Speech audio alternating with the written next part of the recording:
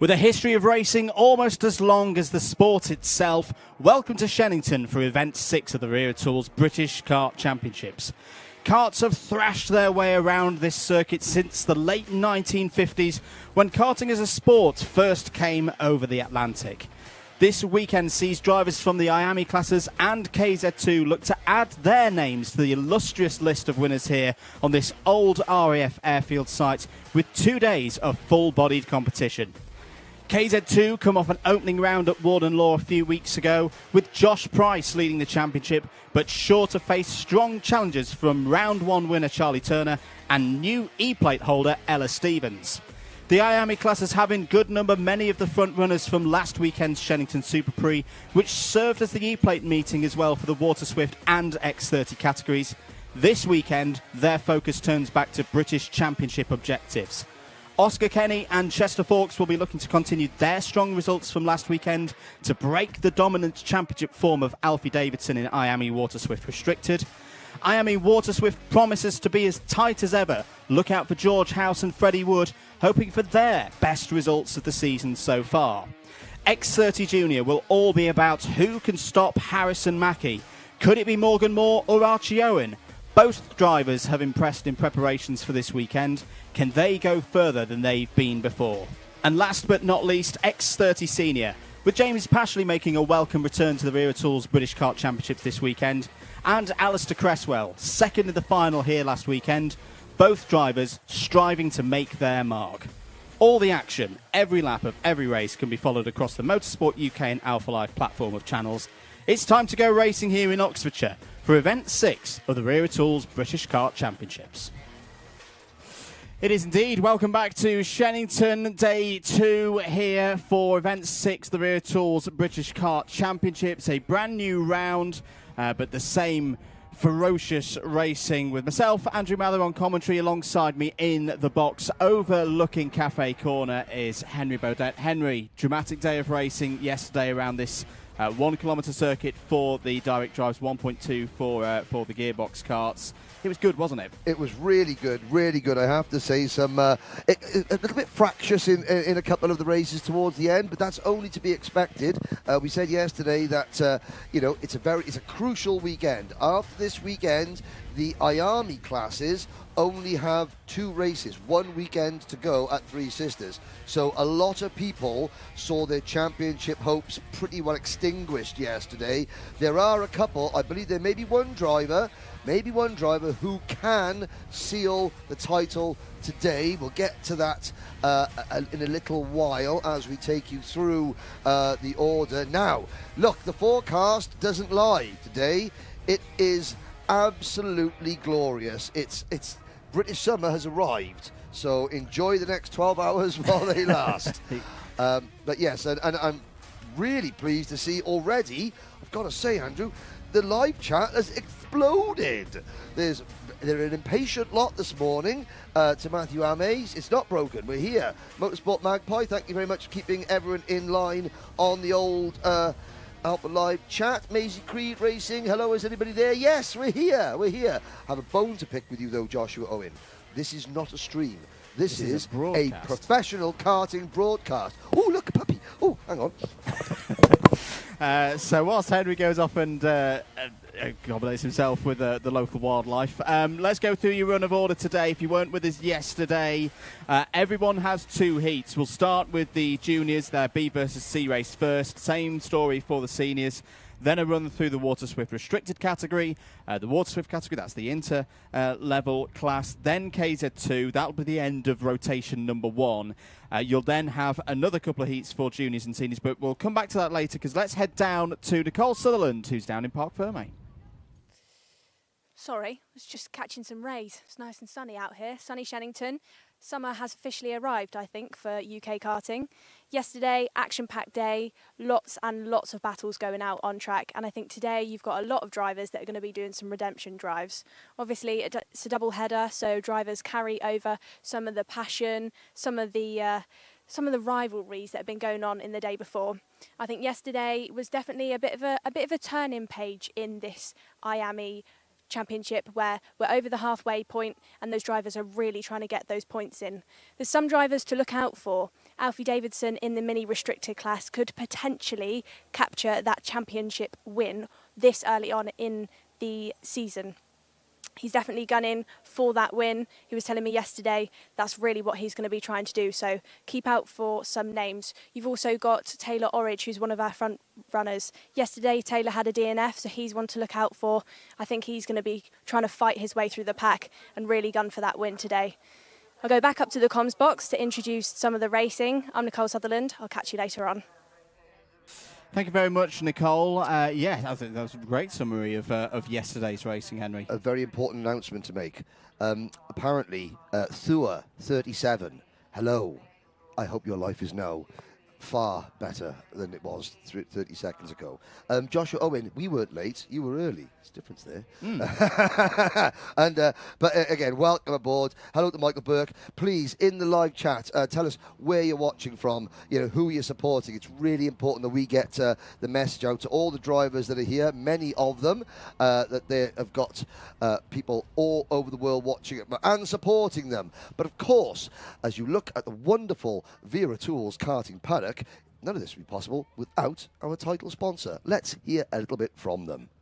Once again this year, Wera Tools are the proud title sponsor of the top kart championship in the UK. But not only proud title sponsors, they're getting involved in the action. We're here at the scrutineering bay here at PF to see how they're getting involved and how their products are being put to good use.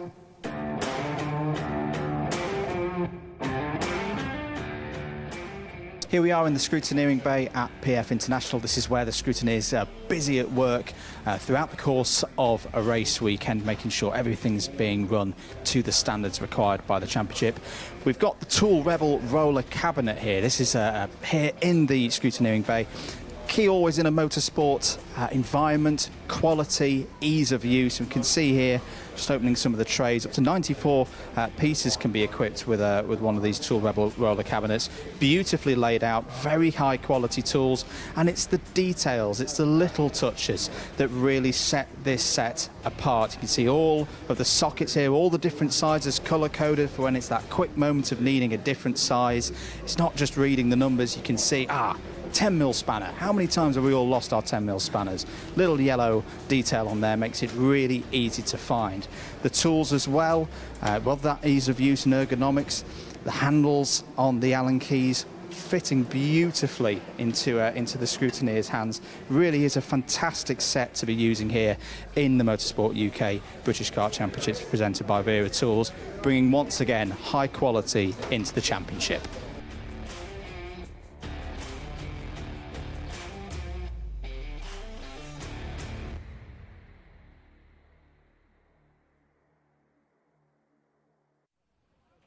Getting ready then for the racing action to begin here at Shenington for Sunday on Event 6 of the Wera Tools British Kart Championships. Just a quick run through the rest of the order for the schedule today. So kicking off at 11:30, not too far away from that.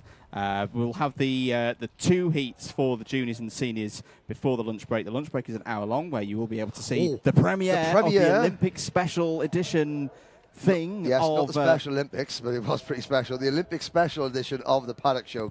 That's a good one. Nicole and myself did that a whole hour of Paddock Show. Woohoo! All to look forward to. Let's get ready to go racing. X30 Junior out next.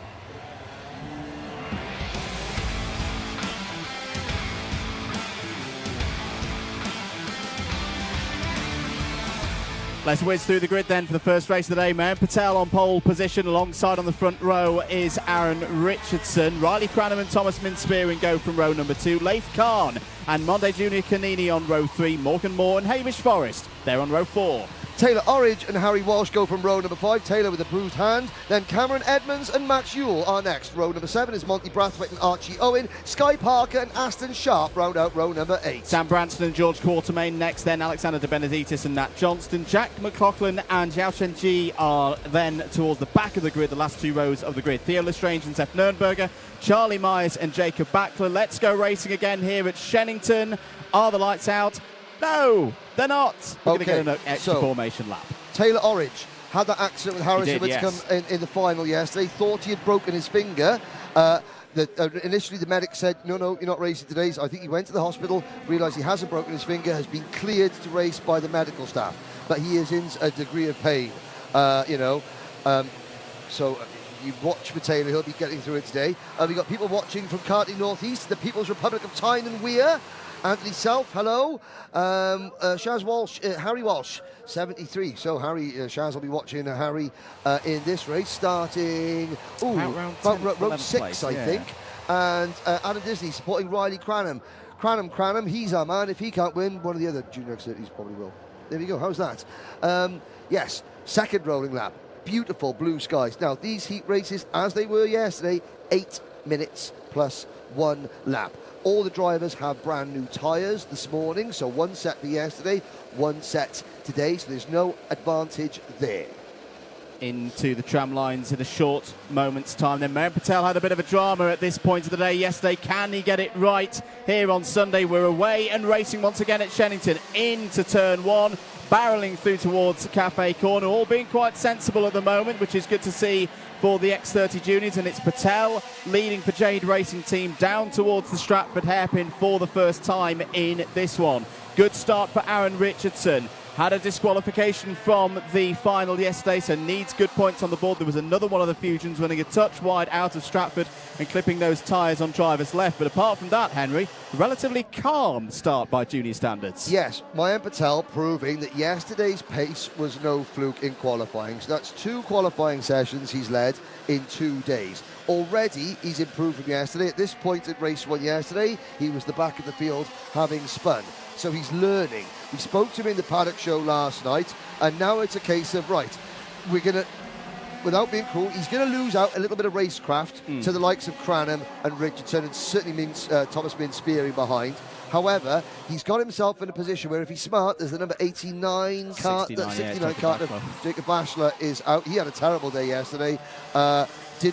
Was finished 6th in the repechage, didn't get through to the final because of an on-track penalty. But yeah, Patel, this is a case. He may not win this race, but already, even if he's quick enough to win it, he may not. But he can run and learn to race around these far more experienced drivers and build and build and build as the day progresses. Jade Racing Team with a great record round this circuit, lots of knowledge, lots of expertise, and it's showing with another one of their drivers in the top 5 at the moment, Laith Khan, who had to go through the repechage yesterday, had a bit of a torrid time in the heats. Well, this is a lot better. Still 6 minutes of this one to go, but Laith Khan 5th on the road at the moment. Who's coming up through the order? Samuel Branston is coming up through the order. This is a close moment there involving Sky Parker out of Stratford.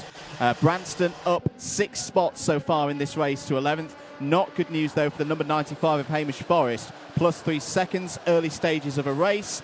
That usually indicates, Henry, that a +3 second penalty is for some form of start infringement. Normally 2 wheels outside the tram lines before the signal to start was given. Laith Khan dropping back, but again, this is progress for Laith Khan.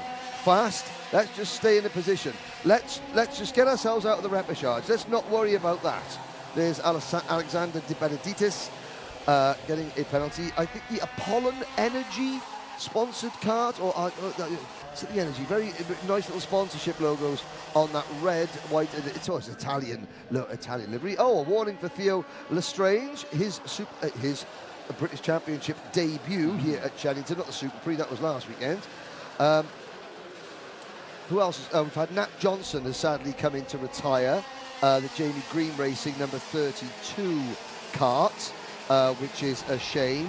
As we look at the leaders pulling away. Now, Mayan Patel, he's not worrying about Riley Cranham. He's not trying to defend. Here comes Laith Khan now back up the inside, and he makes the move on the number 62 Kart of I think Aaron Richardson ended up at the bank there. He's not come back onto the circuit, has now come back onto the circuit, but lost a lot of positions in that moment there. 4.5 minutes. Here you lead 2, Patel and Cranham. This is straight away a much, much better performance from Riley Cranham. He was kind of a little bit AWOL yesterday. He was there, he was in the top 10, but across the course of the season, we've been expecting to see Cranham in top 3 in pretty much every race. It's good to see that him and the team have been able to turn it around since last night. And of course, at a critical moment of the season, luckily for him, Taylor Orridge didn't score any points in the final, and luckily for Taylor, but because Cranham was on course to lose out almost an insurmountable deficit yesterday, but he's up this game yesterday. Taylor Orridge, meanwhile, fast lap of the race, look for the GP plate. If you didn't tune in yesterday, Orridge is in unfamiliar colours. He's now running with a George Gibbons Motorsport team. He's still got his very familiar crop race suit on, but it's a KR chassis, a Kart Republic chassis. There he goes, with Laith Khan now following him. So he's gutsing it out, you know, with driving through the pain barrier. Monday Junior Canini, who plays a starring role in the Paddock show, he is 7th. Cameron Edmonds continuing his good weekend in 8th. Sam Branston, saw Sam this morning, he was looking somewhat disillusioned with life, although he was holding a bowl of pasta and chicken that I can only describe as looking somewhat plastic. Maybe that was the reason for his mood. His mood will have lightened now, however, because he's up to 8th position, ahead of Richardson and Harry Walsh, who has got, Shaz will be happy with that. Edmonds, Forrest with his penalty 12th, then Ewell. Archie Owen is having a better time of it this time. He's one of the Mad Croc karts. So Archie, the Welshman, again, had a poor day yesterday. Brathwaite, Aston Sharp, Courtnamain, Parker, G, Benedictis, McLaughlin, Lestrange, Myers, Nürnberger. They're the only karts left running. We've lost Jacob Bashley. That'll upset Maisie Creed because Jacob drives for her MDL Motorsport team. Tough day for Matt Johnston yesterday. Could be a repechage again if there's not a good result for the number 32 in the second set of heats, but we'll come to that in due course. Should note as well that this is a B versus C heat, so anyone who was placed in Group A from the times qualifying earlier on this morning, they're not in this one. They're watching from the sidelines. They will have their first heat later on in this morning and early afternoon session. Meanwhile, Orridge on the attack. Brilliant move there down the inside of Thomas Min-Spearing. We know that he's not at 100%, but, well, 100% Taylor Orridge is pretty exceptional. Even if he's at 90% Taylor Orridge, that's still going to be a challenge for the rest of the field. Now, of course, you hear Andrew Mathers talk about B versus C. At the end of time qualifying, the 40 drivers in this class were split into 3 groups, A, B and C. So you have A versus B, B versus C, A versus... It's like binary, but for dyslexic people. Is that right? A little bit like that. Everybody races everyone else, and it means that you know, everyone has 2 heat races, but of course you can't have 40 cars on the circuit at the same time, because that'd be crazy. Speaking of crazy, there's Taylor Orridge at the inside of Morgan Moore. It was a very happy podium finish yesterday for premium karting. And, well, I said that Mayan Patel may not win this race. Do you know, he may, because he is keeping Cranham at bay. Cranham hasn't made a move. This is smart driving from Mayan Patel. And also, this is an important drive. Do you know why it's an important drive? Because now Riley Cranham knows, hey, I can work with this kid. This kid will not start defending. So he'll trust him in the future. That can be very, very important. Absolutely. 40 seconds of this race to go. Here is the battle for 3rd, 4th, 5th and 6th places. Taylor Orridge defending into Stratford. He's done the hard work of getting past these drivers. The gap up to Patel and Cranham, all likelihood a little bit too large to close in with the time remaining. Do quite regularly at this Shenington circuit get these packs where they split apart. You get a big field spread around this circuit on the old RAF site, RAF Edge Hill. 10 seconds remaining on the clock. We are going to get another couple of laps in. The pace is a little bit higher though in this race. Saw lots of junior races yesterday cross the line, you know, 1.5, 2 seconds to go. That one was with 5 seconds to go. Just shows how much Patel and Cranham have been pushing along and working together. Now that's really interesting. And, you know, there will be somebody watching who goes in the next heat saying, all right, if over the first 11 laps of this race, you battle and squabble and cost yourselves 5 seconds, you end up doing 1 lap less. Now, if you're a very tactical thinker, you can work that to your advantage. Change for the lead. Cranham has got through on the, well, it was on between the run between Bruno Chicane and towards Wilkins. Now they are on to the final lap, and Cranham knows, yes, it's first versus second, but, you know, 2 points in an intermediate classification at this stage of the season could be key, could be important, could translate into a difference in championship points as well. And after a bit of a off day for Riley Cranham yesterday. He needs every single point he can get. If he could clean sweep today, that would pull himself back into the title picture with Harrison Mackie. That's why he's defending now. Mayan Patel wants this race victory, wants another P1 for Jade Racing Team round Shenington into Wilkins. Cranham will hold it down to driver's right, hit the curb correctly, get off the corner. Riley Cranham starts Sunday with a heat victory, a very nice one indeed. Mayan Patel in second place. In the battle for third, Taylor Orridge takes it. That's a gutsy drive, considering what happened to Taylor Orridge yesterday in the final. He did have a warning flag, though, I should just note, but no investigations in that race for any of the drivers, just a few warning flags and plus 5 second penalties. But Orridge from Moore Spearing Khan, 2 Jades in the top 6. They will be very pleased with that. And of course, when I spoke to Taylor yesterday and he had his 2 fingers sort of splinted together, he goes, "That's all right, it only hurts when I point." As, you know, in the splints, but there we go. Cranham's back in top of the positions there. Now, the order in which you're looking at on your screen there is not the order in which they finished. I'd love to say that Hamish Forrest won. I tell you what, if you're a Hamish Forrest fan, just screenshot that. You know, context irrelevant. Context irrelevant. But yeah, a calm opening, good battle for third position, a good scrap further back as well, from about 11th place on back, which went the way of Archie Owen, just in front of Harry Walsh. Hamish Forrest actually finishes 14th in that one. Hello to Jordan Montgomery, and a big hello to the Stewart family. Oliver Stewart, Mum Helen and Dad involved in a car accident not far from the circuit on Friday night. Adrian Stevens, Ella's dad, has kindly lent them the Stevens family van so they can drive home. I believe they're driving home today. Les Latham, the man in the know in all things KZ2, informed me. So we do wish them well. We hope to see you all back very soon. And apparently Johnny Shocks, Johnny McDonald, they're threatening to let him out of hospital. Oof. So that's which is very positive news as well, because he's been a bit under the weather. So that's race number 1 in the books, and we will now go to a commercial break. Don't touch that dial.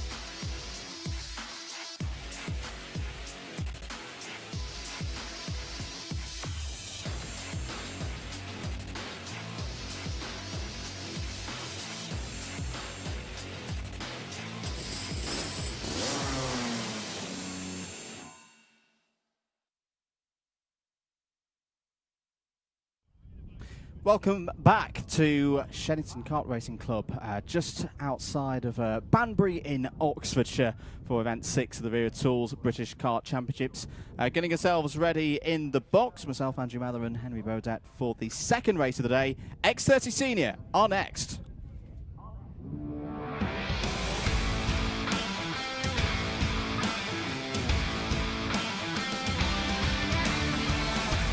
Have a look at the grid then for this one. Groups B and C heading out on circuit. Lewis Bird has pole position and he's joined by Gus Lawrence on the front row of the grid. Aaron Brown and Fred Green go from row number 2. Freddie Lloyd and Alistair Cresswell start on row 3. Row 4, it's Harvey Roth and Joseph Smith. On row number 5, Oliver Rands and Tony Castlegel, then Conor McPollin and Harry Ewell. Row number 7, we see Ireland's Robbie Buckley, joined by William Smith, who promises to sing if he gets to the podium. And Will Smith's on What's the Paddock Show to realise what all that's about. Archie Tillett, repaired go-kart and all, is there on row number 8, along with Sam Lewis. To the second half of the field, Ryan Ekberg and Juan Pablo Gerard go from row 9. Nasser Al-Thani and Dylan Briley complete the top 20. It's a 21 kart field that's finished off by Mick Barrett Racing's David McIntyre. Yes, in the immortal words of Mike Skinner, yes, yes, oh yay. We're about to go X30 racing. into the tram lines. Oh, that looks poor. Gus Lawrence has got his hand up halfway around Wilkins to show that he's not happy, and quite rightly so. Not because Gus said so, because the formation was bad. That we'll go around again. Rebecca Lloyd taking a look to Fast Freds. Yes, he was his usual demonstrative self this morning on the dummy grid. Hiya, Freds, how's it going? You're all right. Ah, good yesterday, was it? No, yeah, did not. It was. Oh, okay. Looking forward to the World Championship? No, gonna what? I did the silly thing of asking him a technical question on Friday during track talk. If you missed it, you can watch as long as you didn't ask the spell technical, and then you're all right. his answer was, I don't know, I'm a driver. Honest. It's like, well, fair enough, I'll move on. Salt of the earth. Honesty is always the best policy. So, the story from yesterday, very good day for Gus Lawrence. He really does seem to have got this title defence back on track. But today's a new day. And he's got to do the job from the outside of row one in this first heat for X30 Senior. Lewis Bird looking for a good run for George Gibbons Motorsport. This is looking better. Into the tram lines, green line, away we go for 8 minutes plus 1 lap. Good start for those on the pole side of the grid. Good start for Aaron Brown. Immediately up to second place, gets ahead of Gus Lawrence. Lawrence is having to fight in hard there with Freddie Lloyd for third place. There's one driver off slightly 32. towards the back. He was the 32. No, there's no 32 in the field. It might have been the 27 of Oliver Rands for the Optima Performance, running a touch wide. Apart from that, all good for the seniors down towards the Bruno chicane. A little bit tight, a little bit congested, and that's what can happen on lap one. Tillett gets away with that one. It's the number 12 of Tony Gazagal. That's a real shame for Tony. He had a great qualifying, the French driver, and it's all been undone in this heat on lap one. And William Smith also involved in that. It looks like the chassis might be bent. You know what we're going to have to do with Will Smith's chassis? Put it on the Get Jiggy with it. Oh, they will. That's very good. That is very good. Rare form this morning, rare form. Here we go then. Well, Lewis Bird leading. Now, Gus Lawrence, what this field learnt yesterday is that if you give Gus Lawrence the race lead, then he can be quite a hard man to catch and pass.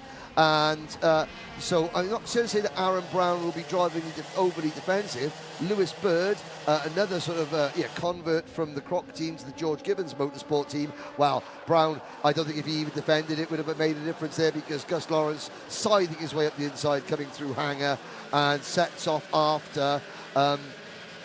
That's Will Smith's kart coming into the pits. His mood, he's... Not going to be any better. Not be any better, you know. However, luckily, the McBarrett Racing team will be all over that car, and they will get him out for the next race. As we investigation into Archie Tillett. Yes, he was the Glider Club next door said there was an unidentified flying object coming into Bruno chicane. He hadn't been given permission for takeoff.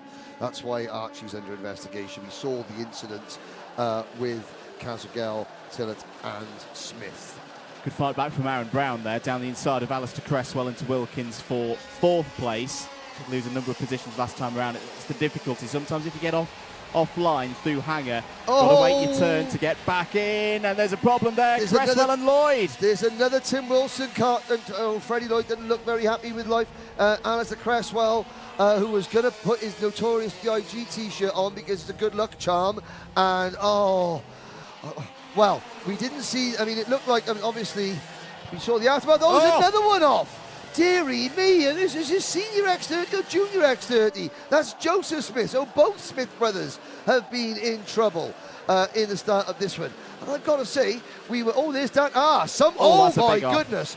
Dan, there's a draw. Oh, okay, we don't need to see that. Dan Ashton running towards the scene, 3 karts in the barriers. I was going to say that this race is not very good. Red flag is out. Red flag is out. Red flag is out. We got 5 minutes to go in this race, so early stages yet.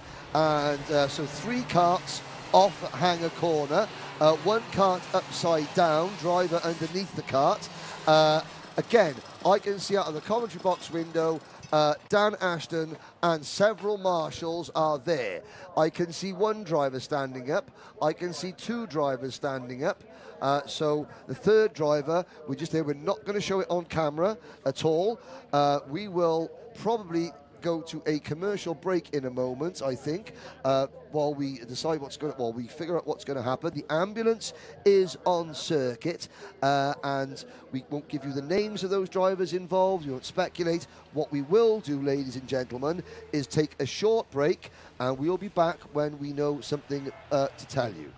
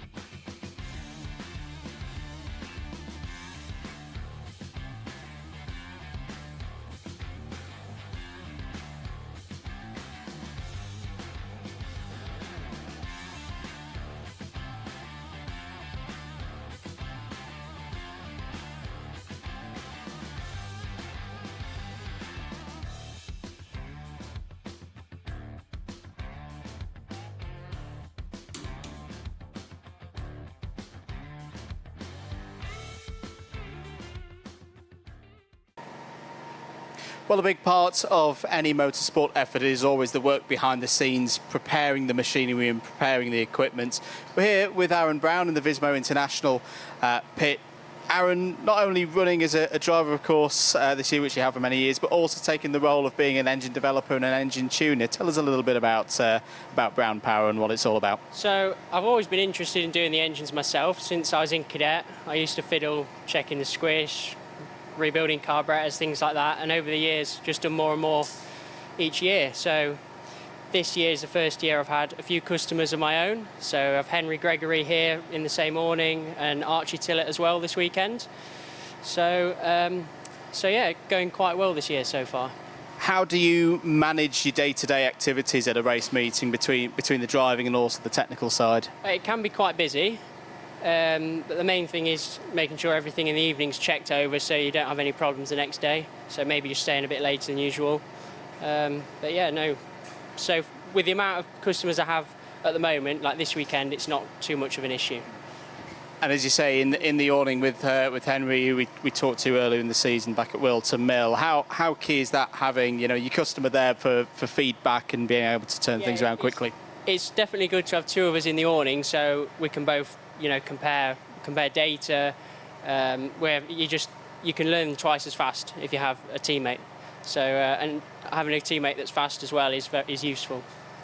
And this circuit in particular, speaking about power, Shenington, big long straights, that old school nature that we've been talking about with others. What is it that you work on mainly? Are there any little secrets that you can give us? Not secrets, I wouldn't say. I just think that this track in particular is a power sensitive track, so you just have to make sure everything's as good as it can be. So there's less corners than most other tracks, I would say. And is it the different ways that you tweak things and play around with things across the course of the weekend, starting with some time qualifying and then going into the races? Maybe changing your gearing on newer tyres. This track's at quite high altitude, so I'd say your carburation can be slightly different because the air's thinner, but not too much difference. Engine-wise, the best thing will be the best at any track, generally speaking. So, season as a whole, how's it going? Back to the driving side, how's it going from your perspective? Currently 6th in the championship, quite close to 4th. My aim would be a top 3 this year. It's my first year doing the British Championship, so Henry's currently 4th. So both of us in the top 5 by the end of the year would be a good achievement, I'd say. How have you found it at this level? Is it different to what you expected? I would say there's just more of the drivers at the higher level than what there would be at the racing I've done previously. I've raced against the same drivers like Gus, like Henry for several years, but the British Championship has maybe 10 drivers that could win every round, which is a bit different to your normal club meetings. And racing I've done before. What would you be happy with this weekend, do you think? A top 3, I think. I'd be happy with that, yeah. Well, we'll see how you get on, Aaron. Best of luck, and I know you'll keep working out. Cheers, thanks.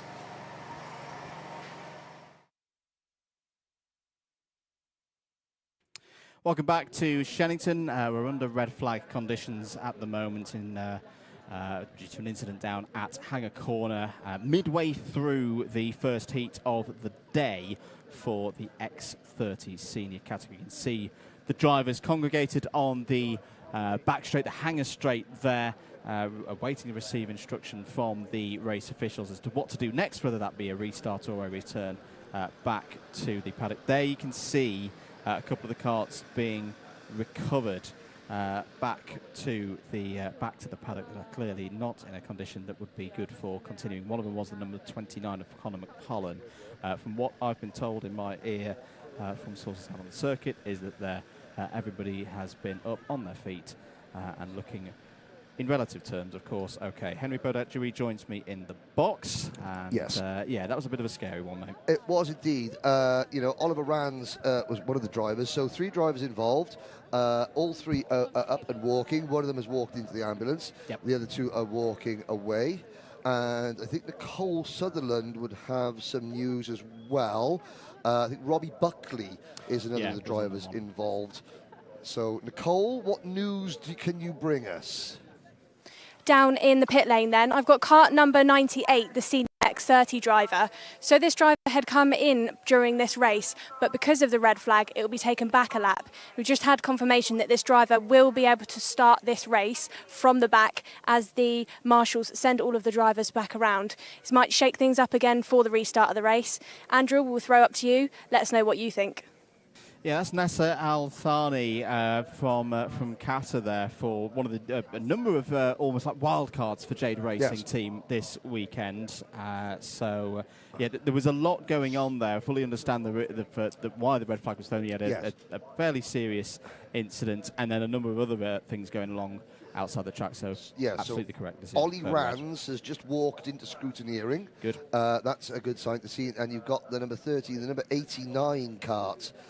Is that the number 89? No, it's very, very skitter. It's a Mick Barrett racing kart, which is looking decidedly... so that's going to be the number 29 of Conor McPollen, most likely. Okay, so the Irishman, Conor McPollen, who is walking...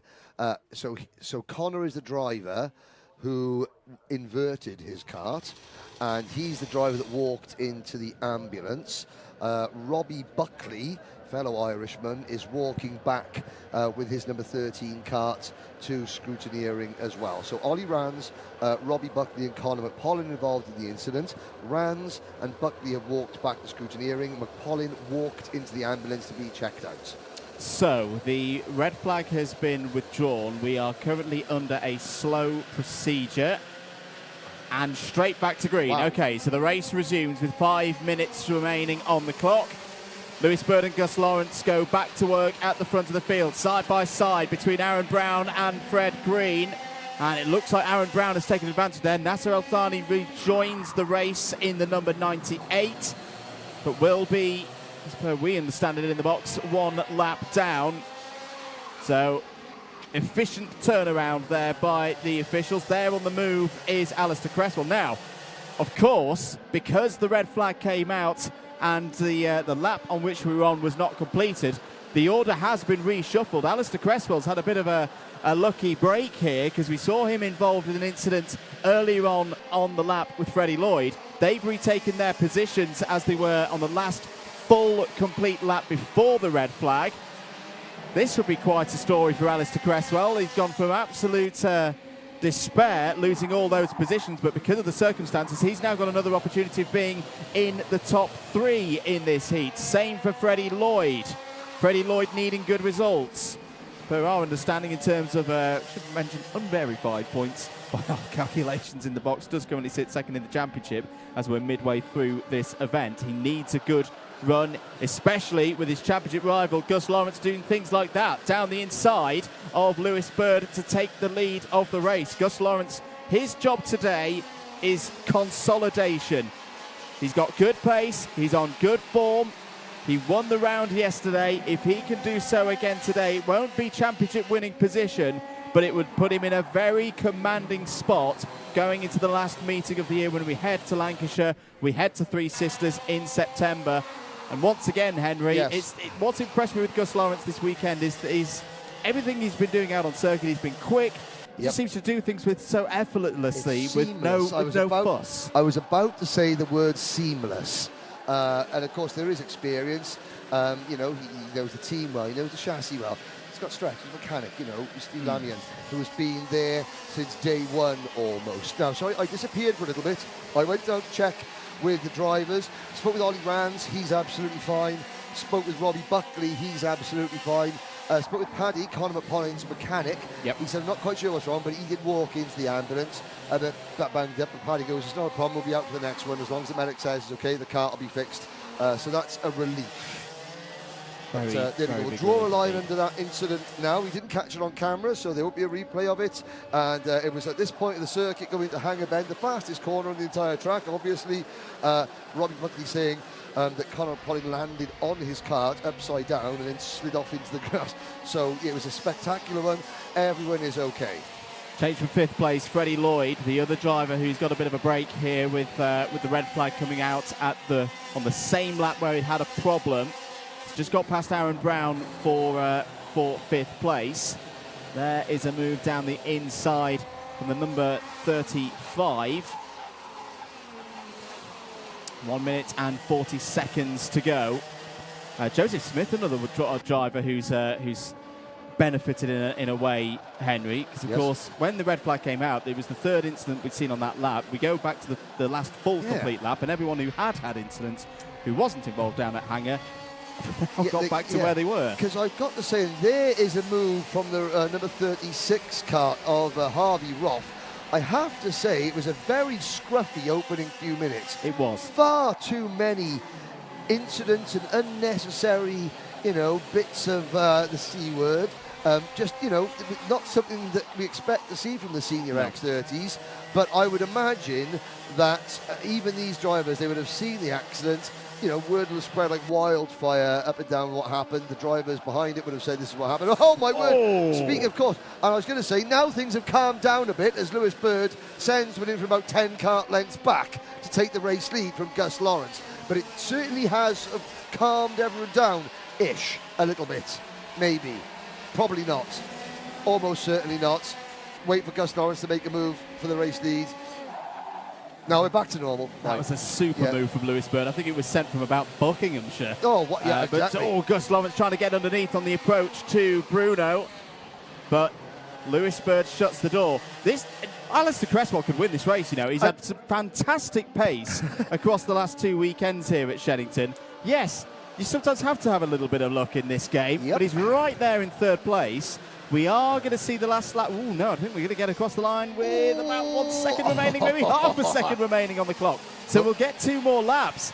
That is more opportunities if you're Alistair Cresswell in the number 18. Well, I was going to say, he said he was going to put his Lucky Notorious B.I.G. T-shirt on. Then he had a crash. Then he was saved by the red flag.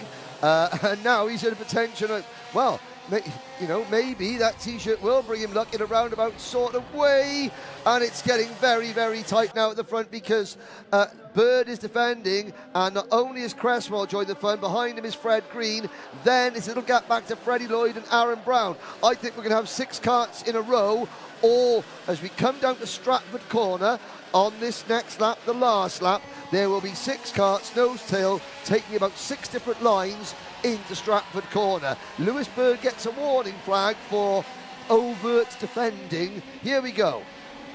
Down in towards Stratford, there is a bit of a gap. Fred Green's trying to go around the outside of Alistair Cresswell. That's going to get tight in a hurry. And it's Lloyd who's taken advantage of that one and got up to 4th place. Aaron Brown has gained a spot also, still holding a good position in the championship, looking for another good day. Lewis Bird, well, he had a mega overtake into this part of the circuit. He's now going to have to defend again. Is there an opportunity for Lawrence? The answer is no.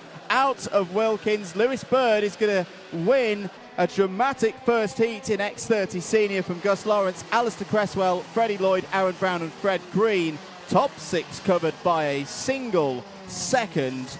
Harvey Roth 7th, Joseph Smith recovers to 8th, 9th for Harry Yule, and Archie Tillett in 10th. Now, this is the type of race that it was.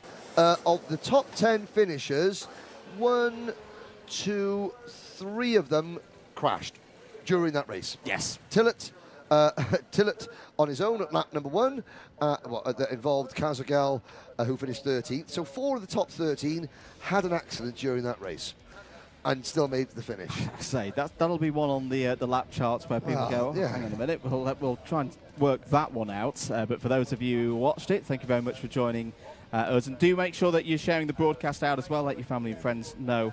What did Bird get a warning for? Putting on the track, you know, Bird. No, I don't know. We don't know officially. Lewis Bird probably got a warning for defending too vigorously before 2 laps to go, I would guess. So, getting ready for the next race as everybody comes in after that CD. There will be another senior heat later on at 1 o'clock here local time. Let's get ready for a short ad break for Water Swift Restricted.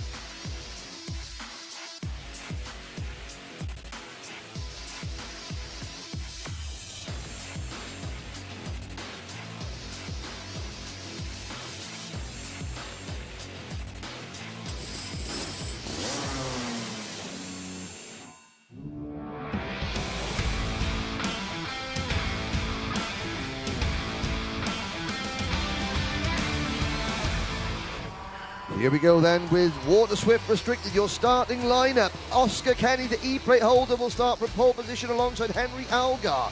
Chester Fawkes, yesterday's runner-up, will start third alongside Daniel Ferguson. Ethan Robinson and James Roots go from row number 3. Harry Chapman and yesterday's winner, Alfie Davidson, possible championship contender, championship winner today, will start from row number 4. Mason Hibbert, Philip Petreo, and rounding out the field, William Bennett or Alessandro Salas. Now, we did have 12 drivers yesterday. We've only got 11 today, yes, and that would be Alessandro Salas missing in the number 28 kart.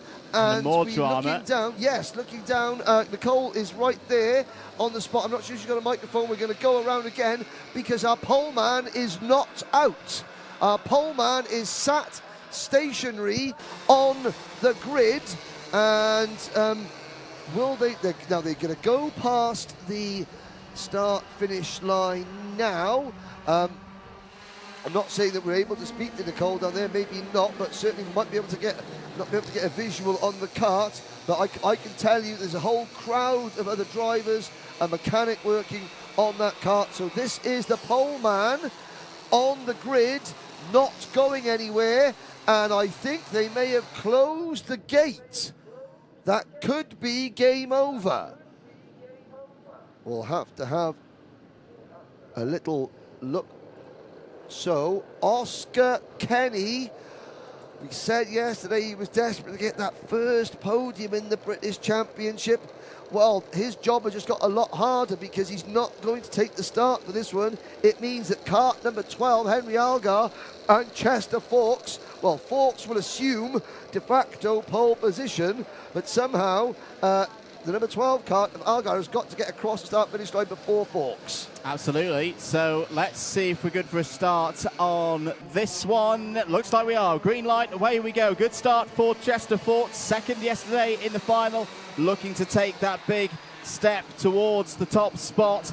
This is already a very different race to what we've been used to in IAME Water Swift Restricted, with the dominant championship leader Alfie Davidson having not had a good qualifying further down the order. There is a move from James Roots down the inside of number 23 of Ethan Robinson, and was going to be into second place, but here comes Daniel Ferguson. Daniel Ferguson, who had a bit of an up and down day yesterday, had a retirement in one of the heats, wasn't quite able to use the pace that has inherently been there for the number 15 privateer. That was a good move from Daniel Ferguson. And I say, with Davidson a bit out of position, it is so key for particularly Davidson for Ferguson and for Forks. They have to capitalise on this today if they're going to take the title picture to the last round. Now, I know that Ferguson has entered as a privateer, but he's got the Ram Racing Oracle Motorsport graphics kit on him, and he's got Gary Henderson Curl and 2017 World Karting champion Danny Curl sort of working with him, and other drivers. Do we have any? Oh, he's taking the race lead. Well, Danny, champion of the world, to be proud of that one. Are there any other Oracle drivers in the other water Swift class? I don't believe so. Well, that's a heck of a privateer operation, I've got to say. And well, it's working because he's leading this race. His father races in the British GT Championship. For Ram Racing. For Ram Racing. I guess that. GT4. Yes, I guess that, because he's got Ram written on the front of his cart there. Jolly good. Now, further back, side by side, between the number 46 of Alfie Davidson. Sorry, Alfie Davidson, so our champion-elect. Now, as the day progresses, our timekeeping wizard, Ian Rogers, from motorsport-timing.co.uk, will give us up-to-date championship positions. And then I will endeavour to try and find out. It's always a problem.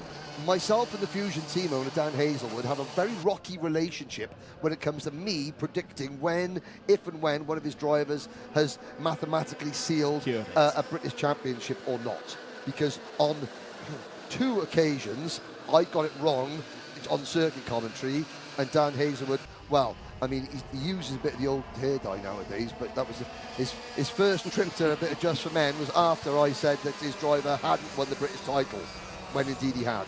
Many moons ago at Ella Park. Nathan Aston it was.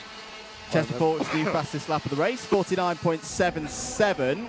And at the moment, Forks doing a very similar job to what he did yesterday in the final. Working with the race leader in this heat, it's Daniel Ferguson. Yesterday, it was Alfie Davidson. And Chester Forks knows the circuit well. There's a good amount of his club racing here at Shenington, and was second in the Shenington Super Prix final last weekend. One of the biggest events of the year here in this part of Oxfordshire. So I would expect for the next at least couple of laps, maybe even take the clock down to around a minute, these two to continue to just keep pushing away. The pace at the moment, 49.9 for both of them. Not the fastest on track, though, last time around. Alfie Davidson is the fastest driver at this precise point, 49.8, but he's got to find a way. And this is one of the difficulties with this circuit, Henry. Yes.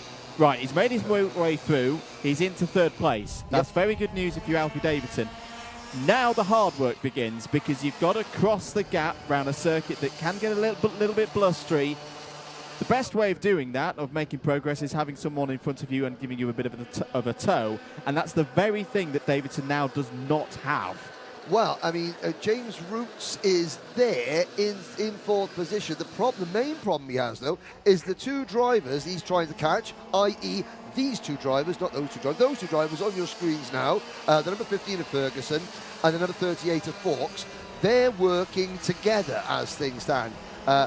Forks there now gets on the rear bumper of Ferguson's car and just gives him a helpful hand down the straight towards Stratford. So even though James, the roots are on fire, has caught Davidson, they're basically doing just what the top 2 are doing. So even though Davidson and Roots are working together, they're not really gaining much, because the 2 drivers they're chasing down are doing exactly what they're doing. I tell you what, I think they are, particularly through Sector 1.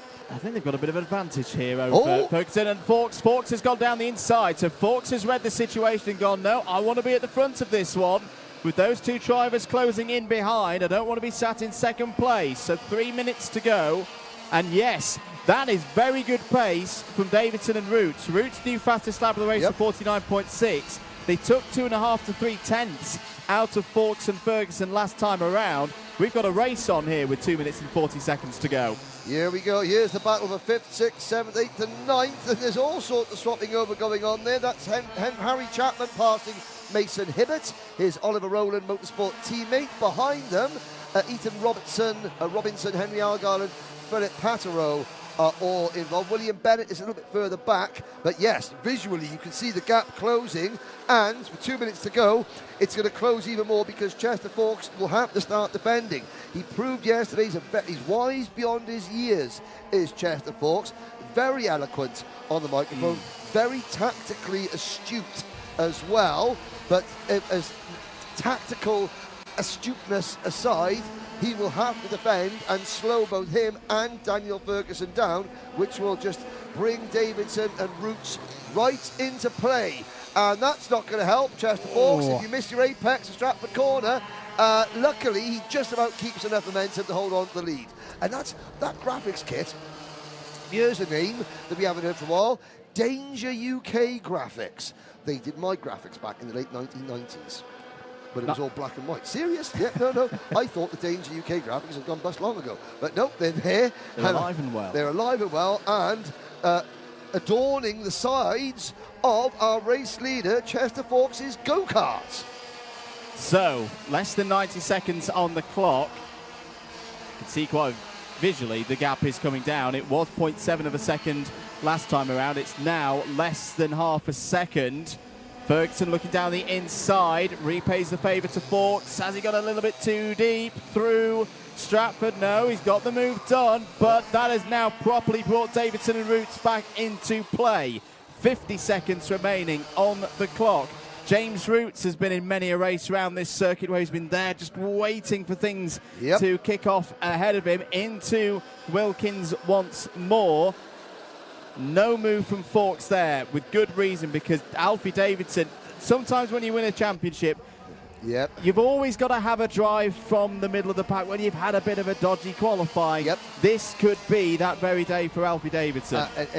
You also have one of if you win a championship, you also have one of those drives where the opportunity to win a race is there, and you have to say, no, I'm not going to take it because I've got to think bigger picture, which is a very hard thing for any driver to do, is to look at an opportunity to win a race and not take it because the risk far outweighs the reward. Now, Ferguson, Fawkes, Davidson, and you can see, well, Fawkes is still trying to say to Ferguson, go on, keep pushing.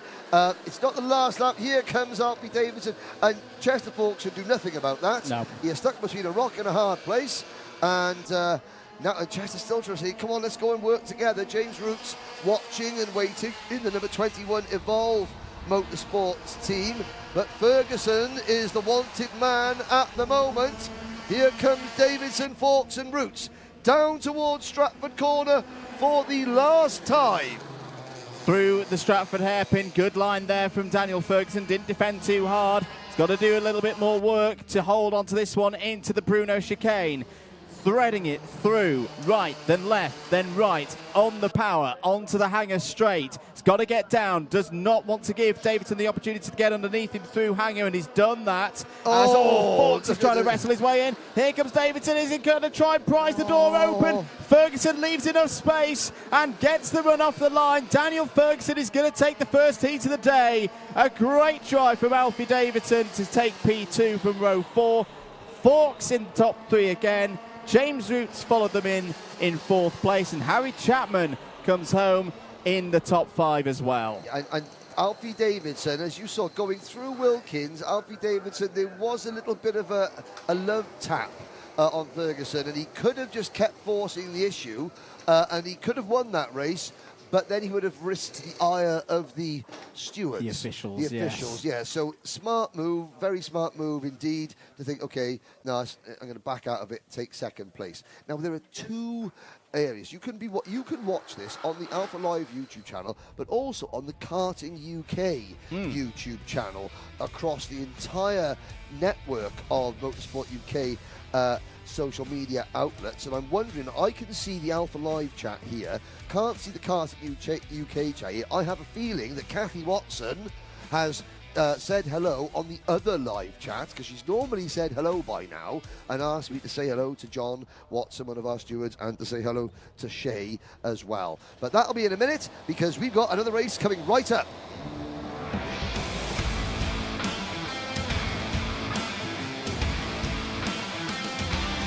Wow.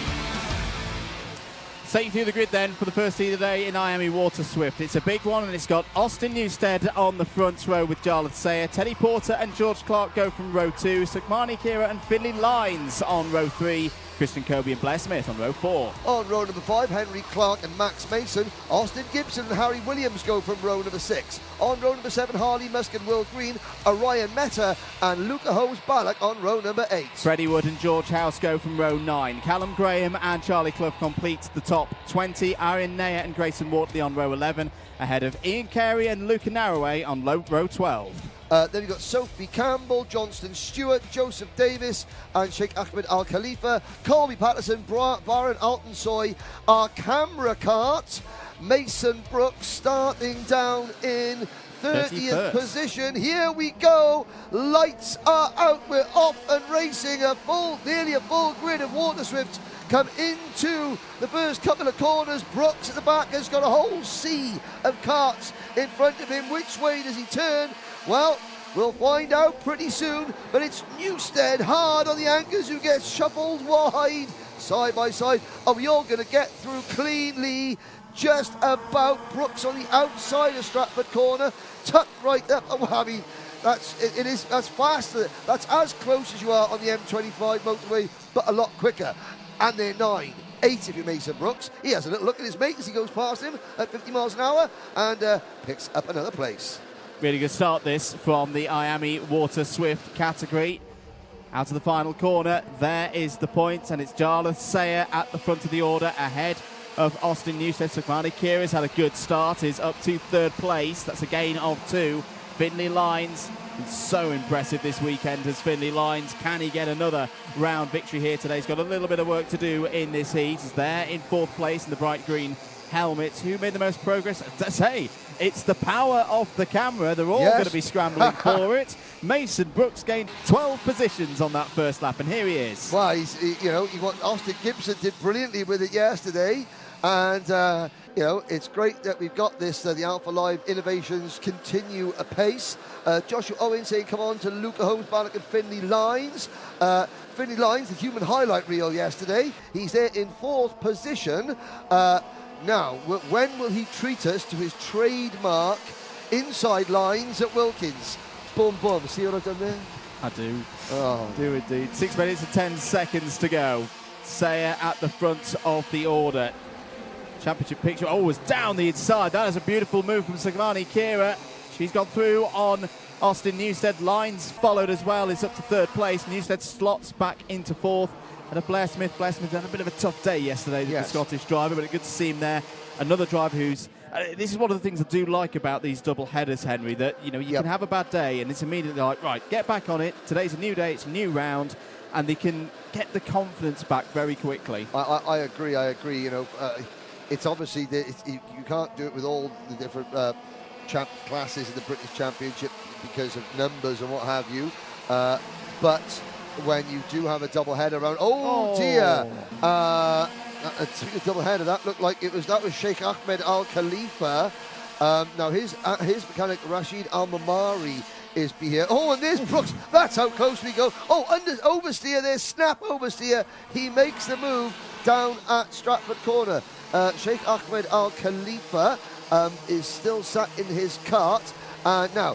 There into the pits comes the number 57 premium karting, Orion Meta. Now, I mean, I'm just speculating here. They both, Meta and Ahmed Al Khalifa, were down towards the back of the field. You just saw there on the main portion of your screen, Al Khalifa is up out of the cart. The cart is out of the way, and Khalifa is in a marshal post.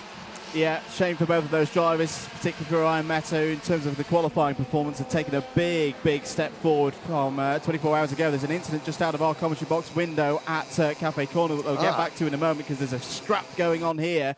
There it is. It's Ian the number Carey. 93 and the 98. It's Baron Altonsoy involved. Yep, and also Baron Altonsoy from Turkey is Baron Altonsoy. Him and his brother started racing karts out in the UAE. and the number 93, the other driver, was Northern Ireland's Johnson Wood. Here's a scrap for 4th place, and it's good news for Finley Lines, because as Newstead battles with the 3 Oliver Rowland Motorsport karts behind him, Smith, Kobe and Porter, that is allowing Lines and Jarlath Sayer and Shukmani Kira, I've already mentioned the top 2, Sayer and Kira, have to say it as well. The 3 drivers leading this race, Sayer, Kira and Lines, they all played starring roles in the Paddock show last night. Probably one of the most fun Paddock shows we've done, showing that the kids really showing their personalities off, not taking themselves too seriously, having a laugh and a joke, and just, again, being comfortable around the media on camera. We're trying to make this Paddock more fun than ever before, while maintaining the incredibly professional levels that the teams bring. But yeah, you let kids mess. Kids will be kids. Nothing you can do about it. Here we go. Here's Mason Brooks, one of the youngest kids in this class, and he is now directly behind the number 44 kart of Harry Williams, and heading down towards Stratford Corner.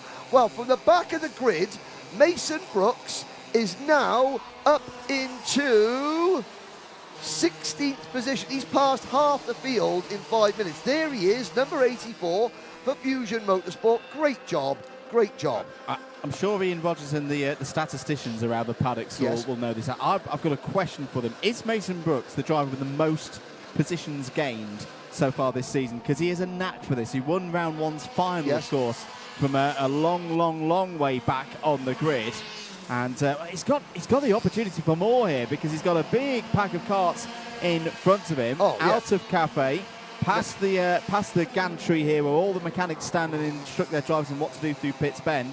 Bit further forward, Blair Smith on the inside there, trying to hold on to 4th place ahead of Newstead and Teddy Porter. Here on board now with Mason Brooks. Has got a little bit of an overlap with Harry Williams. That's getting a bit close through the Bruno chicane. On exit, he may have an overlap as well. Back at the front of the order, it's a Fusion 1-2, Jarlath Sayer and Sukhmani Kira.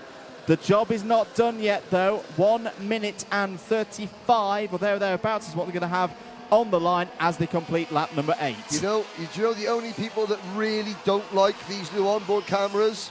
The mums of the Water Swift drivers, because that's so close. Now he's got Christian Kobe in front of him, so he's got to try and, is he going to go to the outside and try the crossover move? Yeah, he'll jink wide and then try and cut underneath Kobe. He's got alongside. This is good. Wonder if we can flash back to him now. He's looking over across at Kobe, inches wheels apart. Is he going to make him move? Not quite. Now he's got to set him up again. I'll tell you another gentleman in the paddock who's going to be in 2 minds about this. It's our producer James Fitzgerald, because this is great action, but all the while he's going to be thinking, please, I want my camera to come back in one piece. Well, I mean, it's not a problem. Dan Hazelwood said that if Mason does well, Dan Hazelwood will buy Alpha Live 10 onboard cameras. Fantastic. Yeah, thanks, Dan. 35 seconds. Jokes. 35 seconds to go. Change for 5th place there as Austin Newstead loses out. I think Austin Gibson's coming through as well down the inside. That's a nice move from Harley Musk. Musk had a really tough day yesterday, has got back on the horse and is charging here up into the top 10. Will Green has found a way past Blair Smith. Will Green, who, well, in terms of his track record on a Sunday, it's been impeccable. He's won both rounds so far, but such is the nature of this IAME Water Swift category, it's going to have to work very, very hard indeed, the championship leader, to continue that streak here today. Final lap board is out. Sayer and Kira have control of this one. 1-2 at the front of the field for Fusion Motorsport. The big question is, what order are they going to finish this heat in? And is there going to be an opportunity for Finley Lines? We should never count out Finley Lines. Nope. 1.9 seconds back, but if there's a big battle between these two on this final lap, he could just about have a chance into the last corner.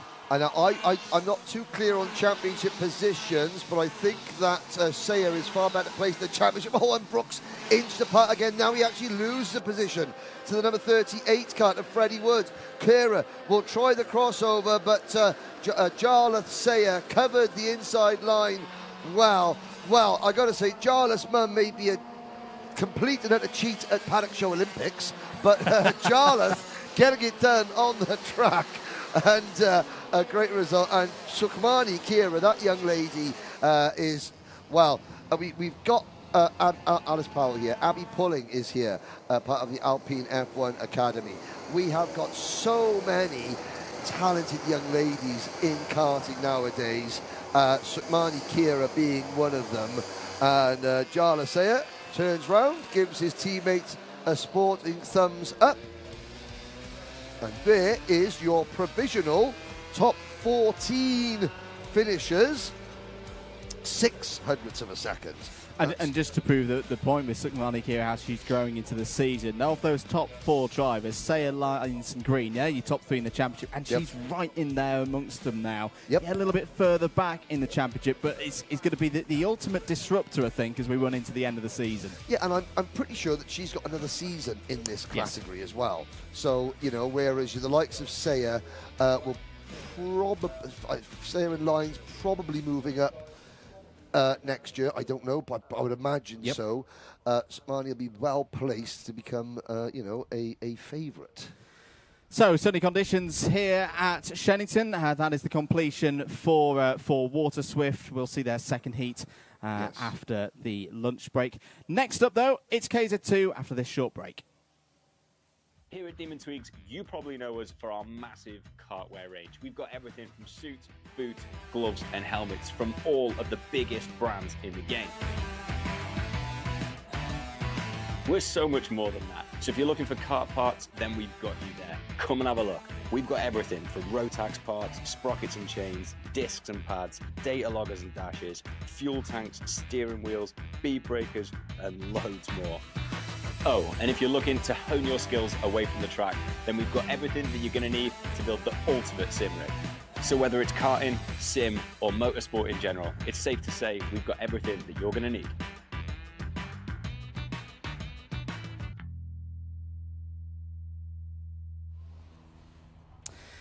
Big thanks to Demon Tweaks for their continued support of the Wera Tools British Kart Championships. Getting ready for the first appearance of the day for KZ2. They had a good day yesterday. James Glenister taking the victory in the final. And it's going to be a very close race again here for heat number 3 of the weekend. KZ2 are next.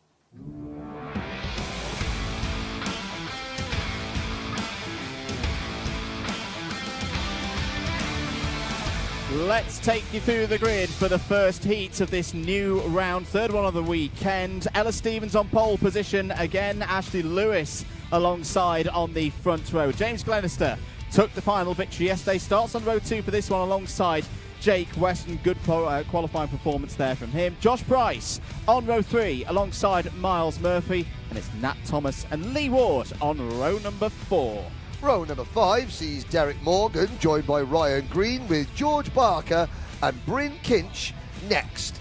Field rounded out after a problem in qualifying for the 2022 Series champion and the current British Open champion Charlie Turner. Well, time for Charlie to show why he is big time Charlie, because he has to come from the back of the grid. Now that's... do you know what? You're all thinking it, so I'm going to say it. It's very hot, which means the track is very grippy, which means the track is going to chew lots of KZ2 rubber. I'm not sure whether we're going to have a couple of mechanical failures or not. We will have to see. Tactics is one thing, outright speed is another, and today is going to be a mixture of do we play smart or do we play fast? Indeed. Or a combination of the both. Yesterday, James Glenister was able to use the tyres well. If you are wondering, why are they just shooting past the camera point to Stratford? Different circuit layout, ladies and gentlemen. It's a 1.2 kilometre layout. It's still called Stratford Corner. The hairpin, the right-hand hairpin at the bottom end of the circuit, it's just they go a little bit further down to their Stratford Corner in this gearbox category. The other difference, of course, as well, standing starts for all of our drivers in this one. Two things to note. One driver missing that we haven't had this year, Tom Adams. I know his dad Chris will be watching. and you know, is after bemoaning the fact that he's in the paddock for all these years, and now he's bemoaning the fact that he's not in the paddock this year. But no, we do miss both Chris and Tom. Got an idea to boost the KZ2 grids. Chris Adams, Derek Turner, Big Derek. You know, there's 2 extra drivers. If we do a KZ2 Masters, yeah, there we go. You know, Adrian Stevens, he's always fancied himself. We interviewed him on the Paddock Show last night. He said that we got up to over 90 miles an hour, these karts are doing. So, I reckon the Masters class, yeah, I think that's a goer. Absolute nailed on goer. Michael Burke, still up in Australia. I got to say, I watched that. Now I'm Olympic expert. Ariana Titmus, what a swimmer! What a swimmer! Say, got a gold yesterday. She won gold yesterday. Now, can our golden girl Ella Stevens get the kart fired off the line like the rocket ship that it is? Because once that E-plate kart gets going, there is nothing else that can match it for outright pace. But she's got to get it off the line first. So it'll be 8 minutes plus 1 lap once again. Dan Ashton just directing the drivers into their correct positions for the start of this one. Ashley Lewis had problems yesterday as well. We'll be looking to take advantage of this front row start. And there is Charlie Turner, winner at Warden Law, starting at the very back of the field. Thumbs up, ready to go then here in KZ2. The nerves and the revs will rise. Eyes on the lights. Oh, problems no! for Ella Stevens. She stalled. And away we go. The race is green, but it's more problems for Ella Stevens on row 1. Gets going now, but that is a much bigger problem than she had yesterday, Henry. She's going to be some 10 seconds off the back of the pack. And you know, that was at the absolute worst moment. The lights were in the process of changing. The starter had already signalled for the lights to count down, and Ella Stevens she's not got up to speed. I think a gear linkage has gone. That's something where she went to get in, instantly the hand went up. Fantastic reaction speeds from everybody behind her to avoid what would have been, oh my goodness me, up over the inside curb, going into Wilkins. We got a huge pile-up.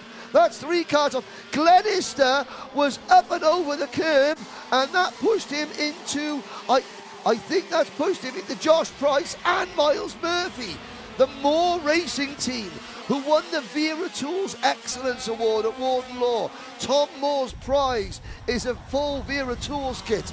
I'm sorry to say they're going to need to put that to good use straight away, because that was nasty. Oh, dear. And into the pits comes Josh Price. Josh Price is out of the race. Ella Stevens is out of the race as well. Okay, Josh Price, you can see Ella Stevens. Look at the front of Josh's kart. The front wheels are facing outwards. You know, I mean, both facing opposite directions, going outwards. That was could have been a lot worse. And, yeah, I think that was... that's not from Glenister, because Glenister jumped over the curb, got his line all wrong. Now, James Glenister is still there in second place. In the midst of all this, Miles Murphy has been able to continue, and Charlie Turner is up to 6th position. While we're talking already, the KZ2 Masters class has already got entries flooding in. Sam Moore can make a comeback.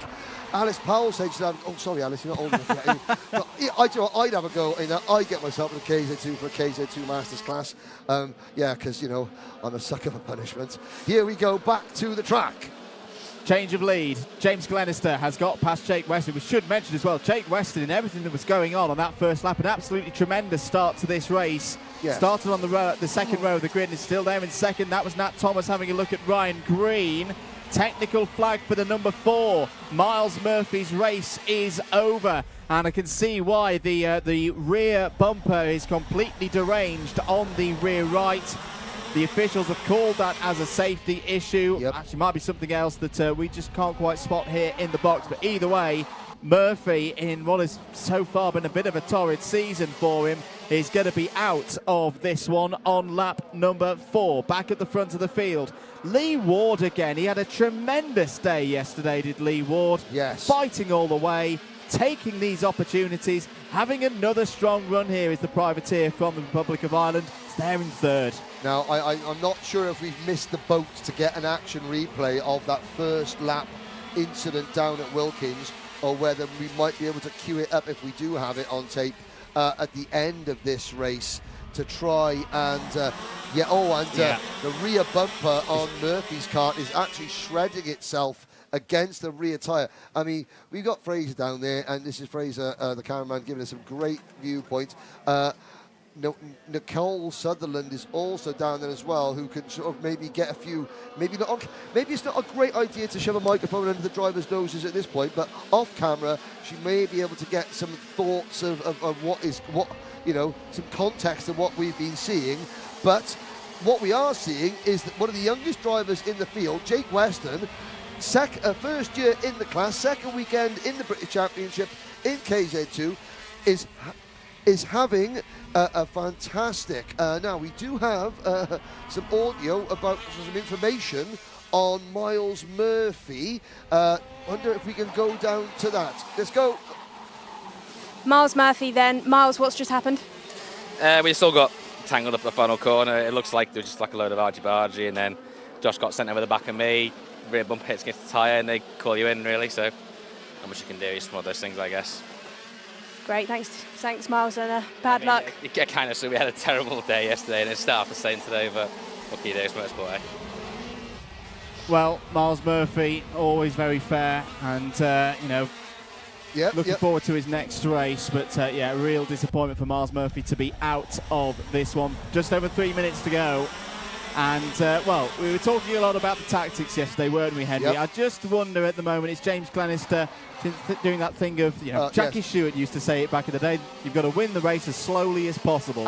Absolutely. He is almost trying to, lovingly touch and caress those tyres around every corner, just backing the field up. But backing it up or not, let's have a chance. This is an opportunity to talk about a bunch of drivers that don't normally get at the much airtime. Weston second, Lee Ward third, Nat Thomas, who had a bit of a contretemps with Miles Murphy yesterday in the first heat. Nat Thomas running fourth, so he is upholding Jade honours at the moment. Ryan Green, winner at Glenagor. Oh, Jake Weston's gone as well. That's the third more racing kart out of the race. Oh, and it just broke suddenly, and he's looking down, it's jammed, he can't push it forward. Oh, every single one of the more racing entries now parked at the side of the track. Ryan Green up into fourth place. Last year at Glenagor, the weekend, the tyre destroying weekend that was Glenagor last year, the winner, Ryan Green, on that TR kart, the privateer run Danilo Rossi chassis. He's just set the fast lap of the race, sitting pretty in fourth position. It's a really tiring weekend as well, this weekend. What price on Ryan Green not popping up on another podium? Morgan is fifth. Turner, now what's Charlie Turner looking over his shoulder? I'm not sure if Charlie Turner's got an issue. I think Turner and Ashley Lewis, I don't think finished a race yesterday. He had terrible luck. Charlie Turner's going to be as slow as possible, but Nicole Sutherland has some information on Ella Stevens. What is it, Nicole? Some Parc Fermé updates then. Just caught up with Ella Stevens, who's retired after being on the front row at the start. She said she thinks a potential clutch issue is why she couldn't get off the line and has had to retire during this race. Thank you very much, Nicole. A clutcher, terrible. Yep. Real shame for Ella Stevens, and work to do for Jade Racing Team before the second heat. Lee Ward doing brilliantly, holding on to second place here. Nat Thomas just behind there. Ryan Green still your fastest driver on second. Oh, a bit wide there through Hanger. Derek Morgan, Del Boy not too far behind, the number 7, looking for good points here. The thing that's curious for me, though, in this race, let's say I don't know whether Nicole will be able to find out more information for us as this race goes on. Charlie Turner, the pace has just gone. Has just lost out to Ashley Lewis. Lewis back up into 6th place. It's a difficult day so far for Charlie Turner. Yes, Charlie, and who has just retired the kart. So another one falls by the wayside. Lewis looks over his shoulder, and that kart was going slowly long before it finally cried enough. Bryn Kinch is on for his best finish so far. So's George Barker. There we go. Oh, there is a look at a smoky wagon. Nicole said that the motor does stink, which means something is burning, and sometimes you don't need a visual. All you need is a nasal diagnosis. Something was, she burned. We're on the final lap then. James Glenister looks to have this one in his hands. Lee Ward still there in second. Nat Thomas has just done the fastest lap of the race, so he's not given this one up yet. This is going to be some really good points for some of these drivers. This is similar to what we saw at Warden Law. At round one, it was the rain. It was the drivers who'd gone for the slick tyres versus the wet tyres. That's what jumbled it up that day. Today, here at Shenington, it's going to be the reliability in particular. It's going to be a win for James Glenister. He continues how he left off from yesterday with that one. Lee Ward in the top three again. Nat Thomas third, fourth for Ryan Green. Derek Morgan fifth, Ashley Lewis in sixth. George Barker, I think that's the best results of the year so far for George Barker with P7. And Bryn Kinch as well on his first run of the year in eighth. Retirements in that one, all of them big ones. Charlie Turner, Jake Weston, Miles Murphy, Josh Price and Ella Stevens. Do you know what? This is where I get myself in trouble, but I can't help myself. Back at Warden Law, on the live chat, there were some fairly unkind comments about George Barker because, to be fair, he hasn't done a high level of racing. He's done other championships, but they're not major championships. And there was a lot, and he was off the pace. Yeah. He's jumped in to the hardest class, the hardest championship, and there were a lot of hate, a lot of pithy little horrible comments on the live chat. Those little troglodytes, they're not saying anything now, are they? Because he's just finished that race less than 20 seconds behind the biggest, the most decorated man in KZ2 karting. And I say his done, pace George. as well, 45.81. He's within 2 seconds of that man, James Glenister. He's getting there. We'll be back shortly after this quick ad break.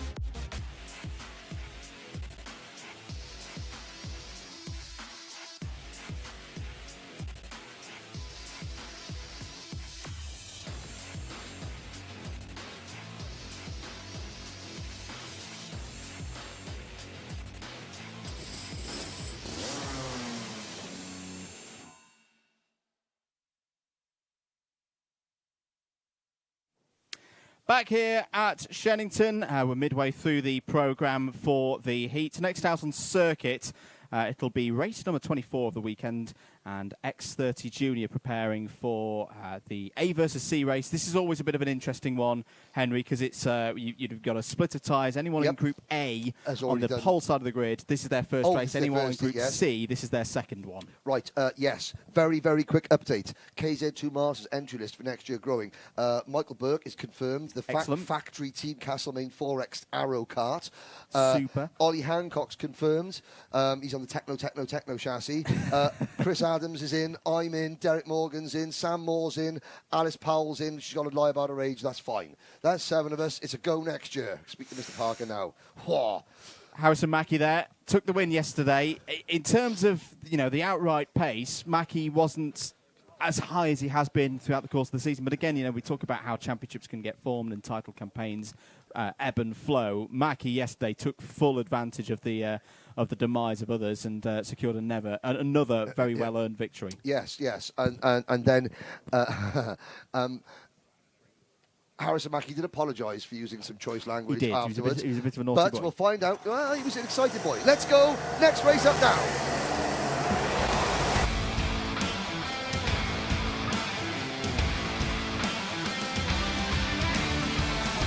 Second heat of 3 for X30 Junior. George Edgar has pole position for it. Aaron Richardson alongside on the front row. Winner yesterday, Harrison Mackie alongside Thomas Fitzspiringer. There's a problem for Zef Nurnberger. That's your second row of the grid. Moving on to row number 3, Kenzo Craigie and Monda Junior Canini. On row 4, it's an all Argenti affair with Ian Crailie and Hamish Forrest. Row number 5, Zach Green and Harry Walsh, then Charles Kitely and Max Ewell. Row number 7, Dylan Patel and Archie Owen, Evan Purcell and Aston Sharp on row number 8. Next up, it's Joey Brown and George Quartermain. Harrison Whitcomb and Nat Johnston have work to do. Josh Parker and Zhao Chen Li are next. Then Rashid Hilal, Zef Nurnberger, Jake Brook, Jacob Backler and Ashley Harzer complete the 27 runners in this one. Nurnberger's kart is back up to speed, but we will not take the start with the rest of the field. We will go around again. Now, Zef Nurnberger's kart, let's see, I'm going to show my age now, which is 28. Sure. Plus tax. That is, it's the purple sponsored kart. And back in the day, the Minnesota Vikings had a defensive unit called the Purple People Eaters because they play in purple and they would smash people all over the place. Well, Nurnberger's Purple People Eater, pizza pack of pickled peppers, yeah, that one, has eaten its chain, but has somehow managed to get back on the track. As indeed. So, George Edgar has pole position for this one, and being in Group A, that means he was the fastest driver in qualifying over those 3 average laps. So there's good pace over more than a single lap and fresh tyres for George Edgar. And Edgar was saying in the Paddock show that if the race had gone one more lap yesterday before it was flagged, then, or before the race had gone one more lap, he would have won.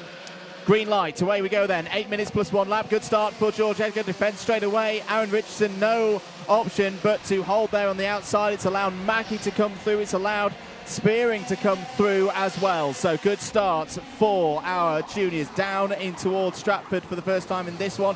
Everybody hugging that far right white line like their favourite granny. Apart from Zach Green, who was going on. I like that. That's very good indeed. Yeah, there's a Jamie Green kart. I think they're now in 7th position, which is kart number 8, Zach Green, I believe, was trying to go round the outside of... it was Jack Green, who's picked up a lot of places there at Stratford Corner. At the end of lap number 1, Mackie. Speaking of Aaron's favourite nanny, I haven't seen Nanny June on the live chat either. She's probably out trying to buy her other grandson, Lewis Mackie, a wig, because he's gone bald. Well, he can fix it with the new Wera tools that they got for winning the Excellence Award. Yeah, there we go. Monday Junior Canini is will be having a good day. He passes Kenzo Craigie down into Stratford Corner. Rest of the field, still side by side, back in the pack. One of the Crocs getting sideways. That was the number 96 of George Quartermain. And about a quarter of the way round to 90 degrees. End of lap number 2 then. Harrison Mackie has the lead, but has got the attention of the former George Edgar, who's thrown it down the inside. Good driving there from both of them. Mackie left just enough space. George Edgar had to pull out of that one, but it's the Argenti duo of Spearing and Craigie that they've got to be aware of now. Spearing down the inside, goes for second place, gets it, opens the door for his teammate as well. Great work there between Spearing and Craigie to dispose of George Edgar. Keep an eye on Monza Junior Canini.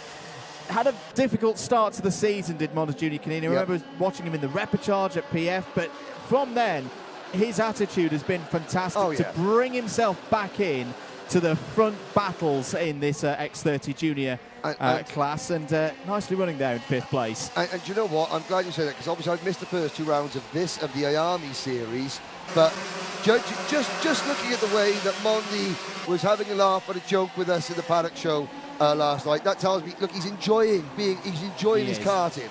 Kenzo Craigie up into P2. Now, Craigie, in his 2nd year as part of the Mercedes Formula 1 Young Drivers programme, yesterday, of all the Argenti karts, Craigie was not one of the fastest. He wasn't. Now, it's important, that's why he's part of the Young Driver programme, because he does things like that. Up the inside, into hanger, 2 wheels over the curb, flying through the air, takes the race lead. Kenzo Craigie to the point for the first time this weekend. Brilliant stuff there from Kenzo Craigie. Not many overtakes seen through hanger this weekend, but that was a good one. Less than 5 minutes to go. Craigie's going to defend down into Stratford. Is that an opportunity for Monza Junior Canini to try and go around the outside? Good space left by Spearing there. Respectful racing between this group. Was Craigie a little bit crossed up there on the entry to the Bruno chicane. I tell you who else is coming into this battle. Zach Green in the number 8. The bright green helmet there. Jamie Green's old racing colours, of course, back in his old DTM days. 7th of Ian Crailing is also on the back of this train. It's happening again. X30 Junior is delivering entertainment by the bucket load. Yes, and the top 2, 4, 6, 7, 8 drivers go through. Aston Sharp in 7th position is right there. No, he's just a little bit behind. Now, why isn't George Edgar coming up? there he is. There's an issue with George Edgar's transponder. I was going to say, it's the top 7 drivers, then a gap back to Aston Sharp. I've also realised why Aston Sharp... Aston Sharp's got 2 little twin sisters who are very, very chatty. So I think he probably sits in his go-kart to get a little bit of peace and quiet. And getting on with things as well as Edgar down the inside of Canini. Good move there for 4th place. Mackie has retaken the lead of this one. Harrison Whittaker's just set the fastest lap of the race. Bad qualifying for Harrison Whittaker. He's going to have to work hard to keep his title bid alive here today, but that is the new fastest lap of the race. It's gained 5 places so far, and this one is up to 14. Yeah, so Harrison's mechanic Nigel Hathaway was and Harrison's stepdad Steve, they were holding an engine after qualifying. There was all was not well with that engine. Well, it's got the Hathaway International spec setup on it now, and Harrison set the fastest lap of the race so far as we watch. Who was that retiring? Jacob Backler out of the race. That is going to be repechage again for Jacob Backler, and it could be tyre issues. Somebody else had a puncture this morning as well, although looking at the rim of that kart, that is, the side of the rim has got some white marks on it, which has made contact. But there was somebody else I was wandering through Park Ferme after qualifying that had a tyre. The air had just, departed.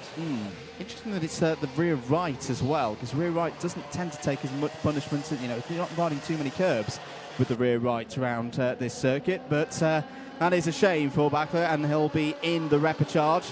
2 minutes and 20 remaining in this race. Harrison Mackie looking in control, looking like he's got actually a bit more race pace than he did yesterday. He was still in that top 5, and consistency is always an important part of a championship bid. But the championship leader looking back to his imperious best in this one. Zach Green's just set the fastest lap of the race. Is there in 5th place. Make that 4th place, because down the inside of George Edgar is out. Is Ian Crailing? Is that Crailing? Yes, it is. So Ian Crailing out of this race was riding in the top position, 10. Yes. That is a real shame for the German, who's and that's the front right this time. Comet, look away now. Well, I mean, so we've had a couple of accidents. We've had drivers hitting curbs that are freshly painted.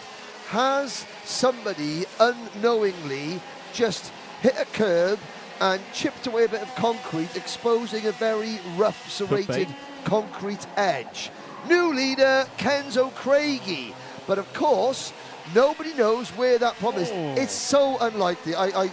Comet tyres, the tyre manufacturers, the X30 classes, you don't get punctures. Very, very rarely you get punctures. To get 2 in one race tells me that somewhere out on the circuit, something has been dislodged, or there is a certain curb that 2 drivers have hit at exactly the same angle and had exactly the same result, both on the right hand side, right front and right rear.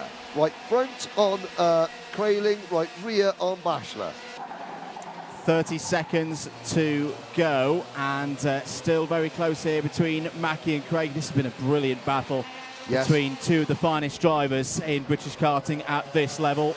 Mackie leading the Junior X30 FIA World Rankings. Is that right? Is that he's very high up there indeed. And officially is officially classed the best X30 driver in the world according to the FIA rankings, I believe. Andrew will check that out. We can check it out. We'll give you something. Yeah. Meanwhile, the clock has struck 0, but I don't think they took the last lap more, because there's 2 laps to go. And here we are. Let's count them: 2, 4, 5, 6, 7 for the race lead into Stratford. Mackie, Craigie, Green. Then spearing 4th, Edgar 5th, Sharp, is he 6th? Is he 7th? It's Canini 6th, Sharp 7th. There are your contenders. You've got 2 from Fusion, 3 from Argenti, 1 from Mick Barrett, and 1 from the other team. Jamie Green Racing. That's the one. On the tip of my tongue. Now on they to get the last lap then. boys. On to the last lap. This one's not decided.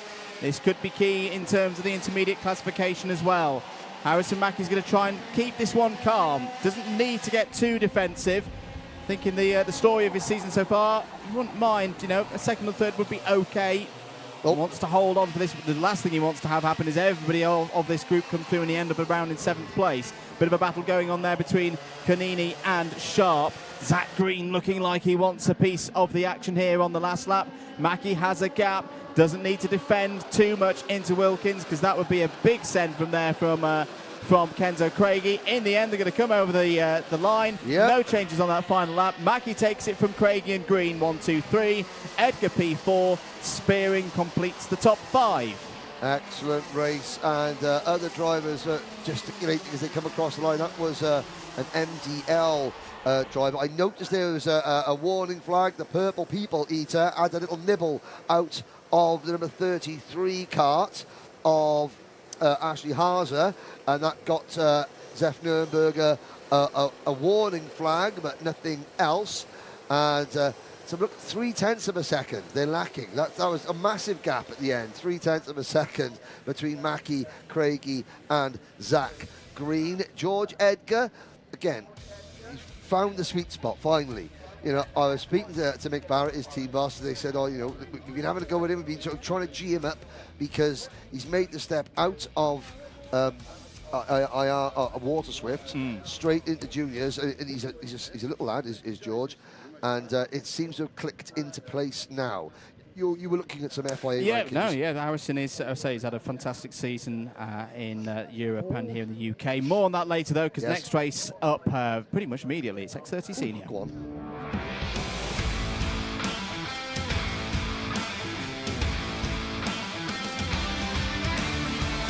Let's take you through the grid then for the last race before the lunch break. Cian Geraghty's on pole position. Alongside him on the front row is Gus Lawrence. Noah Wolf and Fred Green form up the second row of the grid. On row 3, it's Hayden Eldridge and Alistair Cresswell. Row 4, it's a returning James Pashley and Joseph Smith. Row number 5, Henry Gregory in the Vismo International car alongside Tony Casagel. Oliver Stilp and Harry Ewell are next with Luca Mann, Will Smith, Freddie Housley and Sam Lewis next. On row 9, it's Casper Piecki and Juan Pablo Gerard. Oliver Harris and Dylan Briley, who has the power of the camera in this one on row 10. It's 21 driver field, completed by Ty Stansfield. Now, all the drivers, the 3 drivers that were involved in that massive accident earlier, they caught a lucky break. They were drawn in this race. So their mechanics have got a bit more time. Here we go then. That's privateer driver Dylan Briley. Crop Promotions entered driver Dylan Briley. And, oh dear. He's looking down at his cart and at the back of the field. Oh, no, the power of the camera is not... Oh, OK, we can... we'll try and go around again. Come on now, Dylan, get that wagon rolling. Now, you can see, this is what a driver, he's driving one-handed. His airbox has come off. Oh, well, there we go. Oh, no, now, can that get fixed and set back out? We haven't started the race yet. There is a repair lane, which he's now in, directly underneath us. Where's Dad? Oh, he's in Parc Ferme. That's it. Now he's out. In Parc Ferme. He's out. Oh, if only he'd stayed in the repair lane. We could have seen Stuart Brady diving in there, putting an airbox on and kicking it back out. You could see the repair lane to the right of you there. But that is game over. Oh. And that's the fine margins. That could be something as simple as, you know, a Jubilee clip. A Jubilee clip, a crocodile clip. Yeah. So sorry to Dylan and to his dad Stuart, who works incredibly hard, but here we go. The remaining runners head into the tram lines. Lights are out, we are off and racing. It's a great start from Cian Geraghty to take the lead as they go round Cafe Corner. 20 drivers file through Pitts Bend, down Stratford straight towards Stratford Corner with Noah Wolf in P2 chasing Geraghty down. Yeah, Noah Wolf. Always there's a little bit of a a moment off, and there's the tyres, I think, have been the biggest part of the circuit that's had a bit of punishment there. They've been disarranged, but everybody still running in this one. Everyone's come through sector number 2. So Cian Geraghty, lots of knowledge of this circuit. There's a picture of him back in his cadet days in this building that we're standing in. Yes, there's a picture of Gus Lawrence when he drove for V Motorsport, the year that he didn't finish a race. Anyway, we'll move swiftly on. I'm looking at Dylan Briley sort of has a moment to himself and walks away. Back up to the lead pack. Hayden Eldridge. Take a bow, Hayden. You're having a storming weekend. Running in P3 at the moment in that number 33 BMR restart kart. And of course, Air Force One, Harry Platten, is here helping the BMR team, Ben Platten's team. As we look at the top 3, top 4 coming out of the field. Gus Lawrence in 4th, James Pashley down behind Gus Lawrence. This will be interesting. How can Pashley, with all his local expertise and all the expertise of the Jade Racing team, he's just sitting behind Gus Lawrence. This is a straight fight between Lawrence and Pashley for 4th place. New leader, that new leader is Noah Wolf. Indeed, Noah Wolf with that move down into Stratford corner. And a good move it was indeed. Hayden Eldridge having a really good run in this one for BMR. Had some good pace last weekend at the Shenington Super Prix. Doesn't guarantee you anything when you then come into this Wera Tools British Kart Championships round. As Geraghty back down the inside, retakes the lead in and through Park Bend. Noah Wolf didn't fight that one too hard, and with good reason. Very quick corner. Things can go wrongly very quickly indeed through that part of the circuit, and also considering that Lawrence and Pashley are closing in, you don't want to fight too hard at this stage of the race. Into the Bruno chicane once more. Fred Green pushing along. Henry Gregory having a stronger day as well, trying to wrestle his way back up into the top 5 in the championship. Slipped down a couple of positions last night after yesterday's results. And this one just bubbling away. Ty Stansfield's on the move, has gained 8 places as the privateer. The Englishman in kart number 22, as that was close between Pashley and Lawrence once again through Park and into Cafe. Wolf feeling the need to defend now, wants to keep his track position there. Second on the road ahead of Hayden Eldridge. Hayden Eldridge taking that almost disruptor position in terms of the championship standings. A little bit further down the order. We know that Gus Lawrence is there. We know that Noah Wolf and Cian Geraghty are there as well. All fighting for the top spot at the end of the year. All inside the top 5 in the standings after yesterday's round. 4.5 minutes to go. Cian Geraghty, new fastest lap of the race, 41.95. Big thank you to the team down in Park Fermi who have confirmed that it was an issue with the Jubilee clip. That's the big metal ring that goes around the neck of the airbox. That is the component. You know, a 20p component is the one that's sadly put Dylan Briley out of this race. Well, it's Damon Hill once lost the British Grand Prix at Silverstone with a £1 washer. Yep. Back in 1995. 5. And hang on a sec, we're having an hour. 5 was the one where he took out Michael into... Yes, then he was 93, he was on course to win his first race. First race. There we go. Yep. Okay, sorry. Sorry, ladies and gentlemen. We're having a bit of an anorak moment up here. It could have been worse. I mean, it's only a heat race at Shenington International. Here we go. Back to the lead group. Geraghty, Wolf, Lawrence, Eldridge and Pashley. Fred Green back in 6th. Then Gregory, Stilp, Cresswell and Joseph Smith. Ty Stansfield, Freddie Housley, Tony Cazagel, Harry Ewell, Will Smith, Sam Lewis, Casper Piecki, and then Juan Pablo Girard Diaz, Luca Mann and Oliver Harris are the 20 karts that started this race that is still running. 3 minutes to go then. Geraghty looking comfortable at the front of the order. Ty Stansfield continuing that progress, by the way. He's on the outskirts of the top 10 now from the back of the field. Good run there for the privateer. Changed for 8th place as well. Alice Cresswell has got past Oliver Stilp for that position. I've just had a horrible. I'm joking about it. Yeah, the guy from Alpha that attached the onboard camera to Briley's kart with the Jubilee clip.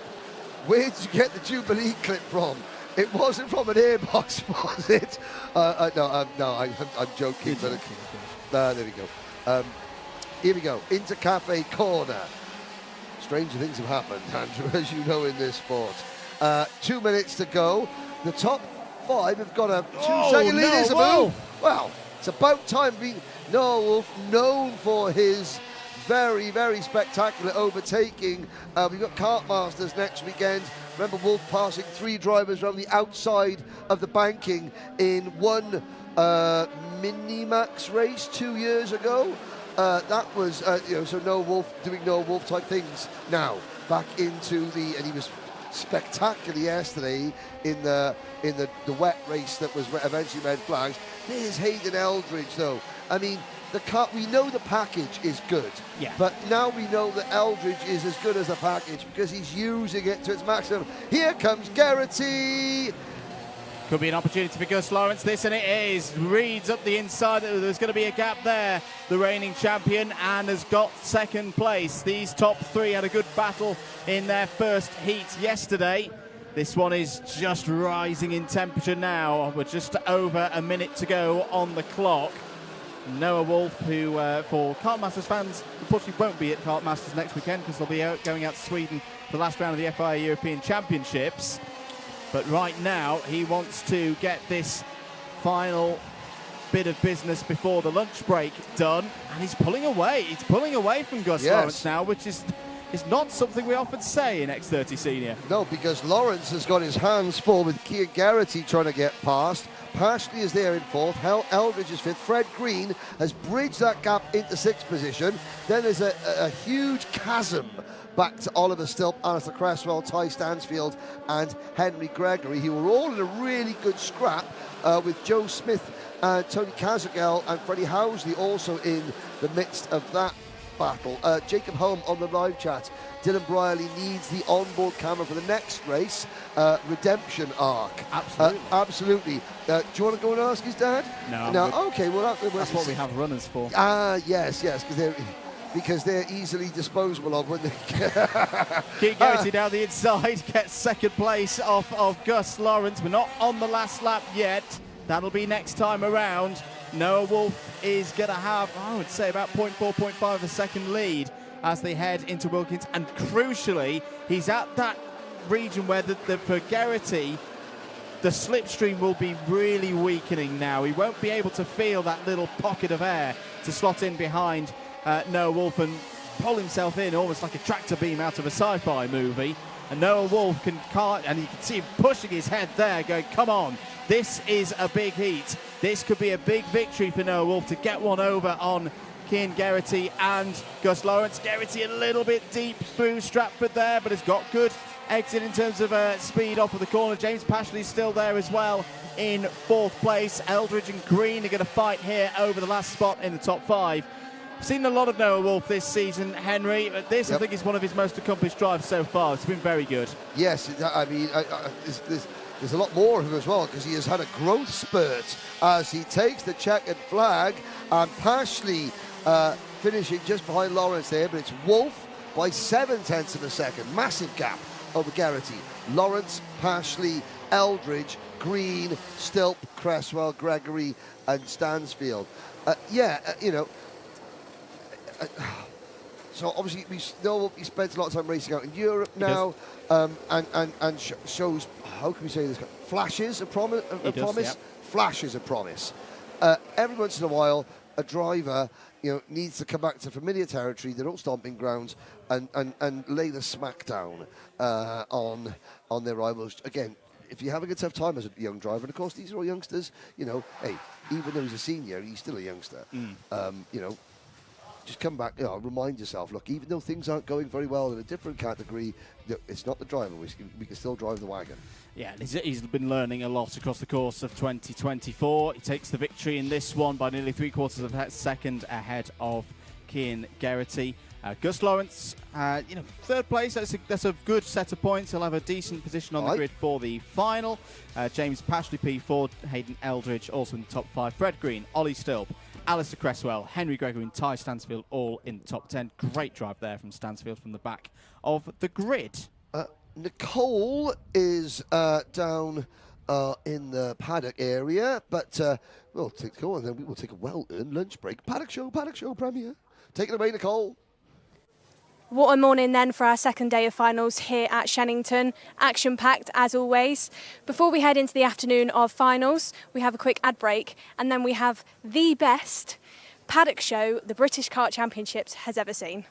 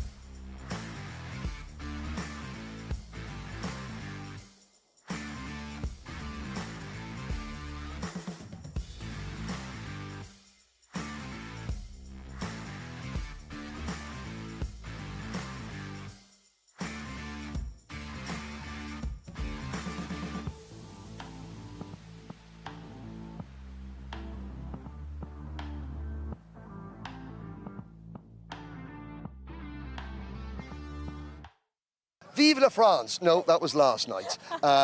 This is welcome to a very special Olympic edition of the Paddock Show here at Shenington. This is Andrew Mather. No, it's not. I've grown some hair and shrunk. And shrunk. So Nicole Sutherland and myself will be bringing you the first 20 minutes of this hour-long Paddock Show. And of course, to celebrate the Olympic spirit, we're going to start things here at Shenington with a bit of a game. So this is one of Henry's brilliant ideas for the Paddock Show. We have two teams of competitors. Right, they're all fighting already, which is good. So, team 1 over here, team 1 over here, and team 2 are over there.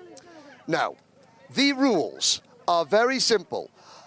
Each of us have 6 Olympic disciplines in our hand. 2 members of Team A, who are the actors?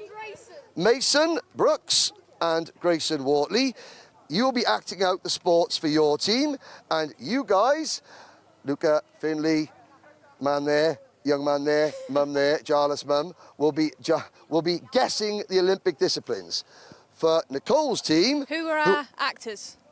Will and Freddie. Freddie Woods and Mr. Green, they are the actors. They'll be acting out the sports for Nicole's team, and Mondi, Sukmani and Max will be the guessers. So, right, the rules are you are not allowed to tell your teams what the sports are.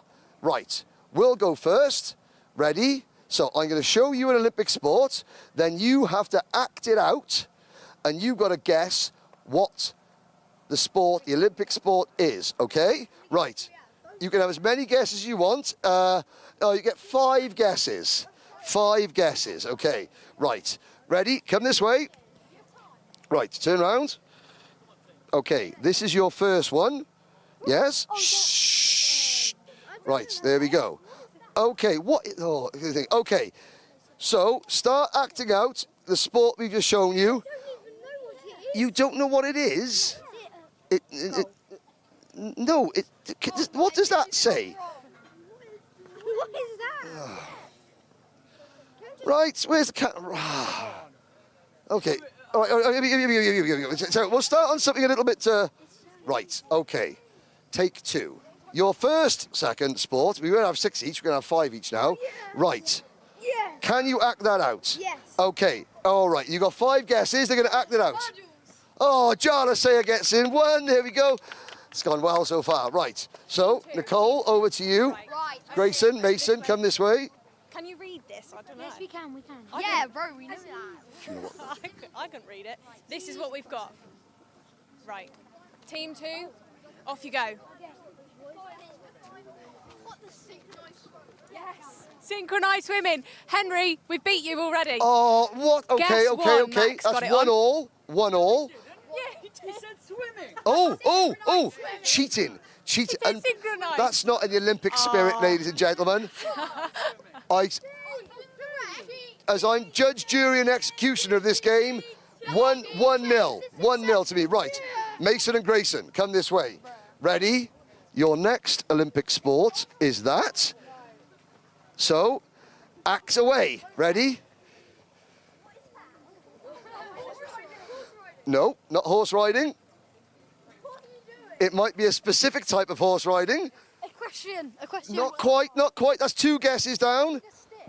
Not hitting with a stick. No, that's quite a topical thing. No, you're not allowed to hit the horses with a stick, as we found out. Hunt, look at it. Look, they are. No, this is great stuff. This is great stuff. No. What the? Oh, we're running. Punt. No, not horse jump. Dressage. There we go. Finley Lines gets it. Dressage. Okay. Dressage. What's that? It's horse dancing, is what it is, isn't it? Horse dancing for posh people. Right. Next one, boys. Okay. And Now, you should get so this. we are 2-0 up at the moment. See? This is easy, okay? Right, off you go. Mason, on the way. Oh, this is easy. No, that's not your. Sukmani got it. Sukmani gets it. Fencing. Well done. Okay, Sukmani. Bonus point. What is the sword they use in fencing called? Javelin. No. Javelin. Steve Backley called. He wants his sport back. No. It's called an eplee. An epple. An eplee. Yeah. How, exactly, Grayson Wortley. How do you not know that? Okay. This could be a. Might have overestimated our contestants here. Right. Okay. Sport number 3. You've got 2 points, and you have got 1 point. Right. Ready? Oh.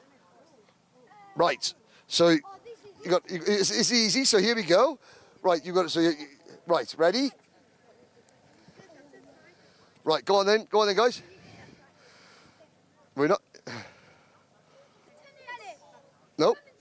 Badminton, correct. Oh, clean sweep so far. 3-1. And I don't know what that is. That probably. Oh, there we go. There we go. And some dancing as well, which is an Olympic sport. But right. Next topic. Nicole, over to you. Next one. Okay. What even is that? I think we've got Henry. Have you put a trick question into this? No. Because I don't know what Let's have a sport. look. I did make it easy. I don't know what sport that's supposed to Well, be. that's what my first career was. Before I did the old bit of the karting. Could be. I'm not helping you. I'm not helping you. Right, boys, you just do what Right, you so- think. Do what you think it is. What do you do in a? Maybe how you do it in a cart, and they might get it. Sit on the floor. Right. And then like.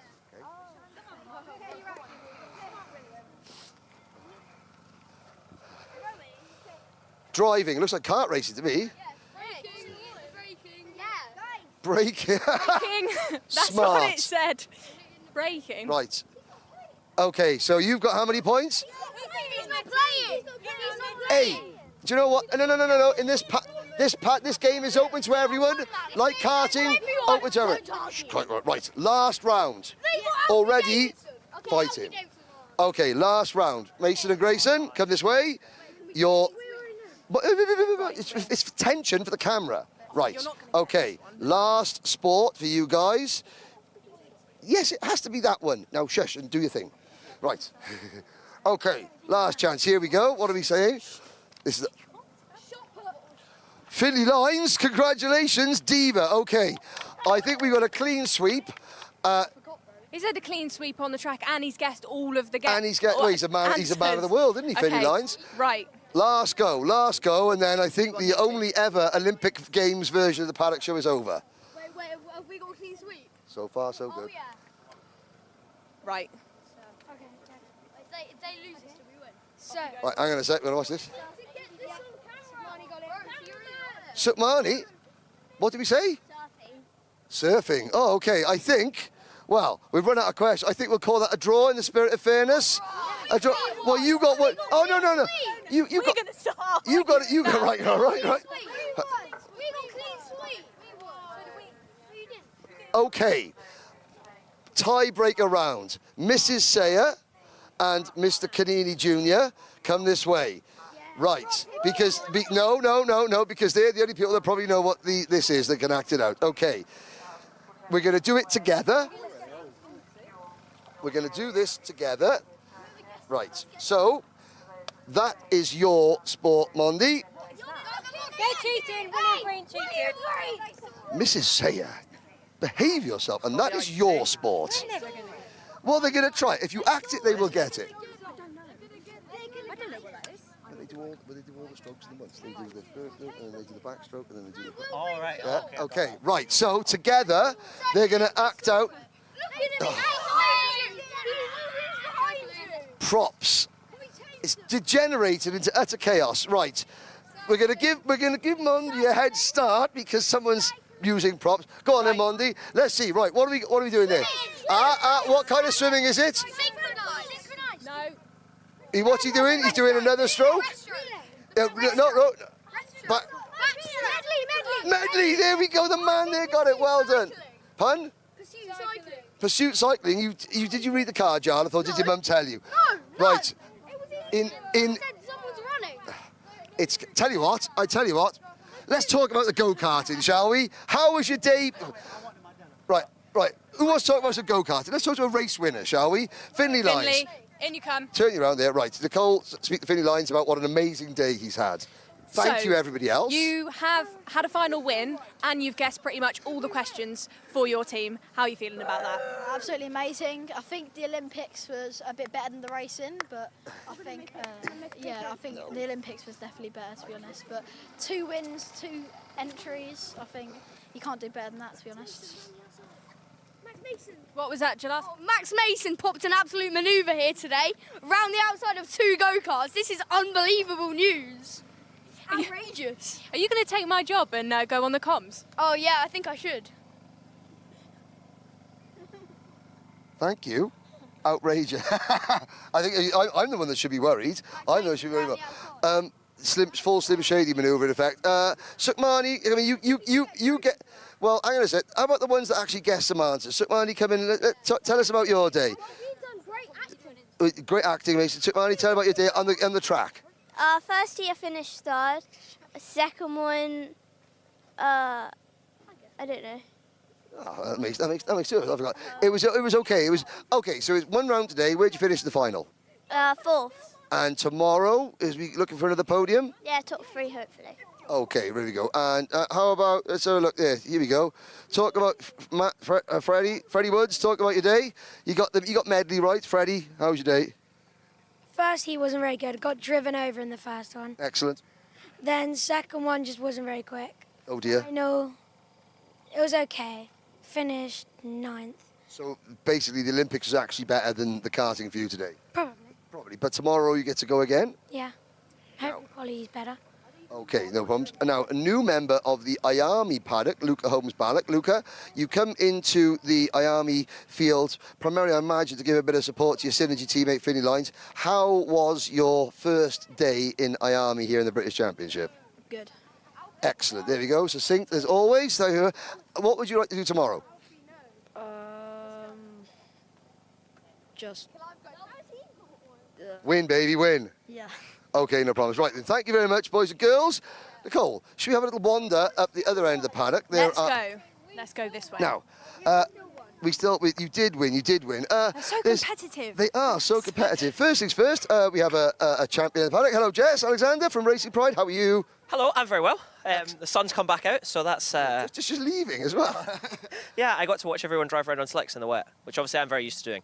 Former member of this paddock and now the National Pro Kart Endurance Champion and professional paid go-kart driver. Yeah, it's pretty cool. It's cool to be back. It's a really nice paddock to be back into, to kind of see how everything's changed, catch up with everybody, meet everyone that's still been around since my day, and Most of us just older, fatter, with less hair. well, speak for yourself. What did you think of the drive-in today, Jess? I thought it was really good to watch. I thought some of the racing, from what the racing I did see, was really, really good. I thought driving standards were good. It's always nice to watch, young people coming through, and some of us have been around the sport a long time. We need fresh blood coming through, and it's really good to see that. To see the effort that Motorsport UK put in to make it a really good championship. All the stuff on the side, as well as all of this was new to me. This wasn't here the last time I was at the British Championship, so it's really good to see. Any plans to jump back into this paddock anytime soon? This has made me very tempted. I did actually text my dad, who, when I used to race, it was always my dad that came with me, and I did text him and say, it might be time to think about a return, but I need to see. I do fancy a shot in a KZ at some point, so that'll. Sounds excellent to me. Right, Jess, we've got to leave you because we've got a world champion over there. Let's go and catch up with Danny Kart. Let's go and ambush him. Right, let's go and ambush. If you go left and I'll go right, and we'll and then they've got nowhere to go. Pincer movement. So very, very quietly, like we're hunting wabbits. And somebody who loves to be there. You go. We got him. Excellent. 2007 World Karting Champion. 2017. 17. Yeah. Danny Curl, you started the story. Started here, Shenington, racing for the Allens. Yeah. Jade.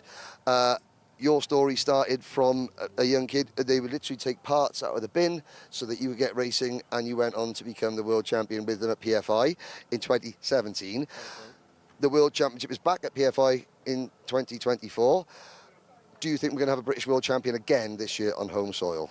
I think it's a very good chance, obviously at home soil, but I don't know, it's looking, British-wise, Gus is obviously going to do it. I imagine Joe Turney will obviously be the one to beat, I imagine, there. I think you've got a very hard chance, but a lot of the Italians are coming, and so we see. I don't know, I haven't seen any of the pre-testing, because they obviously are pre-testing at the moment, so I haven't seen any of that so far, but I imagine it'll be close. You haven't got any plans to give them a run for their money, though? You're not going to jump back in? I'm a bit too heavy now, I think. I've eaten a bit too much over Christmas, so I'm not sure. Standing outside the fish and chip shop as well, so I don't think that's going to go well. Just so, for all the kids out there who aspire to do what you did, but who have got no means to do so, like you hadn't, what would be your one bit of advice when the chips are down, quite literally, why never to give up? Because there are so many times that you could have just thrown the towel in, your mum could have thrown the towel in, you had your brother could have done the same thing. You had the backing of the Allen family, I still, watching Scott Allen jumping up and down the bank, hugging in tears with Mark as you were going round, on that day. What was a one bit of advice you'd give to any aspiring young driver, in this paddock or not, that, that want to have a dream, haven't got the means to do it? What would your advice be? I don't know. Obviously, it's very hard on days where you have a difficult day, but I think as long as you surround yourself with people that are doing it for pure passion, then, when I was there with obviously Scott and Ross and all that, from the beginning of whenever I met them, they was just there to try and win, and that was it. And that was something that I was always inspired by. So I think you can never give up, because you don't know when your time's going to come. For me also, I didn't know I was even going to race at that World Championship when I did. So, and to get obviously where I did with Dino Chiesa gave me a chance, and I took it, and that's what happened there. So you never know. So don't give up. You've always got a chance. I've also just heard, is it your birthday tomorrow, Danny? Yeah, it is. Oh, I think so. I think Gary's coming. Come and have a sing happy birthday. Come and have a sing happy birthday to Broski. Go on, happy birthday to you. Start laughing. Happy birthday, Danny.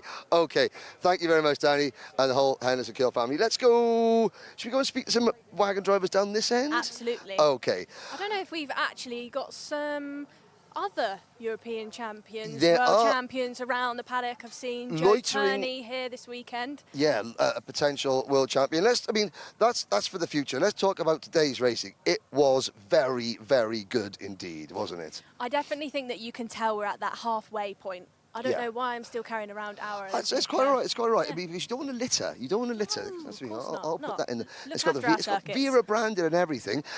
Here's another driver that has done rather well today. Noah Wolf, who came to be in. I think you had. Well, tell Nicole how excited you were about that last race and how much you almost had a Code Brown moment. Well, I come out of the gate and I said, "Did that catch on live stream?" And Henry said, you might be able to see a bit of poo come out of my pants because it was very, very, very close. What did you do? I missed it. Flat out corner, not very so flat in the wet. I had tried, nothing to nonetheless. lose, so I sent it, gave it some big, and it almost didn't go well. Yeah.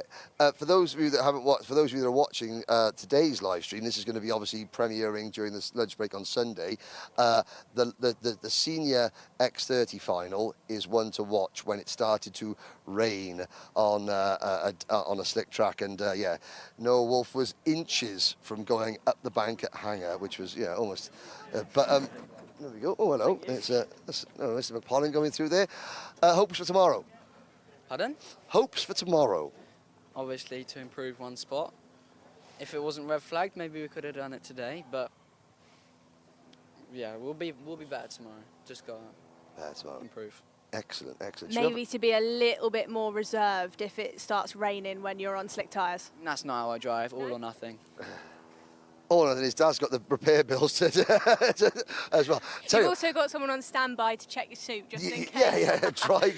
Need it. Excellent. Thank you, Noah. Right, let's have a little look. We talked a lot about this. Now, of course, in the Jade Racing team, the Birrell Art outfit, Maya Patel, come out here. So the red and white wagons, very quick. You had an up and down day today. Yeah. Pole position. Crashed first corner of heat number 1, really good in heat 2. What eventually happened? Yeah, so basically coming into the final, I was starting 10th, which was a bit out of position because I was basically the quickest on track all weekend. So then came into the hairpin, and then I just got absolutely killed, absolutely killed. I was on the brakes, I locked tough, and I got pushed, and I got a bumper. And then I was in third, fourth actually, and then we were in the top battle.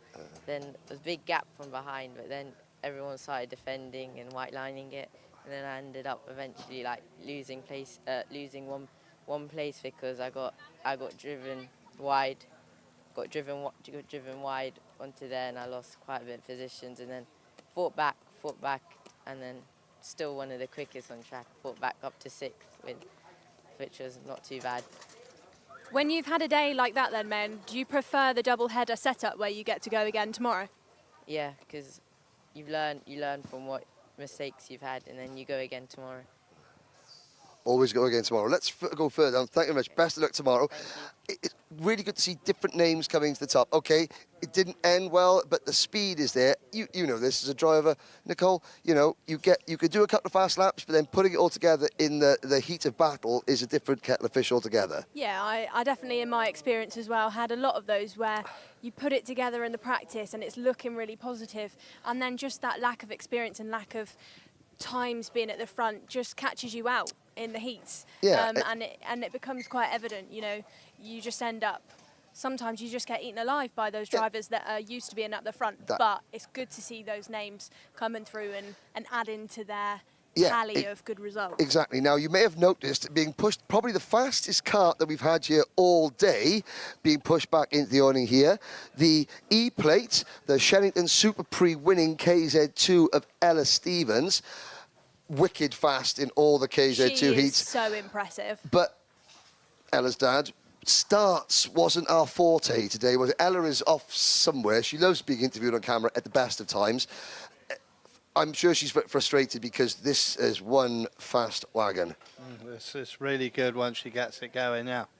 What is the problem at the start? Oh, we're not too sure at the moment whether it's Ella or the setup or what. So just try and iron it out for tomorrow if we can. Now, let's see. You got the stats. We saw Ella making a pass going into Hanger Corner on I think it was Josh Price. How fast are the KZ2s going as they go into Hanger? I'm not sure about Hanger, but we're actually topping out somewhere on the circuit about 91 mile an hour. Whoa. Can Ella drive on the road yet, or is she too young? She's on L plates. On L plates. It's crazy when you think about it, isn't it? I think we're going to keep her on L plates for a while as well. You know? Don't rush for the task, because I think it might be a safer bet, you know. Safer for all road users. Okay. Is she, you know, how quickly does she erase today from the memories? Oh yeah, it's really good, because obviously it's up and down, but we just look at the good bits and not the bad bits, and just think we've come here and achieved enough this weekend already just to put it on par was good enough. So, and then if we have a bad one, we have a bad one. If we have a good heat, we have a good heat. So just take the good bits and not the bad bits, really. Excellent, and this is a good bit of kit. Okay, thank you very much, Mr. Stevens. Let's have a wander out. I haven't been in this paddock all year. I missed the opening 2 rounds. I've got to say, several teams have grown in size. Not least this team, the Evolve team. We've got let's have a look. Any drivers in here? We'll have a quick look around. We've got a couple of hard-working mechanics. Sam Lewis is. I tell you what, here's a happy driver. Sam, come and have a cutch. Come and have a cutch. That's cuddle for none of you. Everything English happened. speaking. Everything that could have gone wrong went wrong today. Just one of them. But we're still smiling, sort of. Yeah. I still got a quick pace for tomorrow, but I quali needs to go right this time, and it'll be fine. What was wrong in quali? I just had mechanical problems. I didn't even make a single lap. So. But yeah, front running pace. So. What's the atmosphere like in Chris Lamar's team? Because it's like it's grown. You've got James Roots, you've got Luca Naraway, you've got Henry Algar, yourself. I think there's the boss man, Chris Lamar, whose little daughter is here with us this weekend as well. What is it like in the awning? Very, very friendly. Bearing in mind the boss man is standing just behind the camera, so you know. Don't say what you were saying to me just before we went on there, okay? Think of the team. No, it's just very friendly and relaxed, and it's quite a nice environment to be in. Quite professional, but then, yeah, still quite friendly. Excellent. Quite professional, still quite friendly. There we go. Nicole, you've been in around, you've had teams, you know. What's the key to a happy... Okay, thanks, Sam. What's the key? We'll make a move, because obviously they're still putting together a somewhat broken wagon. What is the key to maintaining a happy driver and a happy awning when the results have not gone to plan? I think... Alfie Davidson's bike actually matches the awning. Sorry, Excellent. Just a switch subject. Right.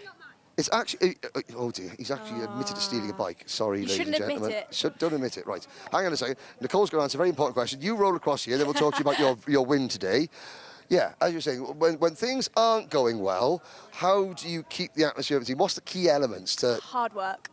Hard work, definitely, and just effort by all of the mechanics, TMs, drivers, parents. I just think if everybody's still putting all of that work in, that's it for me.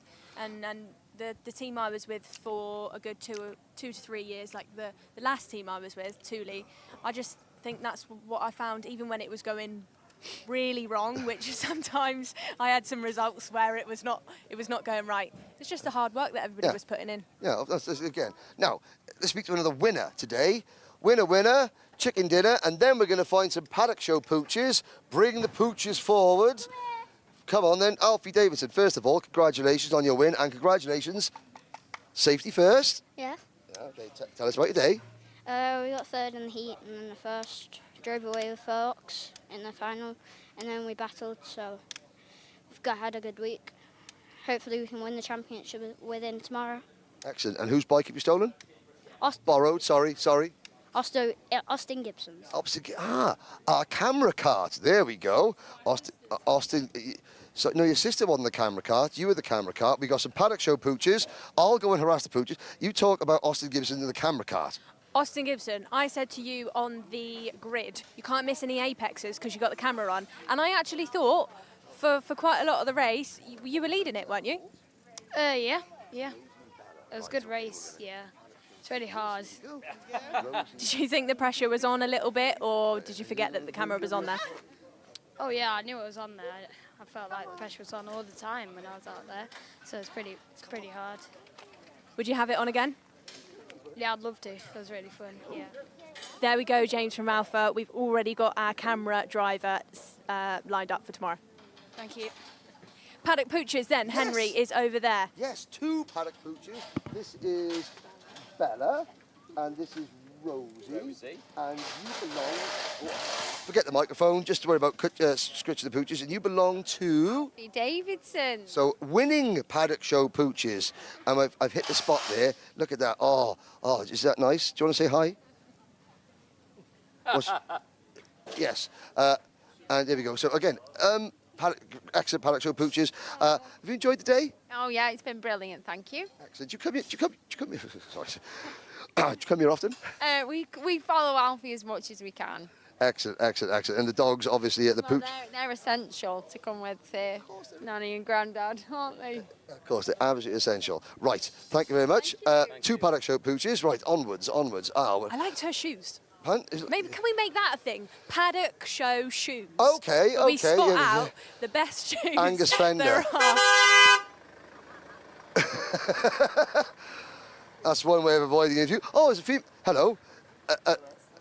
Alicia Barrett. How is your... Alicia Barrett, Teddy Porter. We got a whole bunch of wrong-uns in here. How's your driver gone today? Okay in the end. We had a bit of a roll yesterday, so today was building confidence. But So your driver... George... Clark. George Clark. Yes, we spoke about this as well. Are you in the backseat because you are the VIP? Yes. Excellent. Are you driving because you do a bit of sideline Uber? Yeah, basically for the team members, yeah. Right then, exactly. So we're gonna go around the entire team in the back here about who are we sparring for today, and how was your day, and why have you got a crack on your windshield?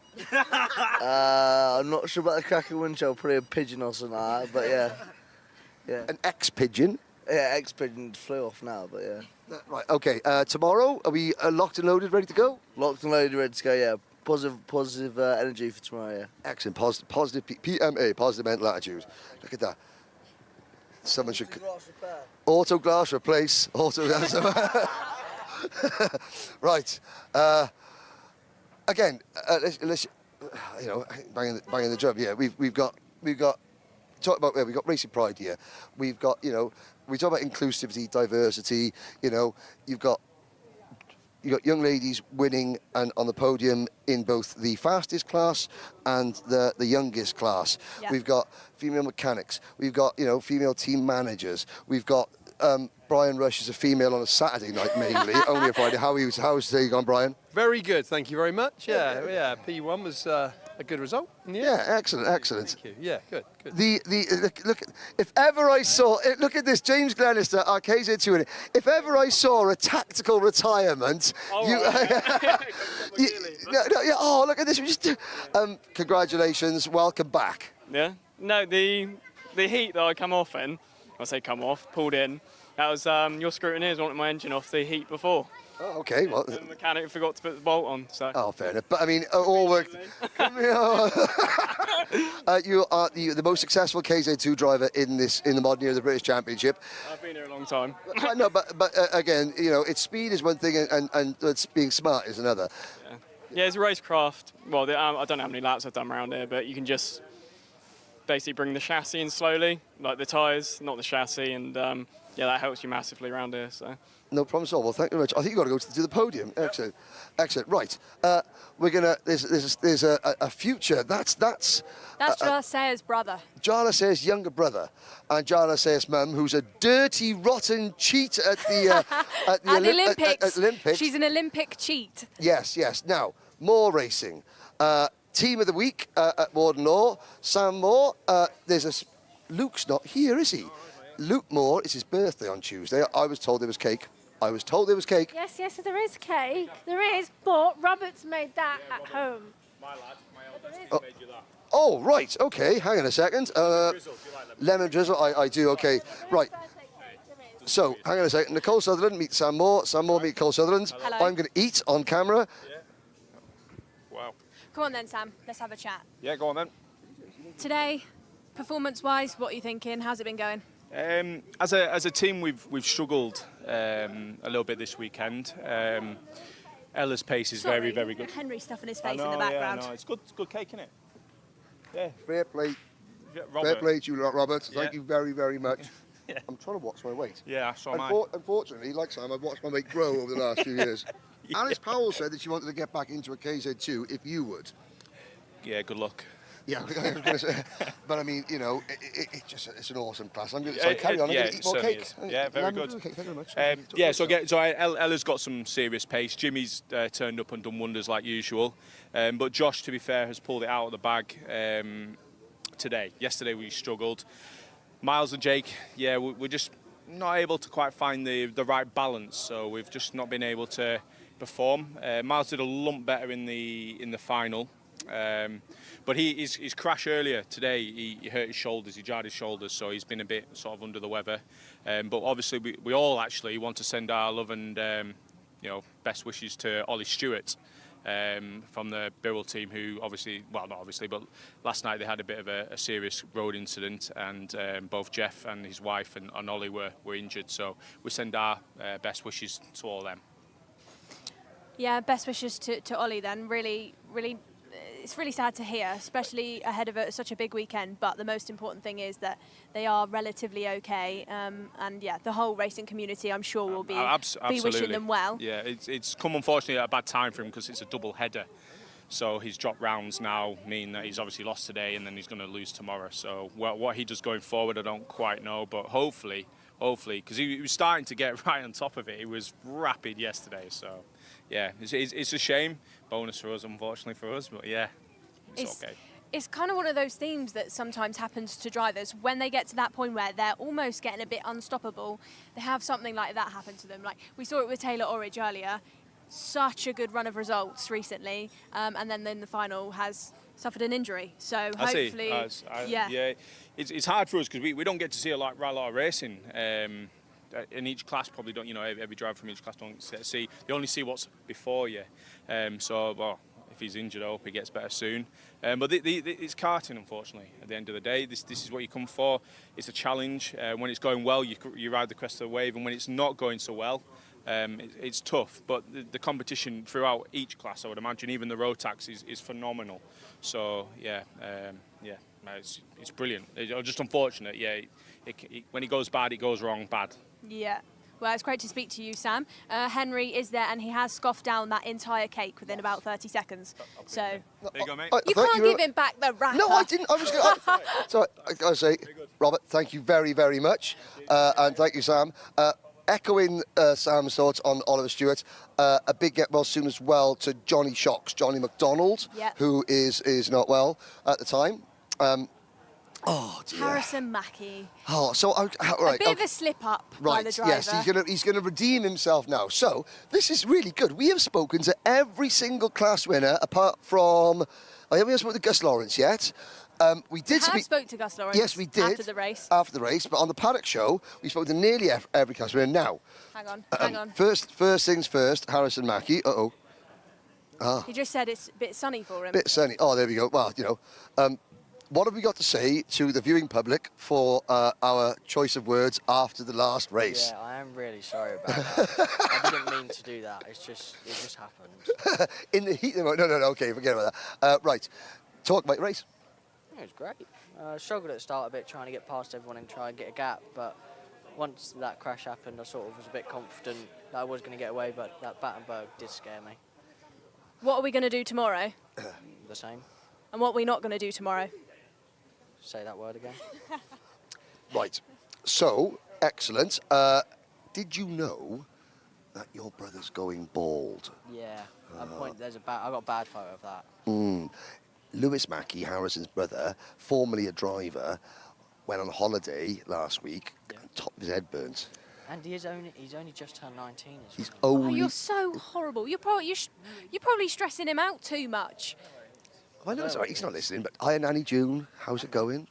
Yeah, there you go. Right, well done. From the highs to the lows, Harrison Whitacombe. From one Harrison to the other, it didn't quite end the way you want. So going into the last lap, yourself, Taylor Orridge, came together, went for a move. You've had time to decompress, and I know that you spoke to him. And again, in this sport, you know, adrenaline's high. It takes a big man to just go, sorry. And, you know, you live and learn, don't you? Yeah, I mean, me and Taylor had a discussion afterwards. He looked at it, he even said it's his fault, and I'm just glad he's all right. Yeah, glad he's all right. And yeah. Sorry, I just had to point out excuse me. Right, we're going to stop. choice of footwear. We're going to stop the interview right there, ladies and gentlemen. Harrison, can please leave. Leave. No. It's okay. Apart from that, Do they go into sport mode? Yeah, they do actually. they go in sport. Orange socks and blue Crocs. Well, I just had to stick them on, to be honest, because something happened afterwards, so I'm just have to go back up to the stewards anyways. Some mechanic may have said some not very nice words to me. Oh well, okay. Well, you are Welsh. I mean, but that's we stick together. Yeah. Never mind, it's cool.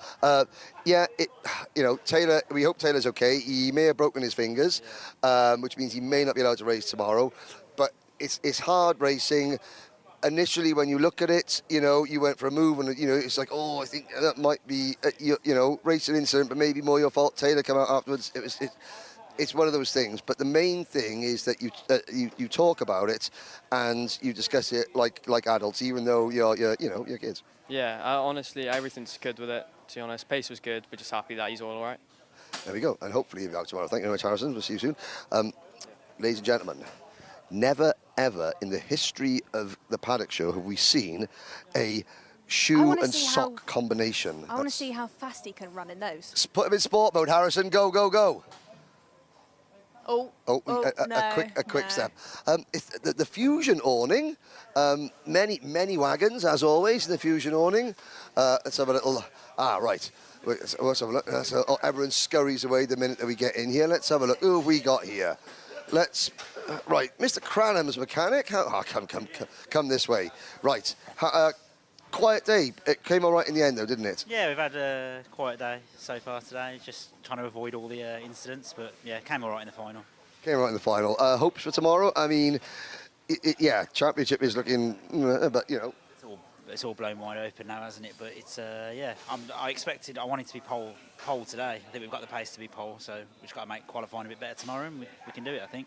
Now, talk about this. So, as a mechanic, they've resurfaced most of this track. Is that right? Or all of it? There's lots of new tarmac down there. How has that changed how you set the kart up for this track? Without giving away too many secrets, but what is the fundamental things that have changed? I'll be honest, I don't get too involved in the setup. Just as mechanics, kind of just in these larger teams, be told, you know, the team managers are told what, you know, told. Really? Yeah. Okay, so you're literally just bolting it together and hoping it don't break. As far as I'm aware, it's very similar to what it has been over the last few years. It hasn't changed. I don't think it's changed much personally from the way we ran it a few years ago to now. It's all very similar to. It all depends on the kart as well, obviously. How the kart. Each kart goes around the track. That's the main thing. But yeah. Okay, there we go. Thank you very much. There you go. That's interesting. So in some of the bigger teams, you know, it's a team manager that decides to set up and the mechanics. Is that something that you're familiar with? Yeah. So when you get to a certain level, it gets to the point where you have TMs, and a TM might have 4 to 5 drivers each, and they tell the mechanics what to do. The mechanics have no kind of. Yeah. The mechanics have no. What's the right word? Inputs. Yeah, they Clue? just do what they're told. Oh, fair enough. Oh, okay, yeah. Do as you're told. Do as you're told. Right, let's go and have a little wander down here. I had a dad mechanic who sometimes couldn't quite grasp the fact that you do what you're told. Hello, Nicole's dad, by the way. Hi, Dad. You don't put an extra 2 psi in the tyre when Drew hasn't told you to, but... right. It's all coming out. It's all right. Yeah. I think there is a podium going on, which you'll see tomorrow. That was a quiet Fusion awning. Now, there's a big old dent in there's that. a big old dent in that pod. very, very smart wagon. Now, Archie Tillett designed, obviously, the scheme himself. It didn't quite... the results wasn't as good as the kart looked. Let's just say that. No, never is. But, I mean, it was all of one corner for the final? Yeah, just went into the corner. It was a little bit damp and got T-boned and spun round, and then someone went in for a cuddle. So that was it, really. Oh, for a cuddle. That's a really nice way of putting it, isn't it? I went in for a little cuddle. We'll let you... here we go. A driver A driver fixing his own go-kart. I think that's absolutely remarkable. Oh, no, I'm only left to do the side pods. The rest of the more important stuff's to everyone else. Okay, but we do want to speak to Mr. Fletcher. I know that we're at a camera shy. One thing, I'm sorry to hijack you on the Paddock show. Can I, first of all, Paul Fletcher, you will be hosting the World Championships in September. First of all, congratulations. And what can the world expect when they descend upon Lincolnshire? Well, I'm sure we'll make a good job of it. It's not really my field, but at the same time, people who are part of the club are working like hell for it. It costs me a lot of money because they come and inspect the circuit and want barriers all around it and that. But yes, but my driver there, actually, who's won today, he's going to take part in it, even though he doesn't normal race. Yeah, so I mean, is Gus and Archie, they're going to be participating in, is that an exclusive? I think so, yes, I think they're going to do. They might as well, they know the way around.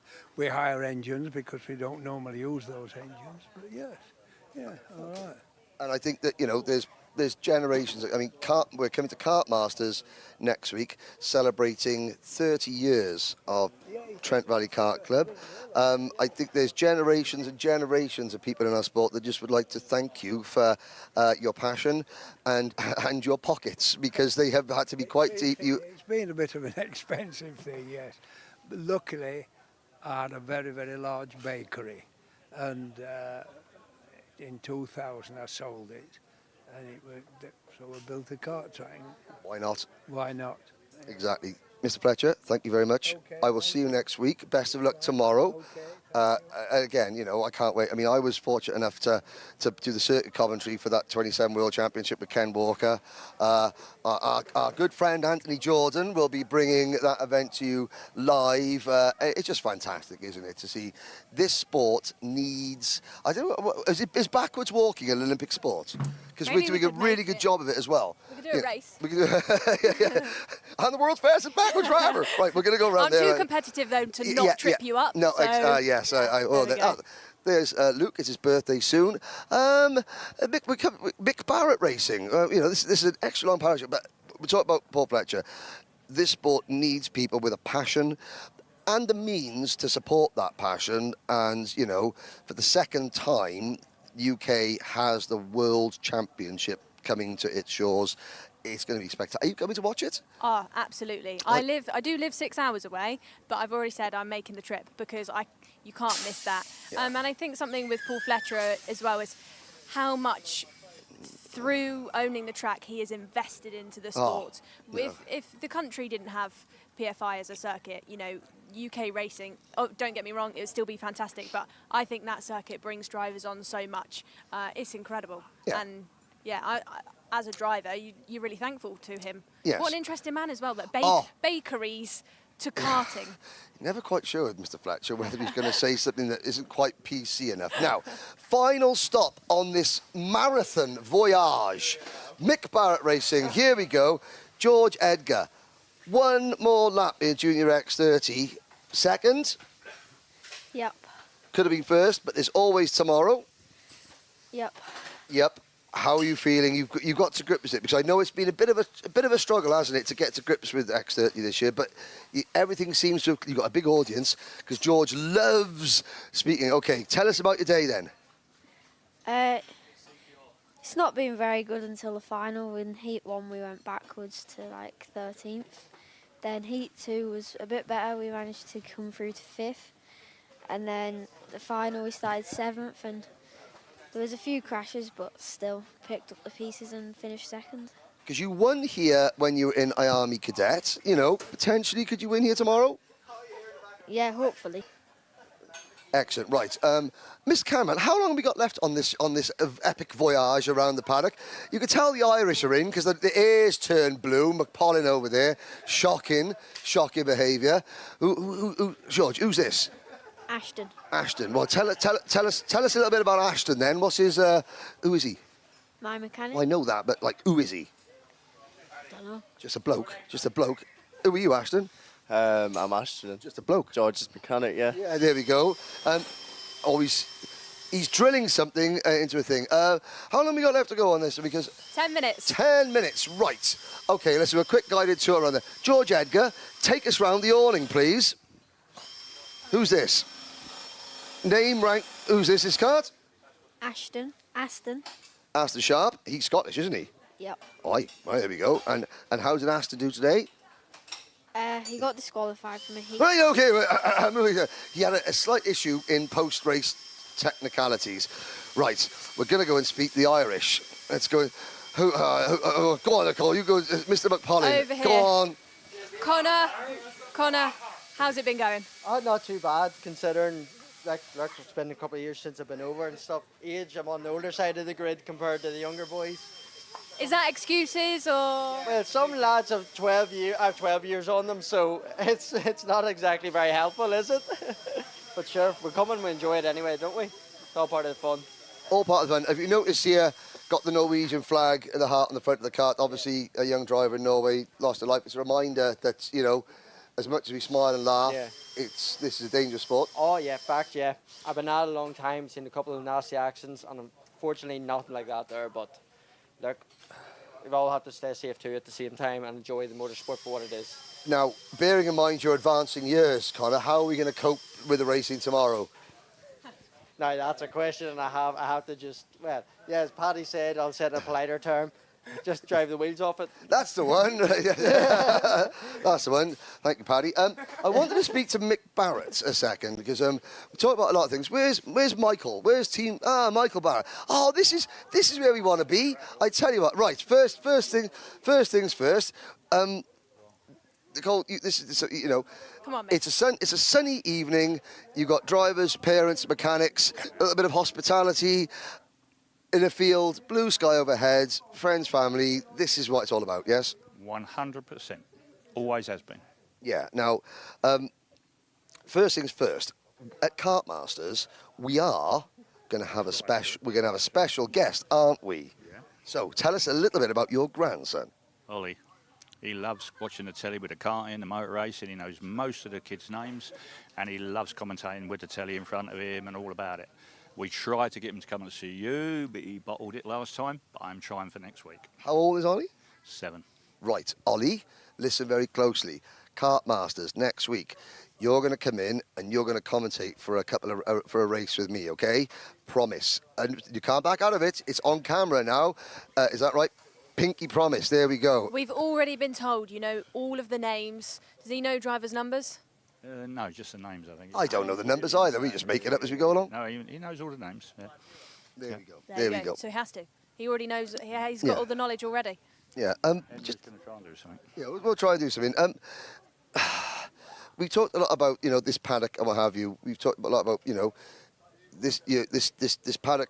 This team has, you know, suffered ups and downs just like everybody else. We've got Racing Pride here this weekend. We're trying to making the sport just better and happier because, you know, this should be a place where you can come, indulge your passion, do something that is, you know, really good and uplifting for the future of the sport, the drivers, and then at the end of the day, come rain or shine, tears or, you know, tears of joy or tears of sadness, to sit around and think, do you know something? We're very, very lucky to be able to do what we do. Yes, yeah. And we've had lots of drivers go through us and go on and complete their dreams. Yeah, Alex Albon, Lando Norris. Yeah, we helped Lewis in the early days, isn't he? And he always says, follow your dreams. And he's not wrong, never give up. Never give up, follow your dreams, and just be nice and kind, isn't it, as well? Does help a lot. That does help a lot. Does help a lot. Again, now, I heard a Paddock Show pooch. We got a second one. First things first. Thank you, Mick. Right, so we're going to go and... Right. Nicole, interview the driver. I'll speak to the pooch. This is Aston Sharp's dog. Aston Sharp's dog. Right, come in. Yeah. Aston Sharp's dog's a little bit nervous, I think. Coming up. Oh, so that's not your dog? No, that's Aston Sharp. But you are. And what's another Aston driver. Sharp's dog's name? Smith, yeah. Will Smith? Yeah. Not like the singer that sings Miami. Not like the singer or the actor, no, the same thing, but no, I'm not. No. And Will, how's your day been going? Not great, actually. It's been a lot of crashes. Not too slow, but yeah, we're just in the wrong place at the wrong time, really, so it's what it is. We're good at Wilton, but yeah, we weren't here for the Super Prix, so we're at a disadvantage, but it's all right. Still having fun. Starting on the back foot then, do you feel like coming into this weekend? Definitely. I haven't been here. Well, I've only been karting a year and a half, but I haven't been here since my second ever race. So yeah, it's been all right though. It's good fun. So you've only been doing this for 18 months, Yep. and that is a big leap to be competing in this after only a year and a half. Yeah. What gave you the confidence to make that big jump so early on? Well, it's good because obviously my brother is in the tent as well, and he's all over Europe doing it. So I was like, I want to get involved as well. And obviously I'm only doing the British at the minute, so next year we'll see what happens. But yeah, he's given me the motivation really to do it. So yeah. Some Europe to come then? Well, we'll see what happens. I don't know if Dad would like that, me racing against him, but we'll see what happens. Yeah. Can't have any brother crashes, No. brother on brother. Definitely not. And at the minute he's well ahead of me, so. Especially not if you're out in Europe and you've got to do a big drive home on the Euro tunnel and you're not talking to each other. Exactly. That's a very awkward one. I'm not looking forward to that one. No, definitely not. You've got to do some more singing though. I want to hear Will Smith's Yeah, Miami. Getting jiggy with it. Yeah, I'll come and give a performance later. Yeah, you'll see me off on there somewhere. On one of the motorhomes out there, I'll be doing it. On the podium. On the podium as well. I'll make you a deal. I'll shake your hand now. If you get a podium this year, you have to sing Getting Jiggy With It. I'll 100% do that. I'll 100% do that. Don't think it'll happen, but I'll do it anyway. You know, top 10. We'll say top. We'll say top 10. Top 10. Top 10 and I'll do it. Why are you like bringing it down? Do you just want to sing? Well, I barely do it. I can't when I can in the UK, so yeah. Top 10, 100%. God loves a trier. does, Now, yeah. let's end this marathon paddock show. We're going to have a little bit of we'll have a little bit of Will Smith later on. This is Ruby Sharp, who's 8 months old, and she's a little bit scared of cameras. But who are we? So here we go. Family sports. You are Alexia. I'm Alexia Sharp, and I'm Afton's little sister. and you are Maya Sharp. and you are also Aston's little sister. Yeah. And there's Ruby. He's a bit scared, but do you know what? My knee's going to go. Oh. Do you know something? A lot goes on in karting. You have lots of arguments, you have lots of things, but this is what it's all about at the end of the day, is it not? It's a family sport. Yep. 100%. I think every single driver comes into this with their parents, with their family. We've got chairs being knocked over by the paddock pooch chaos, there. complete He's not happy. chaos.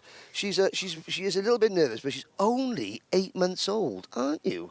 Only 8 months old. Well, okay. So, on behalf of all the paddock pooches, the sisters, the parents, the brothers, the aunties, the uncles, the nans, the granddads, the circuit owners, the team managers, and of course the drivers, just enjoy this sport. Be yourself, be nice, be kind, and we'll see you tomorrow.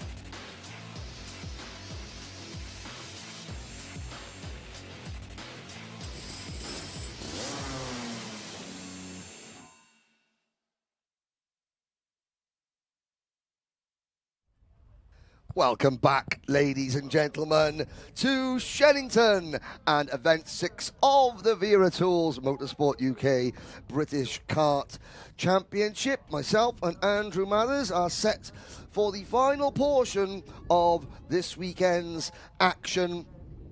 On the dummy grid, waiting to go out, this would be Junior X30, Groups A and Groups B. Now, there is no break between the remaining 5 heat races, the repechage for Junior X30, and then the finals. We are clean and green all the way until about 5:45 local time this evening. Andrew Mather, the weather is continuing to warm up. It's quite fresh as well. It's a bit of nice breeze across the circuit at the moment. Yes. No rain. It's not going to rain today. No, not of course. Of course not. There is a look at there's the Bruno chicane in the foreground, and we are commentating from the two-story building, the little window in the left-hand corner of that building. That's us. Producer James Fitzhugh is in the next window across. You've got the Motorsport UK awning just behind the Demon Tweaks barriers. There's the spectator grandstand filling up. I know that you can hear us. Give us a wave. You're on the live stream broadcast. Not allowed to say the S words. Give us a wave in the grandstand. And the crowds go wild. And there's the car park, which has got lots of cars in it. Some very nice cars as well, and some trucks. And we've also got cars, trucks, and very soon we're going to have karts. But for karts, we need a grid. Race 26, Heat 6, Junior X30 coming up next.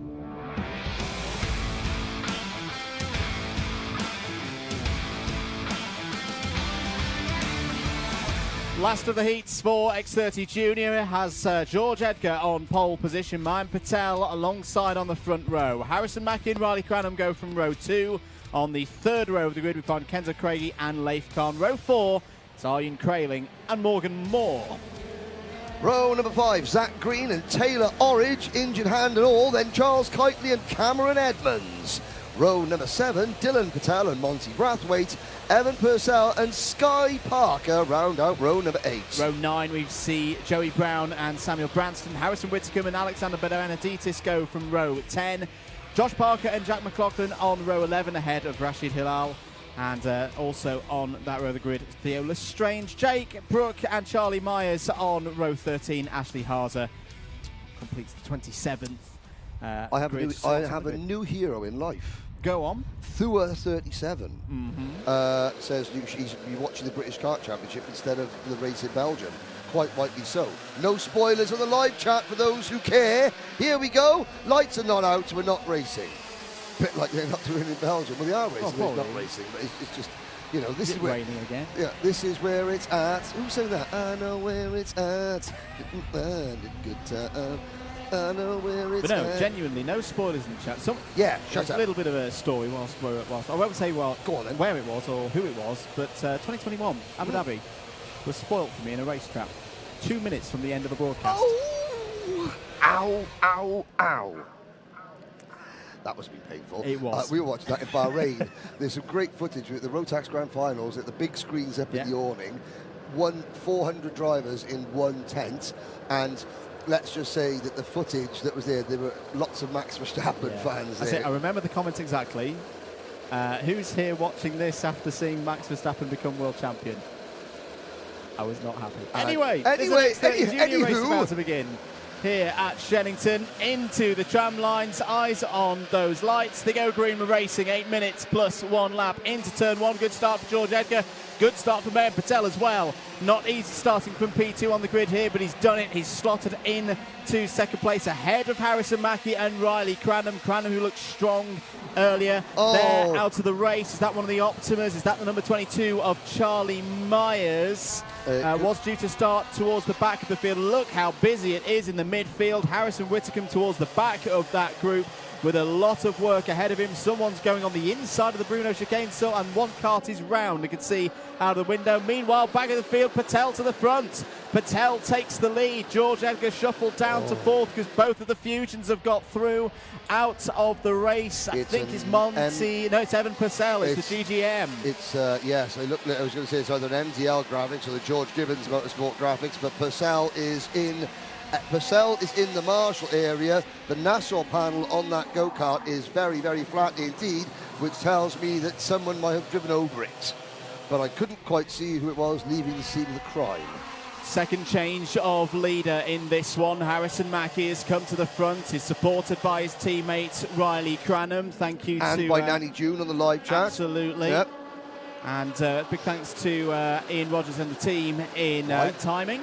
Because we've got some icy scores at the moment. Mayan Patel, only joking, he's actually going to be shuffled down as the scores update. So Harrison Mackie is on at the moment. Still a long way to go in this one for 2 victories from 2. It would give him pole position in the final, but at this stage of the season, I think those extra championship points are going to be what he's going to be very pleased about. Another hole of 65. Cranham would be on the front row with him. So, effectively, at the front of this race, this heat, this fight between the Fusions is for another haul of 65 championship points and pole position in the final. Yes, indeed. And as well as the family members, we got obviously the Wilton Mill Kart Club is racing this weekend, which is being broadcast on Alpha Live. Our colleague John Ratcliffe is there doing the job at Wilton Mill. We've got a couple of drivers who are racing at Wilton Mill and watching this on their phones. Excellent. I didn't realise, you shouldn't look at your phone while you're driving. Oh, actually, that's a very good So hello, Amrit. There's a poll gone up. Who do you think is going to win this race? Mackie, Cranham, Patel or other? I can't see a driver called other in there. I think we made a mistake. No? Okay. Well, get your votes in very quickly. You've got 5 minutes and 20 seconds. But other. Is that Kenzo's middle name? Kenzo other Craigie? No, it could be. It could be George other Edgar. Taylor other Orange. The other scenario in this race and how it affects the final grid, Patel there in 3rd, Craigie in 4th. They also hold those positions in the intermediate classification, the live scores as things stand. So you would imagine that your pole sitter for the final is going to come from this top 4. You know what? Make it a top 5, make it a top 6 as Craigie down the inside of Patel for 3rd place. There's a lot of drivers in this race who had a strong start in their first heats. Now they're all trying to capitalise on it here in race 26. 4.5 minutes to go. Mackie still looking serene at the front of the order. No move from Cranham yet. They'll have talked this through. They'll have thought about the tactics. They'll be aware, of course, that Kenzo Craigie is not too far behind them. They'll keep this formation going. I reckon probably, what do you say, Henry, for the next 3 minutes? Yes, I'm going to say Buddy50 in the live chat. Goodbye. One of our moderators is about to delete you. Thank you very much. Don't care if you're at Wilton Mill. Don't be a fool. Here we go. Back to the racing. 2 Fusion karts. Harrison Mackie, Riley Cranham, Kenzo Craigie, Mayan Patel, George Edgar. Yes, right, Andrew, you were right. I think holding pattern now for the next minute and a half. Kenzo Craigie is going to catch them. The only question is now he has caught them, how much momentum does he got? Quite often when a driver catches the people just in front, then, you lose that momentum if you don't make the move straight away. But at the moment, it looks like he hasn't just made a dive up the inside going to Cafe Corner. New fast lap of the race, though. Harrison Whitcomb in 13th. He started down at the back. He is the biggest mover in the race so far. Up 8 places, I believe. Dylan Patel, Evan Purcell out of the race. Still 25 drivers running. Down to Jake Brook and Ashley Hazer further back. And a change. Change indeed. So Cranham takes the lead of this one. Mackie didn't defend that one too hard. Probably aware that just keeping this Fusion 1-2 is the critical thing right now, and not giving Kenzo Craigie the opportunity to slip in there. There's a under investigation flag for the number 22 out there. That's going to be Charlie Myers down in 23rd position as down the inside. Mackie for the lead again, and this time Craigie's got his opportunity. Nothing Cranham can do about that. Will find himself in 4th place because Patel's also gone through, but really good racecraft there from Kenzo Craigie to get in the wheel tracks of Harrison Mackie. Take advantage of that.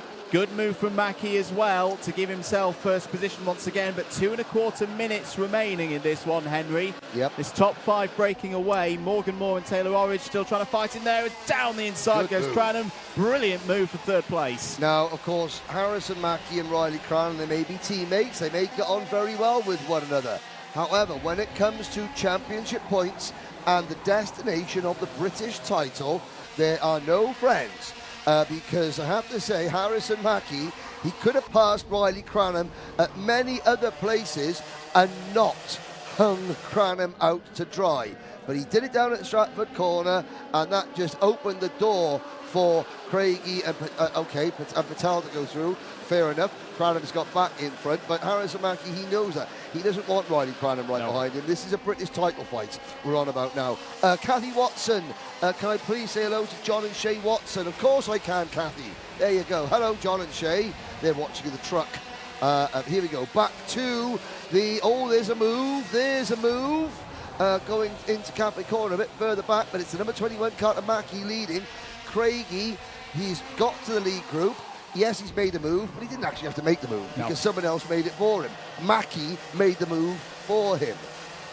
Taylor Orridge still in that second group as well, headed up by Morgan Moore. In fact, Taylor Orridge has moved up that group of 4 or 5 drivers, is now in 7th place. One of the contenders for the win yesterday before that incident with Harrison Westicombe into this corner here. And it took both of them out of the running and has compromised Taylor Orridge's weekend big time. 35 seconds to go. Point there from Kenzo Craigie. You can always be aware in the juniors that the point is there doesn't necessarily mean that that's going to be an instruction that follows through. That might not be adhered to. Craigie was going to have a go there. Do you know what? I thought the very same thing as well. He almost had a look at it. There's Whitcomb, who is now up into 12th place. He's actually lost a place. Since the last time we checked in on Harrison. Craigie's starting to look aggressive. He's just ducking out as the clock strikes 0. Next lap it'll be the last lap, so we've got just under 2 laps remaining. Edgar in the number 17 car to the back of this quintet at the front. He has traditionally just got faster and faster as the races have progressed. There is a defensive move from the number 8 car of Zach Green, that 7th position. Oh, now Mackie is going to have to defend now, and you'll have to watch that. He knows that he hung Cranham out to dry earlier, and all is fair in love and karting. And if Cranham gets a chance, I'm sure he would hang Mackie out to dry because they're the 2 main protagonists. Here comes Kenzo Craigie though, and it's now or never for the Argentine man, as Mayan Patel in the Jade Racing Birrell Kart has a little dabble at the inside of Cranham. Oh, here we go, game on. Mackie defensive into Stratford corner. Is Craigie going to get enough alongside? He's got a slight overlap. Mackie's got the door shut there before they get to the Bruno chicane. There's a warning for the number 8 of Zach Green. Just a warning, nothing more than that. Mackie checking over his shoulder. Covers off the move, the potential move into Hanger through Wilkins. He's going to hold on to this one. He's going to book himself onto pole position for the final and take the full haul of championship points at this stage of the day. He takes it by a 10th and a half ahead of Kenzo Craigie. Craigie will be on row 2 for the final, immediately behind Mackie at the start of that final as well. Riley Cranham, 3rd in that one, secures the other spot on the front row for the final later today, and a haul of 62 championship points from a possible 65. Mayan Patel will also be amongst the runners on the front 2 rows of the grid with that 4th place. So it'll be Mackie and Cranham on row 1, Craigie and Patel on row 2. Yes. George Edgar, 5th in that race, will be on the 3rd row of the grid for the final. He'll be joined by Thomas Min-Spearing. Morgan Moore and Taylor Orridge, with their results in that last race, book themselves onto the 4th row of the grid. Should stress though, those results are provisional. Jacob Holm, can I get a hello to the GKL UK team watching trackside and live in support of Dylan Briley in Senior X30s? Yes, you can. And because of the misfortune that befell Dylan earlier, I will do a special Arnold Schwarzenegger hello in a kind of oh no. There we are. Hello. Oh, hello. That's my Arnold. Oh dear. A couple of cars being recovered back to the paddock. A bit of work to do for those teams and drivers, and unfortunately, by having bad results in that race, that might mean it's a fairly quick turnaround. Repechage time. Oh no. And that repechage will be the next time we see the juniors. That'll be at 3:30 local time, so just over an hour away. For those who have qualified automatically through the 28 best performers across the heats that we've seen so far today. They will go in their final. It'll be the last race of the day at 5:25. Yes, indeed. As we wait, the next race up will be Senior X30. Tell Evan Purcell, I said, good luck, says Racing Pro. Well, maybe I won't tell him just yet, seeing as he went out on the first lap of that race in an incident with Joey Brown. I can tell it was an incident with Joey Brown because Evan and Joey are the ones having a chat at the end of that race. Now, if we have as we watch there, Andy Marlowe dragging the recalcitrant number 92 cart of, number 22 cart back. It's time that we hear from some of our sponsors. Take it away.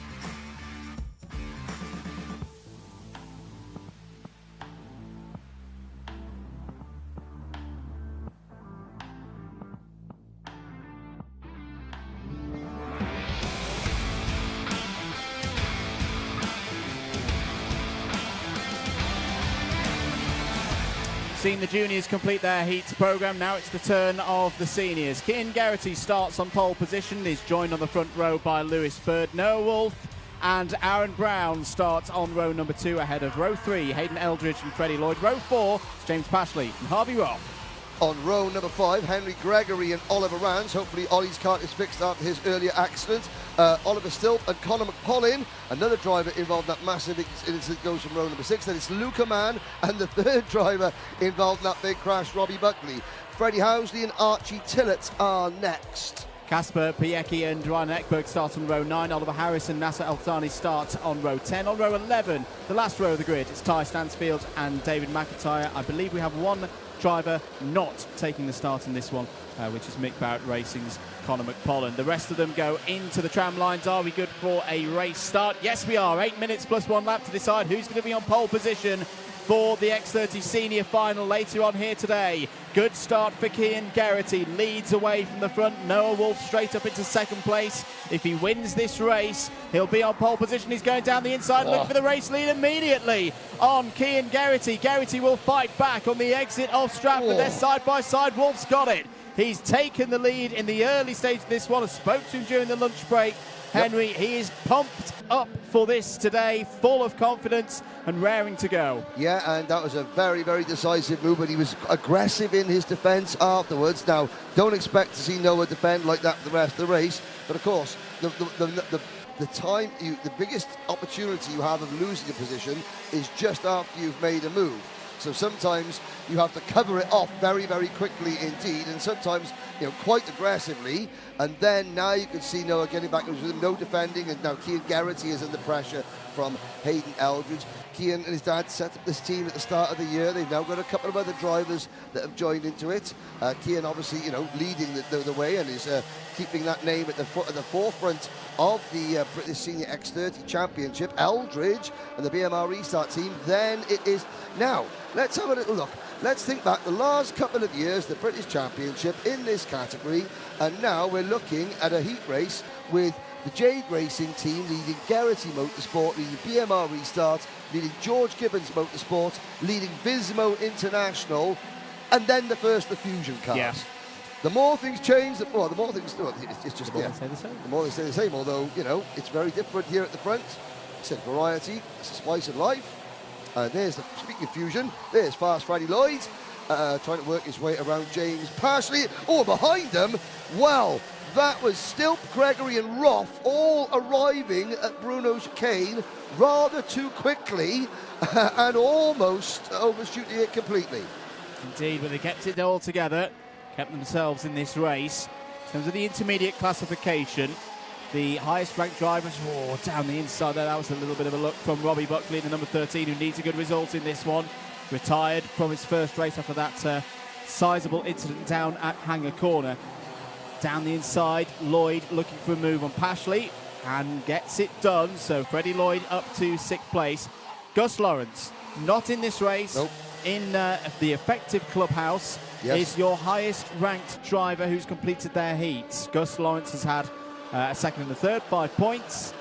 And at the moment is on the second row of the grid. Noah Wolf would have pole position if he can hold on to this one. Lewis Bird would be joining him on the front row if he can hold this third place that he's got in this this heat with 5 minutes to go. Keane Geraghty up there as well. As look at the scraps further back as the number 22 of Ty Stansfield on the OTK machine there, the privateer, trying to come up through the field. Meanwhile, back at the front, Geraghty's down the inside and has got the lead away from Wolfers. Out is Harvey Roth. That is a Tim Wilson Motorsport Kart in the tyre barriers. It looks as though Harvey was back in the seat trying to drive away. He has driven away. Does he continue or come straight into pits? No, he does continue. Oh, Noah Wolf having a really, really dedicated look there at the race lead. And it's very difficult. Oh, here's a move. Oh, that's going to be tight. Oh, that's a great move there from Lewis Bird.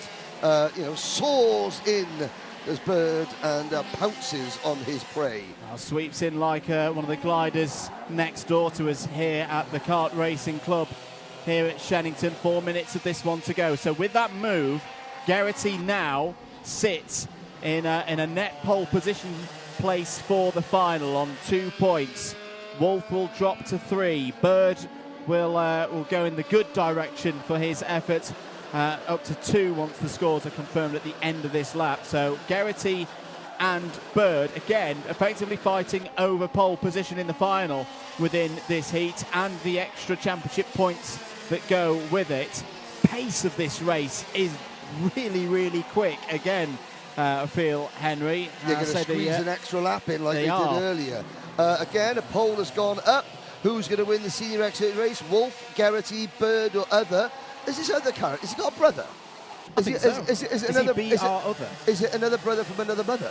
I don't know. But he seems to be in every class. I don't know. Geraghty defending into Hanger from Lewis Bird. Noah Wolf patiently holding there in 3rd place. Hayden Eldridge, I've been massively impressed with Hayden Eldridge this weekend. Is there again in 4th. I can hear a rumble under our feet. That must mean that someone's come into the pits. That was just lunch. Out of Cafe Corner, Kean Geraghty continues to lead. It's the number 36 of Harvey Roth is out of this race. Going to save his tyres for the final. As Wolf on the outside. Can he make that one stick? He's still side by side off of Stratford Corner. Geraghty will have the inside into the Bruno chicane. Wolf holds off Bird. Eldridge is properly part of this now as well. Bird cuts to the inside. He's going to get Wolf. You'd think here it's a Hanger. This is going to be mighty close through the fastest corner of the circuit. Wolf again tries round the outside. Bird's going to slot into 2nd place. There's still 2.5 minutes of this one to go. What an effort there from Noah Wolf. Every driver has a sort of a trademark style, something that you associate most with that driver. For someone like Gus Lawrence, it is composure, it is, speed, but it's calm, precision. Noah Wolf, like in many respects Macaulay Bishop, have developed a reputation as just one of those drivers, instant overtakers, where most drivers would think, no, I'm going to wait till the next corner. There's a setup corner. Wolf is like, no, here's my opportunity. And he's up over curbs, outside, inside. That's Noah Wolf's calling card, is that he has got that reputation as somebody that, not that he won't wait, it's just that where other drivers see an opportunity to set themselves up for a move, Noah Wolf says, nope, now, time is now, go.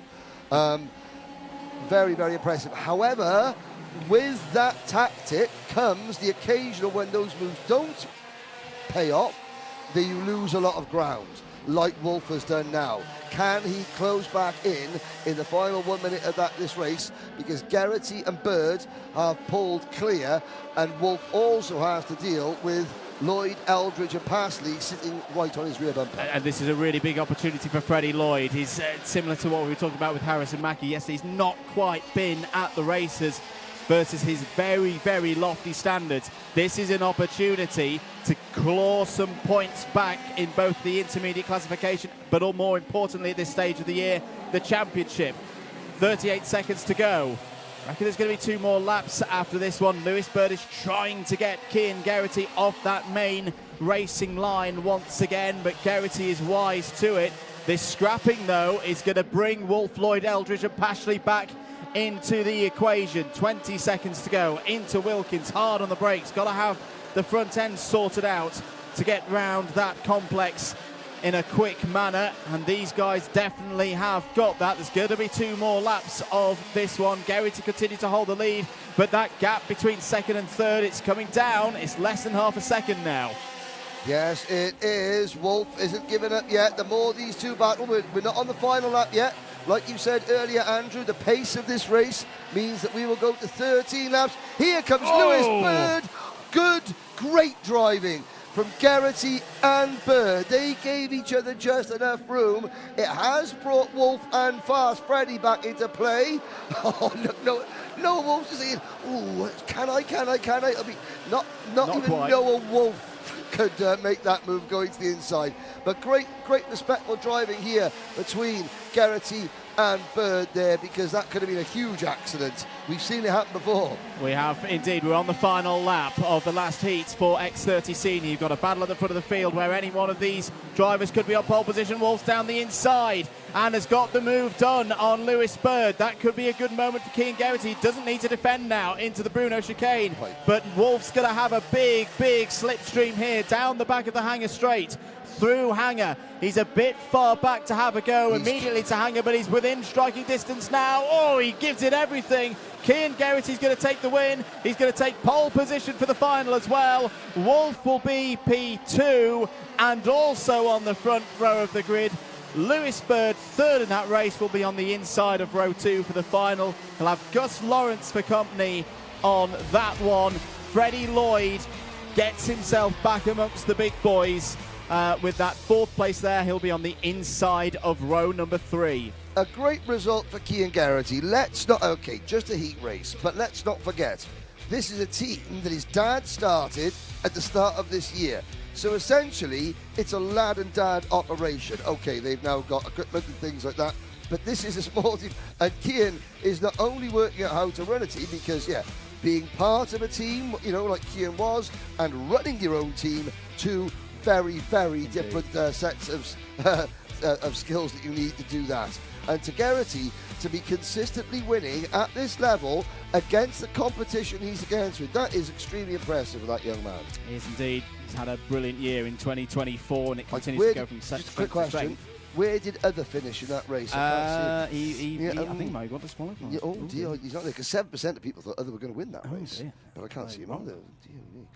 So there we go. That's X30 Senior. They do not have a repechage. They go. All the drivers go straight into the final. The final will be at 5 p.m. here in the UK. If you're watching around Europe, around the world, Geraghty, Wolf, that will be row 1. Bird, Lawrence on row 2. Lloyd and Eldridge row 3, and then Pashley and Cresswell will be row 4. As ever, those results are strictly at this moment in time provisional. Water Swift restricted next. More heat racing to come. We get into the final heats for the Water Swift categories and KZ2. The restricted category for IAME Water Swift will be first. IAME Water Swift, the inter category, will be after that, and then KZ2 finishing up the heats before we get to the repechage stage of the day. Let's have a little look behind the scenes. Let's have a look at Dave Cam. There he is, David Manchester and Alfie Garford, busy at work. They have a bank of screens in front of them that are carrying feeds from all the CCTV cameras dotted around the circuit, covering every square inch of this Shenington facility, and then looking at any incidents out there, and then if necessary, feeding those reports of an incident to the stewards who are in a separate room, and then they make the judgments as to whether there's any penalties that are required for the things that have happened out there. But some of the best in the business getting through all of the events out there on circuit. Big thanks to Motorsport UK for that little insight. We'll be back shortly after this short ad break with IAME Water Swift Restricted.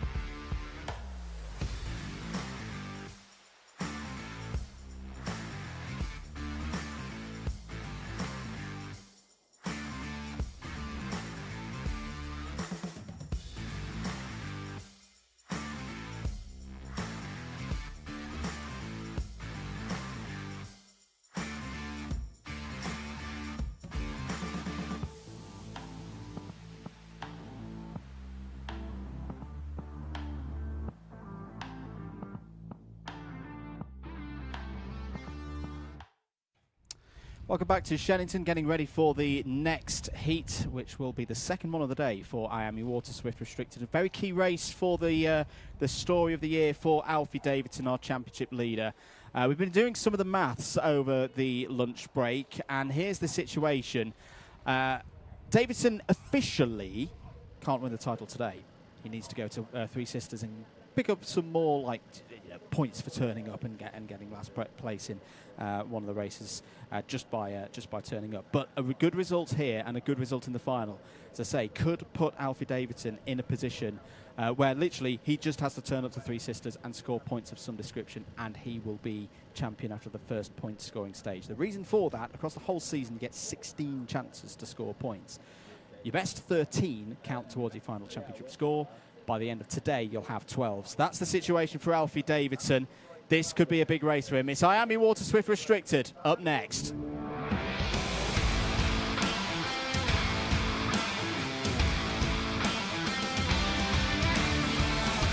Heat 2 for IAME Water Swift Restricted. Let's take a look through the grid. Oscar Kenny due to start from pole position. Henry Algar alongside on the front row. Chester Fawkes and Daniel Ferguson go from row 2.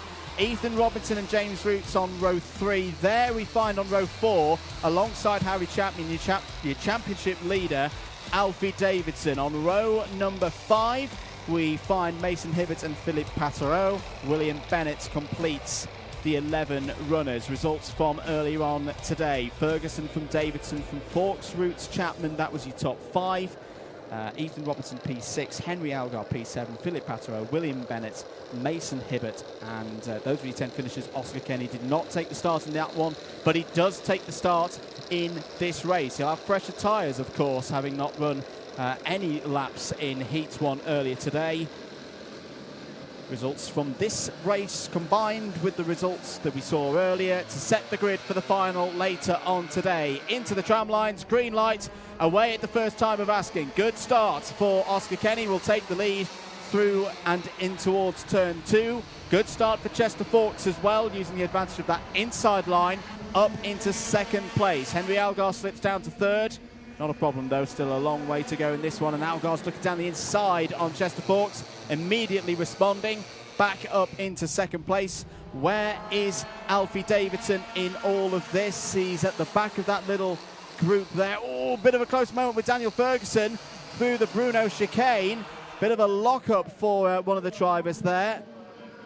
Alfie Davidson, who has at a points awarding stage of the season, so either after completion of heats and an intermediate classification or a final, has not had a result worse than second. Bit of a moment there for Henry Algar.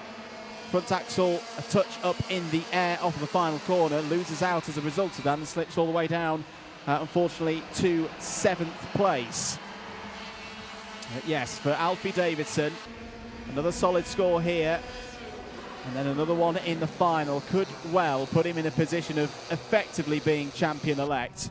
It would require some quite extraordinary things to happen for him to not be proclaimed officially champion when we get to Three Sisters in September. But that's still all to be decided across the course of the remaining 6.5 minutes in this one and the final, of course. Davidson right now is up to 4th place. Tucked up behind his championship rival Daniel Ferguson. Look at this coming out of the final corner. 3 wide, nearly 4 wide.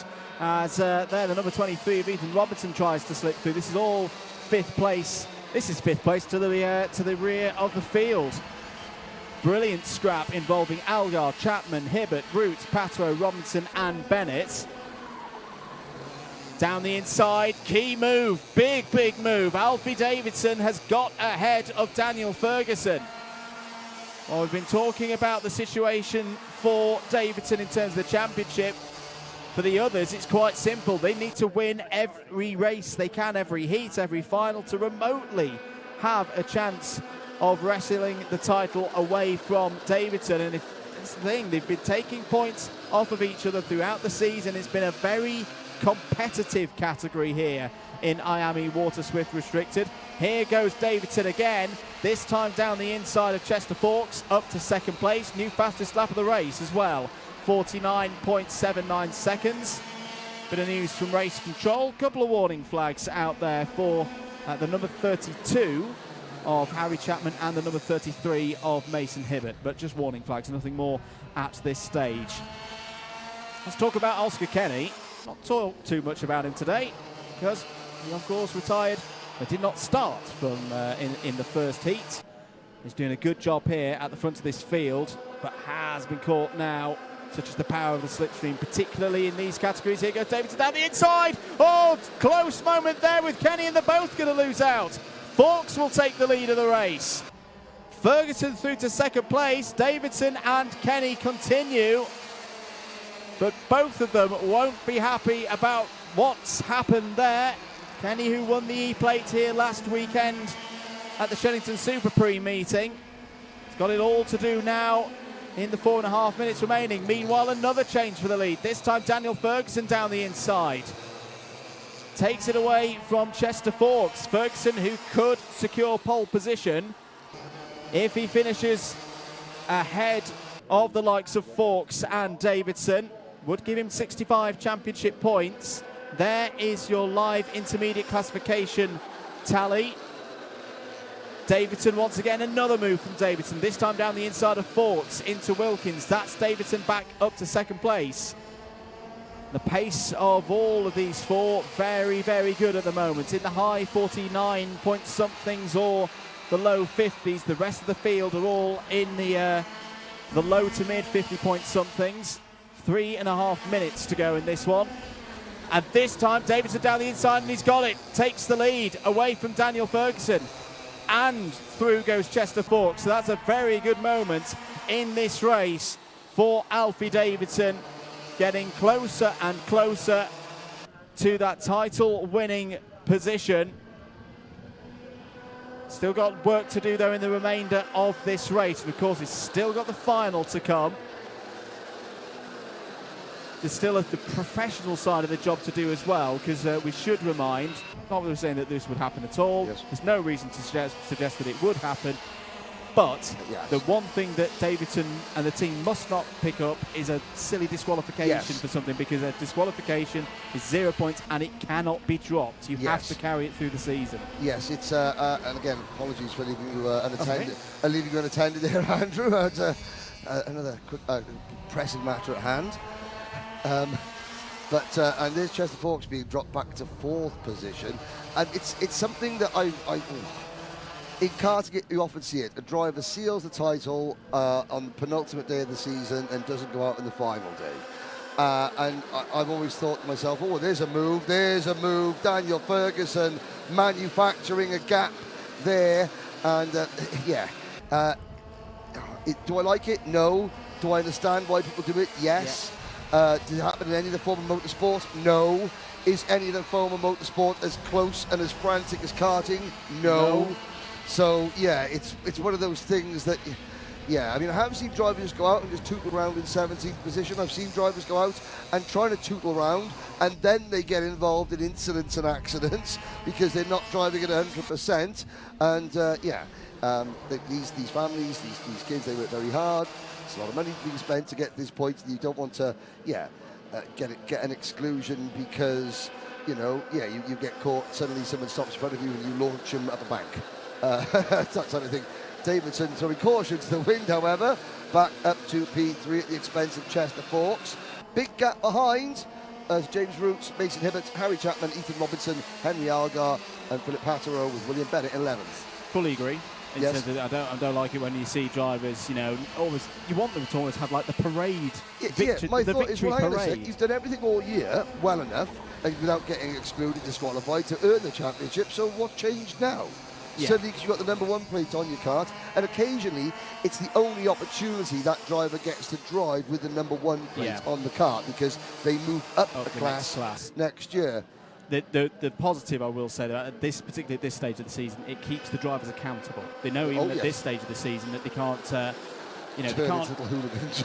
Exactly, yeah. They can't lose the rag. They've got to keep it calm and under the lids. Anyway, 2 laps to go of this one. Still not decided. Ferguson and Kenny have got first and second, but are not completely clear of Alfie Davidson and Chester Forks at the moment. If there's no overtaking between now and the end of the race, which I find highly unlikely, Ferguson would have pole position for the final. Davidson would be alongside on the front row, so he'd keep this run going of being either first or second at each championship points awarding stage of the season, putting him in this commanding spot. This is a little bit further back. This is the Chapman, Robinson and Algar battle as Ethan Robinson, very brave there, into the Bruno chicane. Credit to Harry Chapman as well, gives him racing room through that part of the circuit. This is, a little bit further up the order. That's James Roots and Mason Hibbert looking at trying to get into, Roots at the moment is in the top 5. Hibbert's trying to get in there as well. Final lap board is out and it's closing up again at the front. Alfie Davidson's just hit the fastest lap of the race so far. A 49.56 has closed up to the rear bumper almost of Oscar Kenny. Ferguson will drive defensively into Stratford. Davidson's going to try and do the switchback here, get a good run out of Stratford. He's got alongside Oscar Kenny here, but he's not quite got the miles an hour to get into second place, so he just withdraws from that one, gives himself another shot here into Hanger and then Wilkins. So 2 corners to go. Hanger, which they're through. Now Wilkins.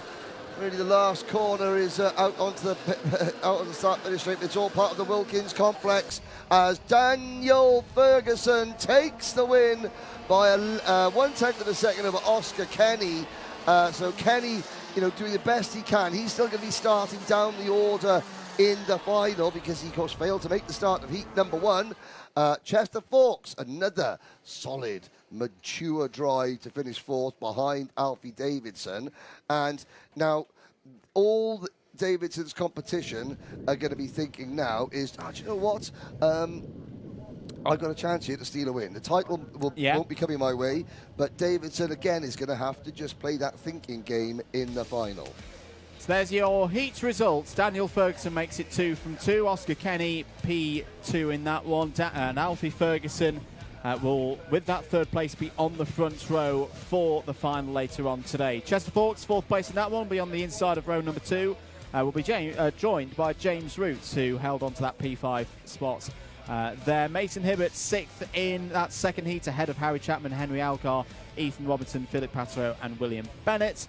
A quick run through the provisional, waiting for the result to be confirmed, of course. Pending Paul Classen. Pending scrutineering and all of that business. The grid for the final will be thus: Ferguson and Davidson on row 1, as mentioned. Forks and Roots on row 2. Chapman and Kenny on row 3. Watch out for Oscar Kenny, because he's got some good race pace once he gets going. It's a good spot to be there. And then it'll be Algar and Robinson on row 4. A redemption arc. For Oscar Kenny. We talked about Dylan Brierley having the camera cart and then not taking the start of the race. I did see Stuart Brierley just a minute ago, and he says, we hope to have the cart back on. the camera cart back on. Yeah, there was no issue with. It wasn't like a bad luck charm. It was a Stewart getting distracted while he was tying the Jubilee clip on the airbox issue. That caused the issue. There's the RAF flag. If you're wondering what that flag is there, the blue flag with the Union flag in the corner, that is the RAF flag, a flag that is very close to the hearts of a lot of kart circuits. RAF Edge Hill this was RAF Edge Hill. We are standing upon the ground of RAF Edge Hill, which served as an Air Force base from about 1912 to 1954 when it was decommissioned, I think. Anyway, there's today's history lesson. That's the past. Here's the future. Jarlath Sayer, Alicia Barrett there, putting the final touches on the number 42 kart. That is George Clark. Yeah, no, these are the OMS Racing team. Wonderful, featuring in the Paddock show. You're pointing at something, Andrew. And a very, very good F. I know we said this yesterday, but he's got even further. George Clark had, if you weren't with us yesterday, George Clark had a quite hefty off on Friday, to the extent that a helmet was written off. Did its job, kept him safe. But George Clark's really impressed me this weekend. Obviously, young driver, a little bit shaken up by what happened. Going the wrong way up. But he's come back and had a brilliant qualifying earlier on today. But look at this. We're going to have an onboard camera in this race with Austin Newstead, the baby-faced assassin himself. I was just watching. That was really interesting. We were watching Alicia Barrett there, giving those bits of advice, the hand gestures. That'll be something. Alicia used to race, was a former member of this parish on the track, and just giving, saying, right, think about this. And she was just sort of like, guiding her driver through the opening couple of salvos of this track. There's Fraser Glasby, everybody, on the live stream with his Alpha Live mic and his ginger beard. Oh, bless. There he is, smiling. No, he's not smiling. He's just in a... He's in the zone. There are the eyes. You take the crash helmet. Austin, you said he bounds on the paddock. Looks like butter wouldn't melt in his mouth. But then, when he's racing, those eyes, like you say it before, it's like the great white shark when it all goes dark and it's just sole focus. Who's going to be starting alongside and behind Austin Newstead? Let's find out.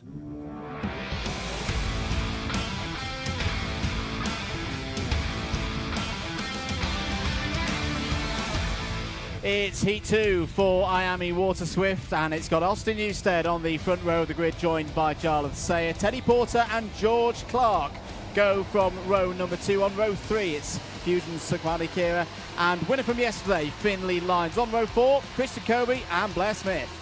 Row number 5, Henry Clark and Max Mason.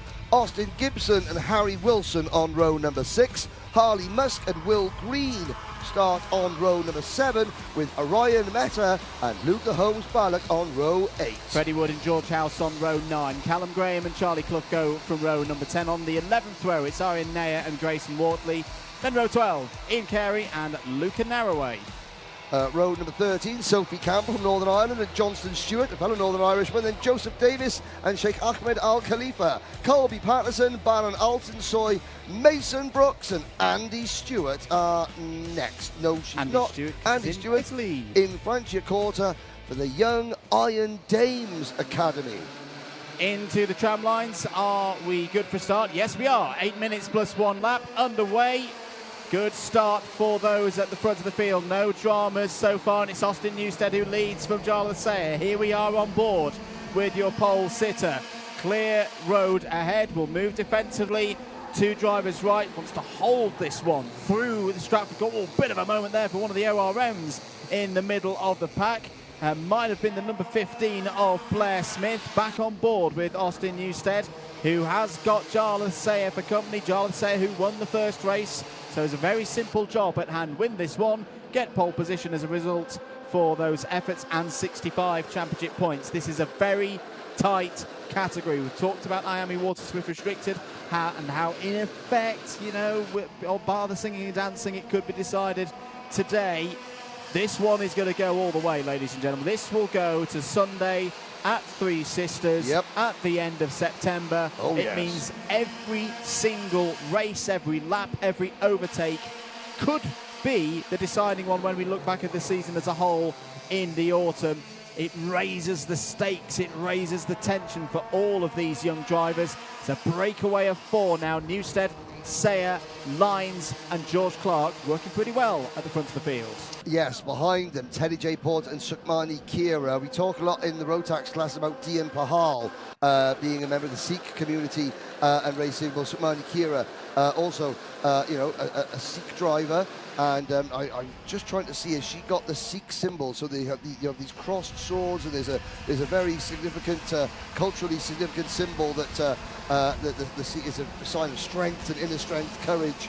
The Sikhs use. Sukhmani Kira certainly using plenty of that inner strength and courage, not only as a great driver, but as a great young role model.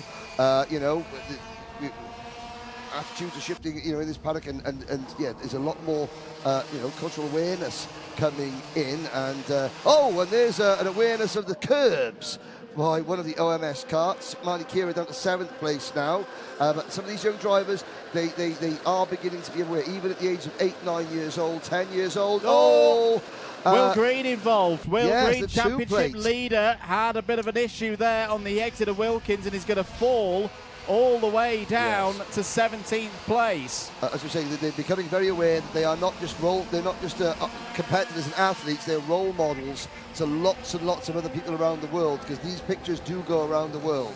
Now, back to the action. Sayer, Lines, Newstead and Clark. Talk about bravery, like you mentioned earlier, George Clark. I don't know where the accident occurred. Was it at Hanger we had this big incident? Here we go. Now, will we see a Finley Lines, inside lines special from the onboard camera? Not quite. 4 minutes and 50 seconds of this one to go. So at the moment, Sayer is getting that spot on the front row of the grid. Lines would be joining him with this result, but that is not the Finley Lines way. To just sit behind and accept second place. He wants to get another race victory here at Shenington. In this heat, Austin Newstead patiently waiting there in 3rd place. George Clark doing a brilliant job. He's holding on. He's holding in there. Yes, there's a bit of a gap, but the second these 3 start squabbling, he's going to be back on them. He's going to be back in the battle for the lead of this race. Harley Musk currently the fastest driver out there on circuit. 47.56 for the driver of the number 21. And he has just broken into that top 10. He's got past Christian Kirby a little bit further down the order. Freddie Wood, Charlie Clough and Colby Patterson all fighting their way up the order. Have got past Callum Graham. Such a depth of talent in this category in particular. So many of these drivers, not just racing here domestically. Oh, look at this side by side. Through goes Newstead. Gets both of them. Brilliant stuff from Austin Newstead. Out of the race is Luca Narroway and the premium karting number 78 of Joseph Davies. Oh, that's a shame. There's the fine line. You saw it, bird's eye view. The difference between, inches one way, the move comes up, inches the other way, 2 karts in the barriers. But they're both up and out of their kart, are Davis and Narroway. But, it's, yes. Really, really hard weekend for Luca Narroway. All these drivers will make the final. There's no repechage for the IAME Water Swift today, but it's going to take a mighty, mighty effort for either of those drivers to get back amongst the big scoring points here today. 3 minutes to go. Newstead, Lines, Clark, Sayer in that order. Sayer is still actually holding on to pole position right now.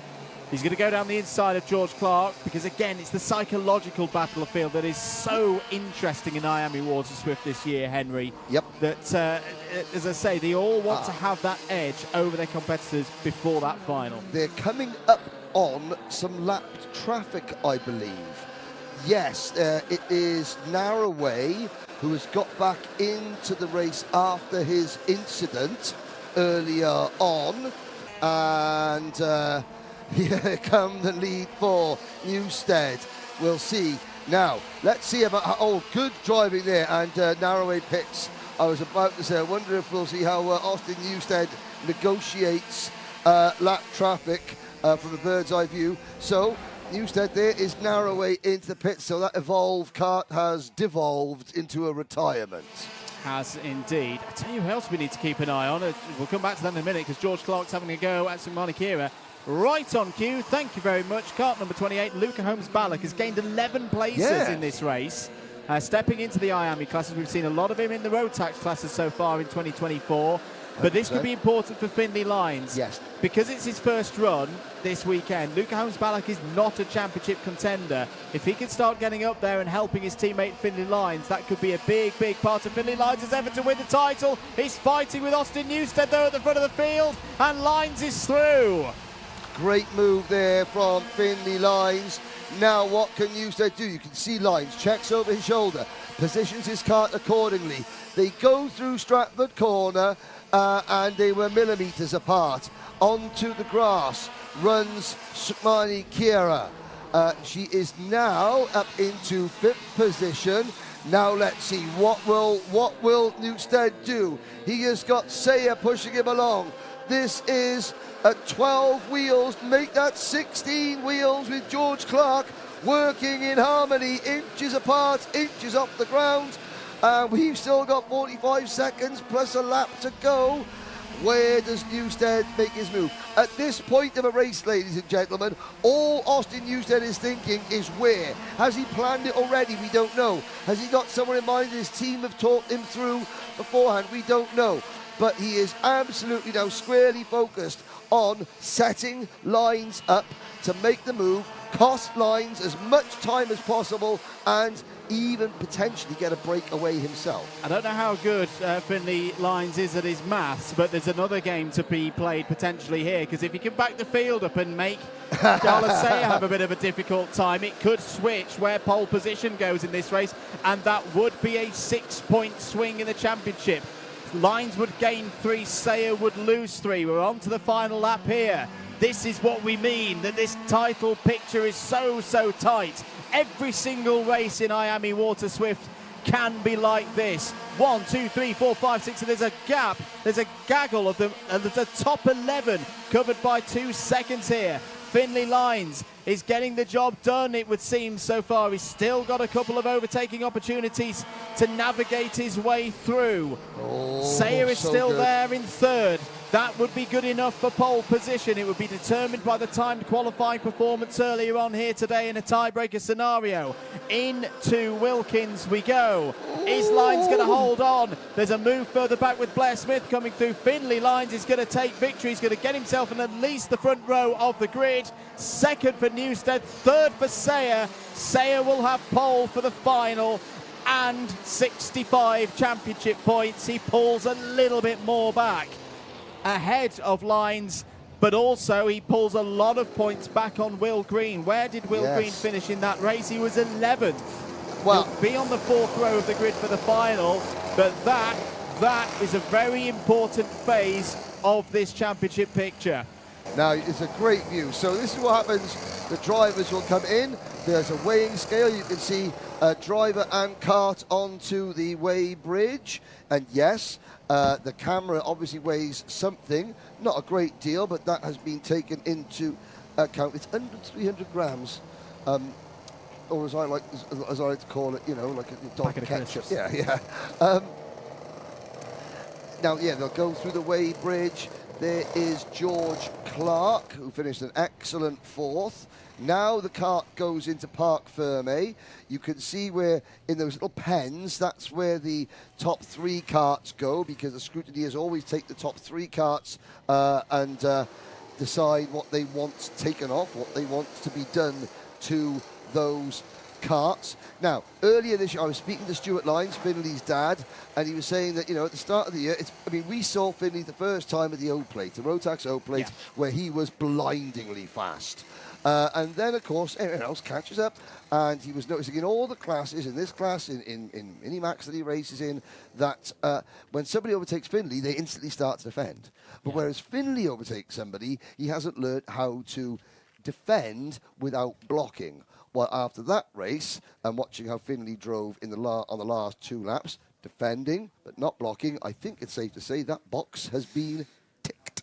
It has indeed. There were a couple of +5 second penalties in that race. Sukmani Kira, the biggest of them. The reason I mentioned that could have influenced some of the grid positions and therefore championship points. Very much news to be followed.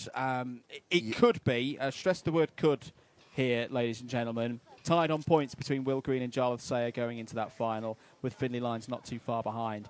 It is mighty close in IAME Water Swift in terms of the championship. And this is the point of the season now where that pressure... You don't think about this when you're at PF in round one, because it's round one. Now you do. When you've got one final and one full weekend to go, this is when the pressure really starts to tell. You don't think about it, but you have to think about it because, you know, that 1 point at PF International where you didn't attack or didn't defend, that could come back to haunt you at Three Sisters 7 months down the line.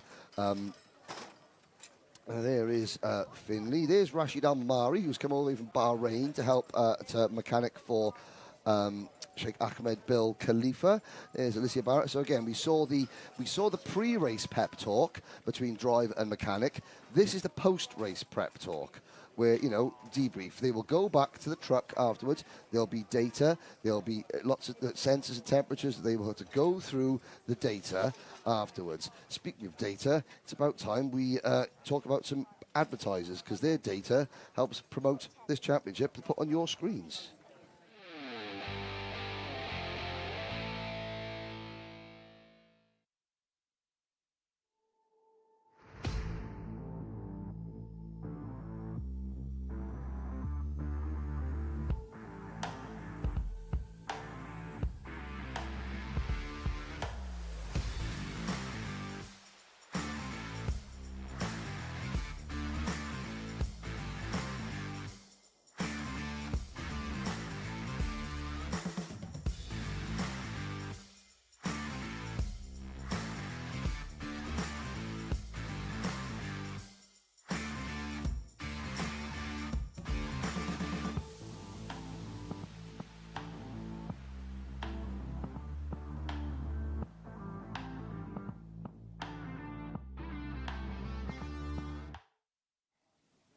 Back here at Shenington, getting ready for the next heat, the last heat of the weekend.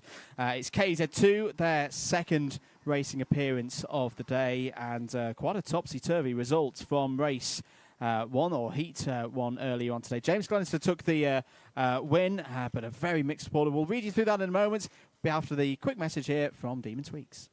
Here at Demon Tweaks, you probably know us for our massive cartwear range. We've got everything from suit, boot, gloves and helmets from all of the biggest brands in the game.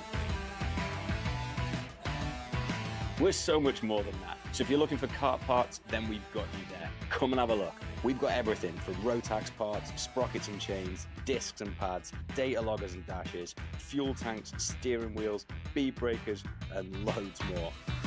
Oh, and if you're looking to hone your skills away from the track, then we've got everything that you're going to need to build the ultimate sim rig. So whether it's karting, sim, or motorsport in general, it's safe to say we've got everything that you're going to need.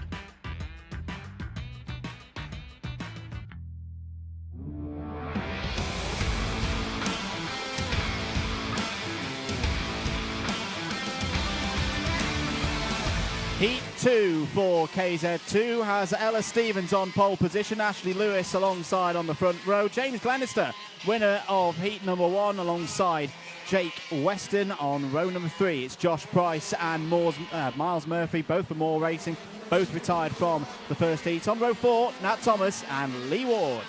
Row number 5, Derek Morgan and Ryan Green, George Barker and Bryn Kinch. On row number 6 with Charlie Turner, but on row number 7 you may notice a slight difference in appearance in the Miles Murphy kart after the damage sustained in the first heat race, that incident between a number of drivers down at Wilkins, the entry to Wilkins. There's no more Demon Tweaks graphics that haven't been scuffed up yet. Shh, don't tell anyone. So he's apart from the ones on his suit. The ones on his suit are okay. But oh no, Ryan Green. Yes, no. Ryan, speaking to Ryan about tyres earlier, he said that the new KZ2 tyre this year is much harder. Yep. So that even though newer tyre is still an advantage, obviously, but not quite as critical like you saw at Glenagorse. However, James Glenister did a very, very similar thing in Heat 2 yesterday and came to win the final. Call me a speculation, cynical speculation, and nothing more, ladies and gentlemen. So, has the clutch been fixed on Ella Stevens' kart? Are we going to see all those top names that retired from race number 1 charge to the front in race number 2, or will James Glenister, who's now on the other side of the coin, he's got the oldest tyres now. Let's see. Revs go up. Oh, yes, Ella Stevens finally gets it underway. Good start there from Ella Stevens. Got the launch absolutely right, and now this is a great opportunity. Fresh tyres, fastest race pace in the field so far this weekend, and nobody in front of her at all. Into Stratford for the first time. Are they all going to make it through? There's Miles Murphy running a little bit wide. Now on the standard pink and white of More Racing, but really, really needs a good result here. Has a little look at the number 24 of Lewis into the chicane. But look at the lead that Ella Stevens has got now. This is where she can tear off at the front of the field and book herself a win. There needs to be as well. Needs to almost let the rest of them just fight over second place and get involved with one another. Scupper each other's plans a little bit, because she's going to have to fight through from probably around the 3rd or 4th row when it comes to the final with this result. I have to say, I mean, you say this is where she can pull away. This is where she can show how quick that we all know that that package has been all weekend. But Ryan Green gets his Daniela Rossi kart back to pit lane. Now let's see if he has a cursory glance down at something or other that may or may not be loose. To be a cynic. Well, let's have a look. But Glenister on older tyres against Price, who didn't finish the opening heat, did he? I don't think. No, Price was one of the karts out in that instant to Wilkins. So there's the battle for second or third, 1.24 seconds behind Ella Stevens, who, then there is another gap back to Ashley Lewis, and pretty in pink, Miles Murphy, Jake Weston, who had an engine failure. That could get expensive. He's now 6th. Nat Thomas, Derek Morgan, Lee Ward. First time Lee Ward hasn't been up in the top 5. Then it's Charlie Turner, and then a good battle at the back there between Bryn Kinch and George Barker. Ella Stevens very much into the management phase now. Won't want to take too much out of the tyres. Want to make sure that she can take advantage of this situation. Let's head down to Parc Ferme and to the Cole. I believe that's some information on Ryan Green. Down in Parc Ferme then with Ryan's kart. Ryan's just retired from the race. Looks like he's got a water pipe issue. We'll go back into the comms box to speak about that. But not ideal for Ryan. Not ideal at all. But he stopped it early. Before he blew the engine. Yes. No, it looked like there was a pipe that not attached or anything. Bryn Kinch out of the race as well under our commentary box window, Henry. So, that's Knockit's Rush Performance, who seem to be having a few issues in this one.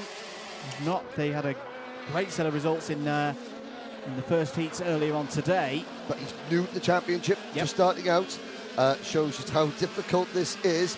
Ella Stevens, say how difficult it is, as Ella Stevens sets another new fastest lap and opens up her advantage over James Glenister at 2.04 seconds. The rest of the field, or the majority of the rest of the field, are still very closely, pushed together. 2nd, 3rd, 4th, 5th, 6th, 7th, 8th, 9th, and 10th are all together.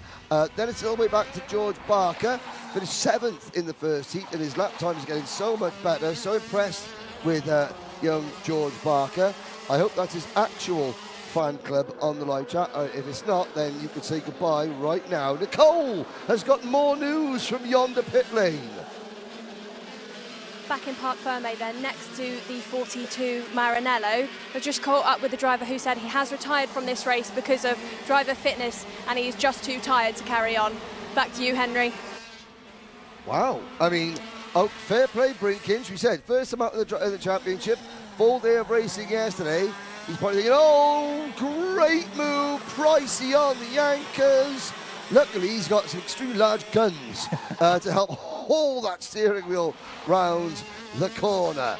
Again, we're now seeing the flip side of the coin with Glenister. Glenister, he can't retire the kart, but he has to just keep on trucking as high up as possible, but without using the rubber, because Miles Murphy, do you know what? Miles Murphy is driving better than ever. Now he's got the pink graphic kit on. Now the Demon Treats graphic kit is no longer on the kart. That could be a problem. for his day job. Moving swiftly on Yes, from that one. The interesting Oh, thing, oh my to say that, we nearly put the cursors on Miles Murphy there. I'm sure James, is a very, very shrewd operator, and Yes, he'll have shrewd done. operator. He's not really, in terms of the IC, he's not really in the same race as the drivers around. No. These are all the drivers that have problems in race one. Yeah.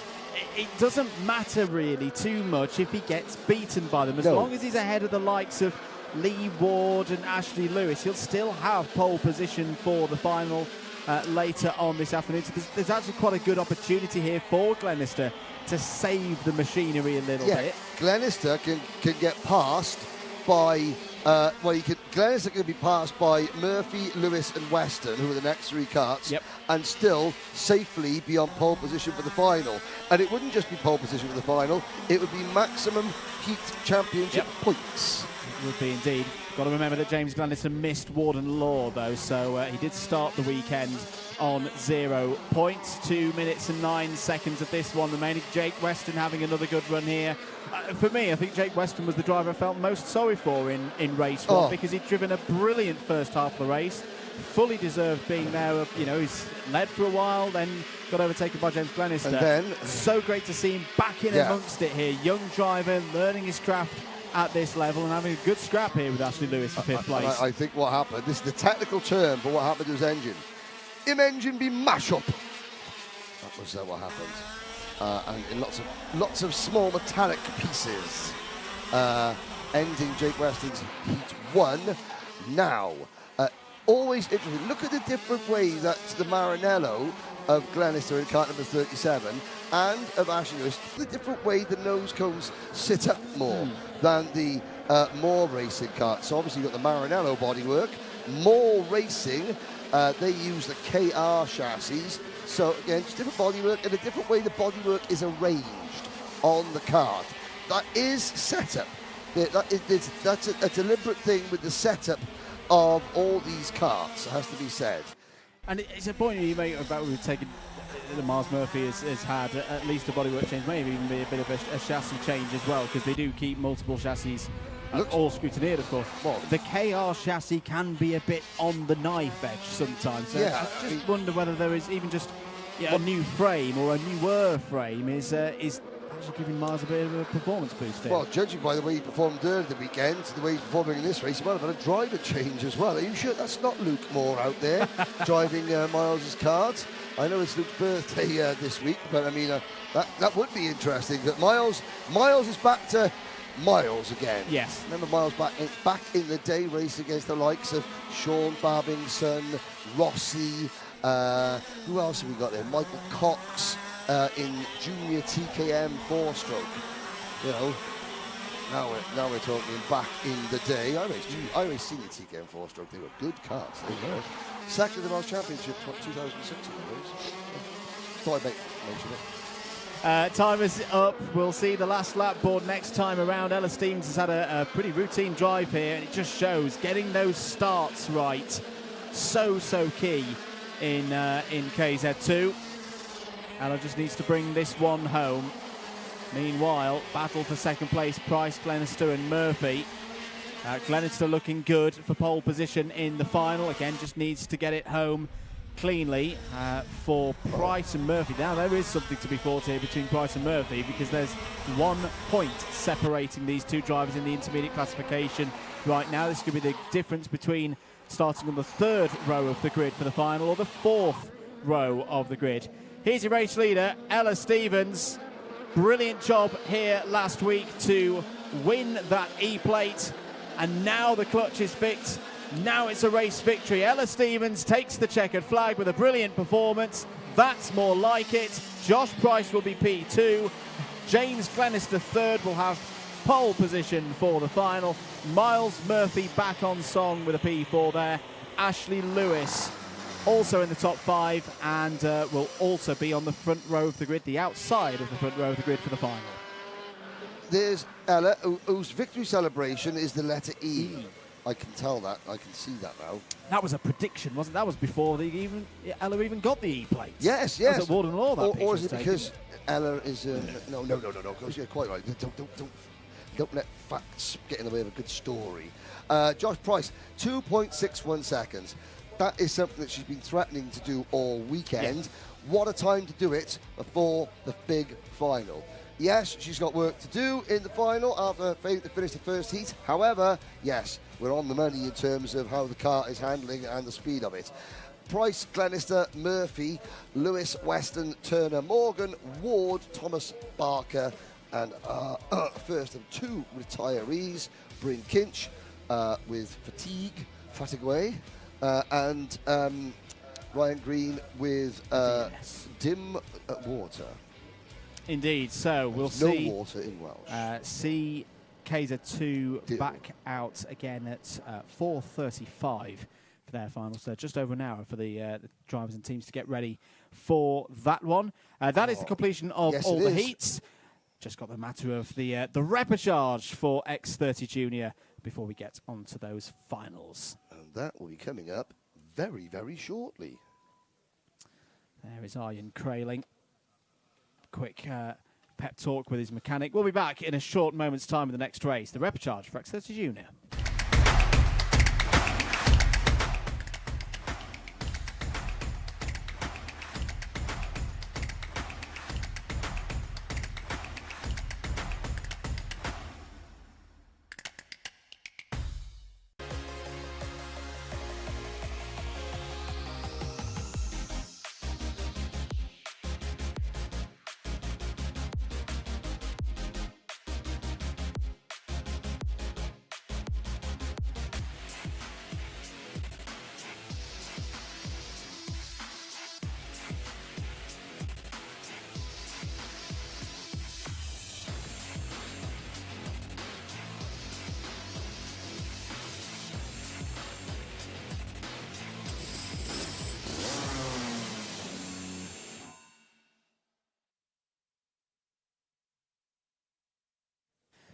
Time here at Shenington for the 31st race of the weekend. It's going to be the repechage for Junior X30.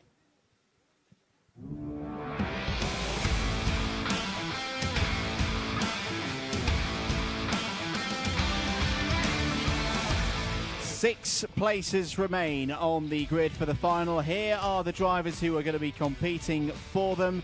Rashid Halal on pole position, alongside on the front row of the grid is Theo Lestrange. Arjen Kraling on the second row alongside Alexander de Benedictis.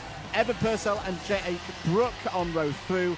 Ashley Harter and Josh Parker on row number 4. Zepp Nurnberger and Charlie Miles go from row number 5. Dylan Patel and the luckless Jacob Bashler go from row number 6. So 12 drivers, 6 transfer spots.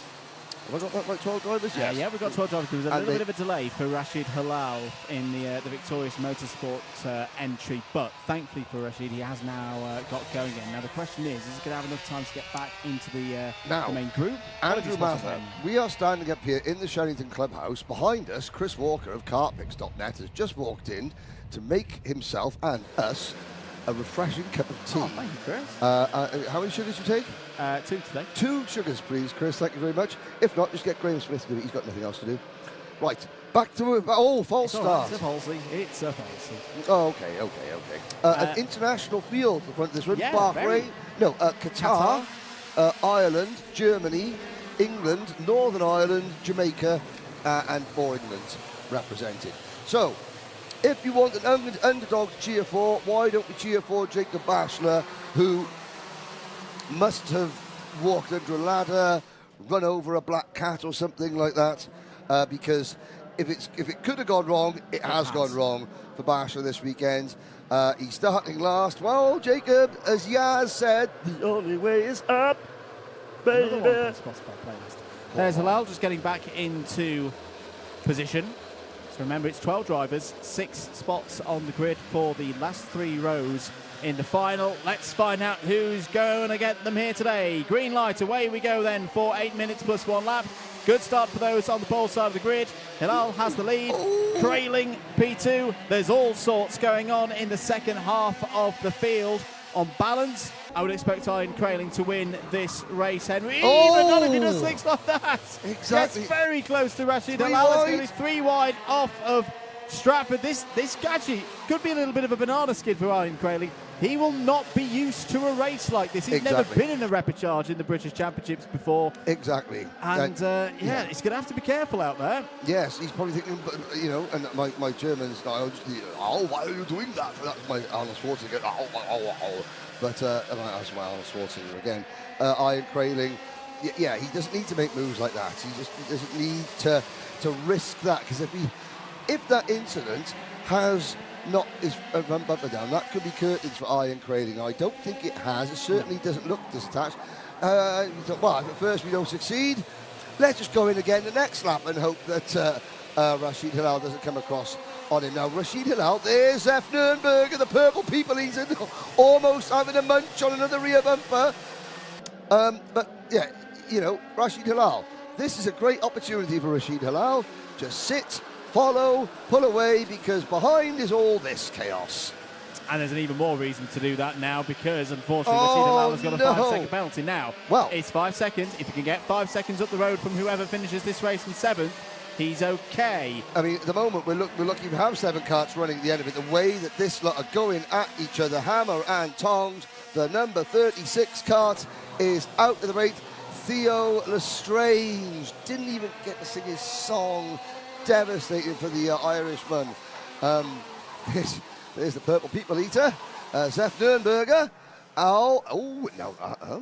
Now it was all very close quarters in through Cafe Corner. I just wonder if a couple of rims have come together there and popped the rear tyre off the rim there. It's out of the race. It's Ashley Haase. Ashley Haase is out as well, so we're down to 10. He was the other driver involved in the incident with Lestrange, and we saw him very slowly touring away from the incident. He has stopped just outside, just the right of that camera angle there. So yellow flags waving. Good work from the Orange Army here at Shenington, and hopefully Ashley is. I mean, I didn't see karts hitting, so then maybe he's tweaked the wrist while holding on the steering wheel. It's been wrenched out of his. I don't know. Well, we hope he's okay. So. The danger man at the moment is number 22, Charlie Myers. And we've got exactly the same situation we had yesterday. It's Myers, Nürnberger and Bashler. They were all battling over those last 2 spots. The other key thing to remember as well, Hilal's 5-second penalty at the moment would drop the number 48 down to 9th place. Well, it would drop, yes, it would. It would. It dropped into 9th. 10th place. Yes. The gap is growing, so I don't know whether Myers, Nürnberger and Bachler will be aware that there's a driver up ahead with a 5-second penalty, but there's an element of they've got to work together so they keep themselves in range of being able to benefit from that penalty. Yes, indeed. So at the moment it would be Crailing, Purcell, De Benedictis, Myers, Nürnberger and Bachler. What an irony it would be if Jacob Bachler finishes 6th on the road in yesterday's repechage and doesn't take the final transfer spot because of a penalty, and he finishes 7th on the road in today's repechage and does make the main event because of somebody else's penalty. Irony, spelt with a capital go-kart.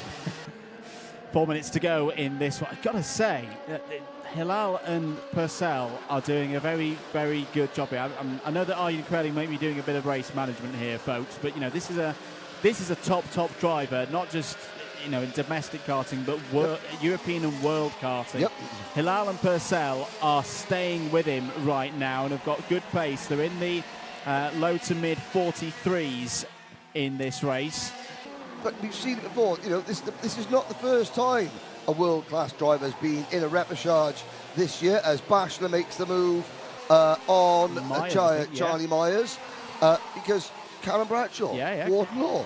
former CIKFA World Karting Champion, in a repechage. Because even the best occasionally have a bad day, and if you have even a semi-bad day here in the Wera Tours British Kart Championship, then you're in the repechage if your class has a repechage. But let's have a little look. Hilal would... now it's getting interesting. So Hilal would be 5.9 seconds behind the leader.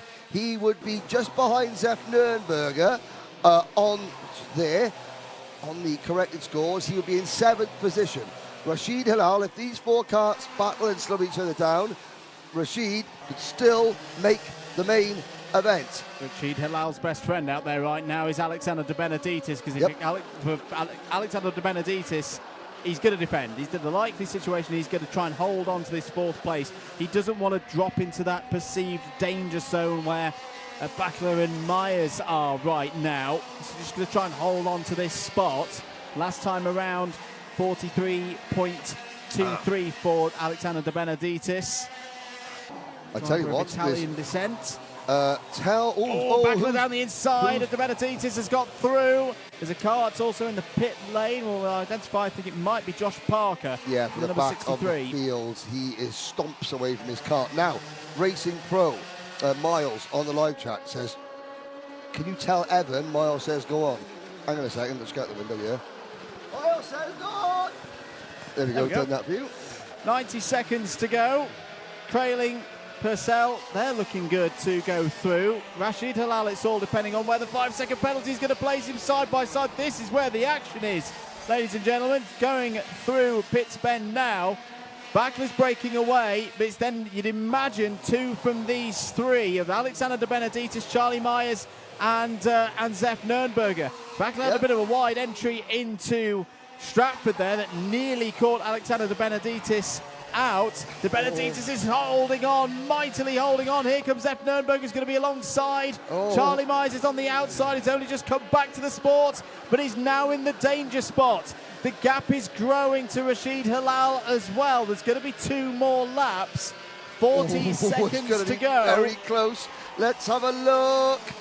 About maybe a second and a half. Yeah, it's going to have to be an almighty scrap. Well, look how much this slow he's down. So, as the purple people leader goes down to the Stratford, there's action on the track. Oh, they're all tripping over each other, but Nicole's got some more words. Over in Parc Ferme, kart number 63 has retired from this repechage. That's the end of his weekend, and it looks like it's due to a back bumper issue. Indeed. So out of the race is Parker, but this is one of those strange races that's got a bit of a time trial aspect. And good news for Hilal. They got over the line with 2 seconds to go. That's going to be another lap of this race. That's more time if these 3 keep fighting with one another for Hilal to get those 5 seconds. At the moment, he's got 4. He's got 4 of them. In fact, he might be there. He's there. He has got now 6.25. Yes, he's 200ths of a second in front of Charlie Myers. He's 200ths of a second in front of the number 22 car on corrected time. What can Myers and Nürnberger do? They're going to get 1 more lap. And the key thing you're looking at there is Rashid Hilal. What has Rashid Hilal not got around him? Any other go-karts. He can just drive, whereas these will be defending and scrambling for their lives. I think... Charlie Myers down the inside. How about that for an overtake on the last lap of this repechage? Dylan Patel's going to come back into this battle. Jake Brook is potentially also. Alexander De Benedictis has a little look down the inside. They all do not want to be in that 5th, 6th region going into Wilkins. They all want to just hold on the road there. Myers holds ahead of Nürnberger. The gap for Hilal is surely going to be more than 5 seconds now. It's going to negate the penalty. Who of these drivers is going to be on the back row of the grid for the final? Krayling's there, Purcell's there, Hilal's there. Start the timer for 5 seconds. It's going to expire. Bachler gets through, and it's De Benedictis and Nürnberger who qualify for the final. Nürnberger by 0.2 of a second. Yes, Zef Nürnberger, 6th on the road. Well, Hilal Look at that. So add 5 seconds to Hilal's time, so plus 6.2 seconds. That would actually put him 4th. So De Benedettis and Nürnberger for the 2nd day running. Myers misses out on a place in the main event by 1 place. Karting can be cruel. But if one of either De Benedettis and Nürnberger have any problems, any post-race issues to get through, Myers will be back in. Yes. Now, finally, we just saw a glimpse of him there. Finally, a reason to smile for number 69, Jacob Bashler, the MCL Motorsport team. Oh, wow. Good effort there from Jacob to get back into that. Well, what a pulsating repechage that was for the X30 Juniors. Their final will, of course, be the last race of the day. They've got a bit of time to get themselves ready for that final, which will be due out at 5:25. That is the last time. We'll say 8 minutes plus 1 lap this weekend, because that is all the heats, all the repechages done. Into the business of the finals next. Let's head down to Nicole Sutherland.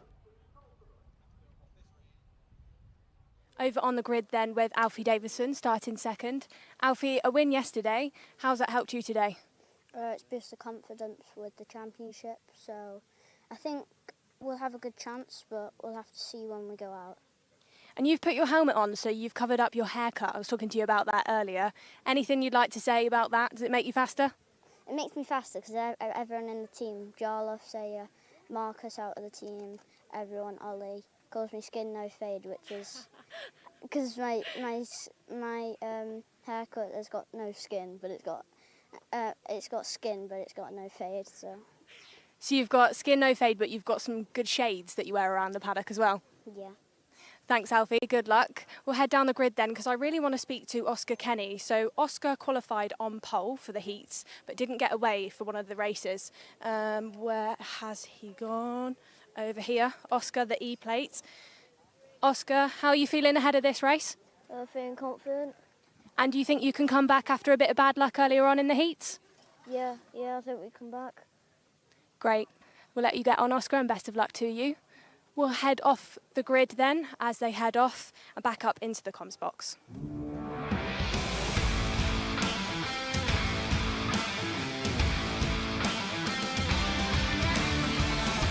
Here we go then for the 2nd time this weekend. It's the IAME Water Swift Restricted Final. Daniel Ferguson on the front row of the grid alongside the driver who's won every single one of these finals in 2024. Championship leader, potentially championship elect at the end of this race, Alfie Davidson. Chester Fawkes, 2nd yesterday, starts on the 2nd row of the grid for this one and is joined by James Roots. On the 3rd row of the grid, Harry Chapman for Tim Wilson Motorsport. Oscar Kenny won here 1 week ago in the E-plate. Can he do it again there from 6th place on the grid?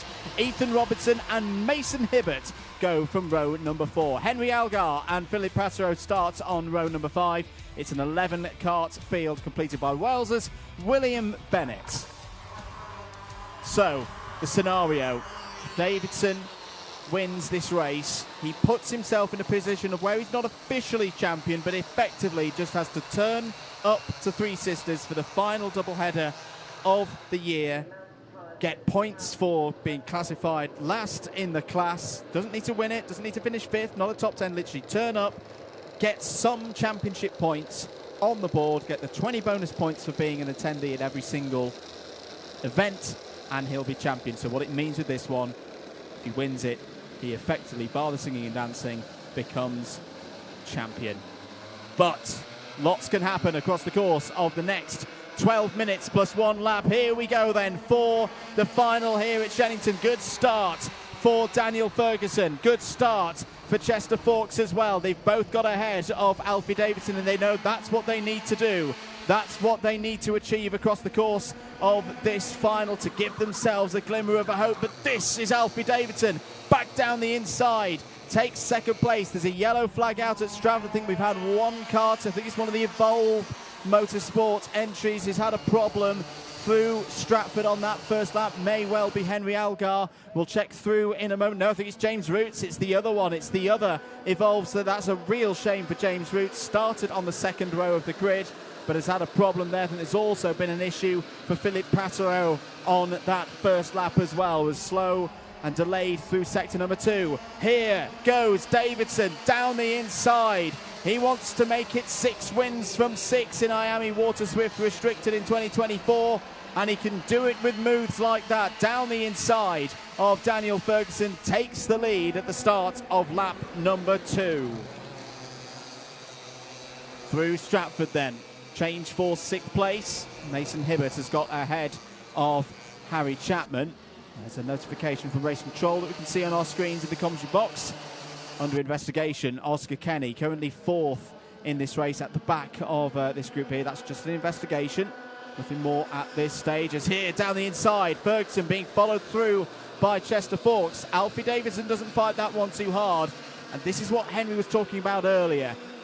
Of course, Alfie Davidson would love to win this race, but if he can get another big haul of points, it moves him closer and may well still be into that position of that scenario of just turn up to Three Sisters, get some points, get that 13th score that all the drivers need to get a full complement of championship scores in this series, and he'll be champion.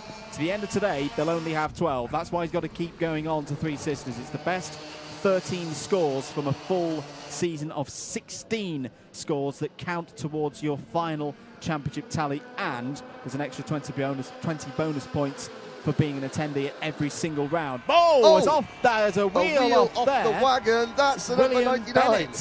William Bennett has lost his rear left wheel. That will have been a scary one. Yep, his hands in the air, saying, "Oh, what do I do?" The man's like, "Get out of the cart." That's the starters. It's that's something that no driver ever wants to have happen to them. There's probably a very stressed mechanic who's thinking, "I knew there was something I forgot to do." Oops. What you were saying about Alfie Davidson? Well, why wouldn't anyone not want to go to Wigan and Three Sisters? I mean, I go there for my holiday every year. That go-kart is quite close to the edge of the racing surface, and as we've seen, karts are making passes in there. As I say that, one of the Orange Army is straight on Det Ponder case and is removing said go-kart from the side of the circuit.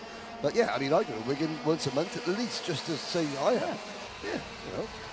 Beautiful part of the country. I have to say that because, well, not from Wigan, from Preston. Oh, okay. Lancashire. Where all my flaws neck of the come woods. from. I'm now looking at a mechanic wearing a Birrell shirt, walking rather frustratedly, angrily, one might say, away from the spectator grandstand with a wheel gun in his hand. Anyway, main thing is, young Mr. Bennett is A-OK. As we watch the top 4 head down hanger straight into hanger corner. Davidson has been watching TikToks of Finley lines, because he's been looking about doing the inside lines into Wilkins. The last couple of laps, he's made one move, and again, let's talk about Chester Fawkes. Very mature drive there, but the man who is going to be hungry like the wolf, great punk version of that song by Real Big Fish, is Oscar Kenny in 4th place. There's Davidson, and you know what? Ferguson made that oh so easy. Why did he make it oh so easy, you might say? It's 7.5 minutes to go.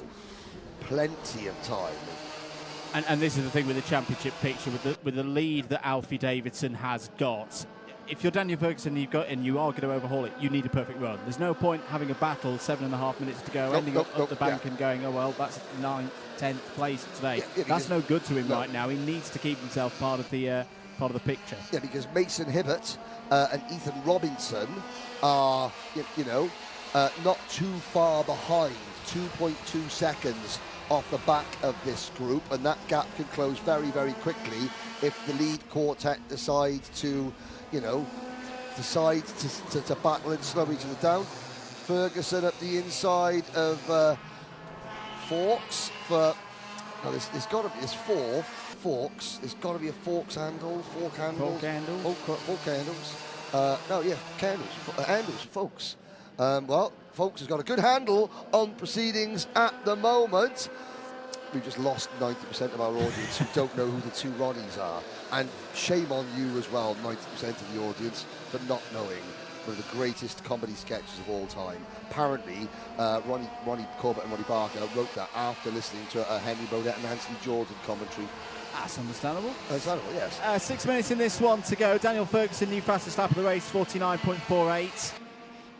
Can he make the move, though? This is one of those that's just going to stay together for the next 4 or 5 minutes and then really get into its stride in the latter part of this race. Chester Forks has this run of having been on every single podium so far this year in IAME Water Swift. He hasn't had a race victory, such as been the form of Alfie Davidson. He's been hogging the limelight in a way, taking every single first place trophy so far this year.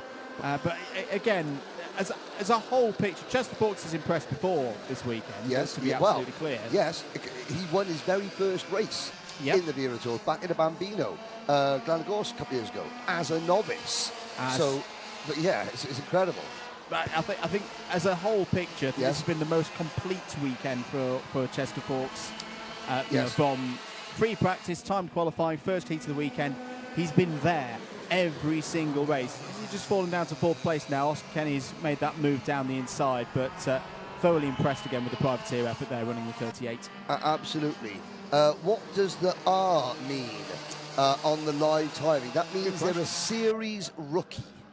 They are a series rookie. It's their first full season of the championship. And oh, sorry. Okay. The R in the brackets. It's Water Swift. It's restricted. Yes. Thank you, Nigel Barber. I was getting. But you are correct. I was correct. Yes. Yeah, about the R's there is an R next to on the entry list that signifies rookie. This is Water Swift restricted. Okay. This is like the micro division. Slightly, and then the non-restricted water. Non-restricted. I've gone all Jonathan Watson again. It's the full cream version. It's the it's the inter class. So you've got micro, inter, and this is the definitions across wider karting. You have micro, inter, junior, senior. Rotax have micro max, mini max, junior max, senior max. IAME have Water Swift restricted, Water Swift, junior X30, senior X30. There. Hey. There'll be a test later in the day. End of lap number 10 then. Alfie Davidson, new fastest lap of the race, 49.41, and important, difficult situation in terms of the championship. A bit of a tricky spot now for Daniel Ferguson because he needs helpers. He needs people to take the title picture onto Three Sisters, to hold on to that chance. He needs more drivers up with himself and Alfie Davidson to hopefully firstly get the move done on Alfie Davidson and then hope that Davidson falls further down the road.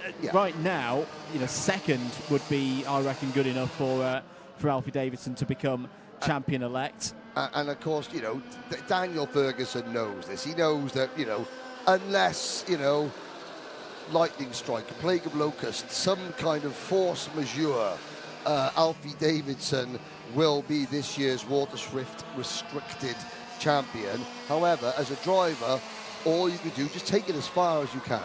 Make Davidson race it out. Like you said, make him not just turn up at Wigan, but make him go out on the track. And then that's the way you think it. Take it race by race by race. Eventually, the inevitable will occur. But of course, the inevitable will occur a lot earlier if you just throw your hands up and go, do you know what? Yeah, you've won this year. I'm just going to settle for second. Even though second is probably the outcome that faces Daniel Ferguson in the championship, never settle for second.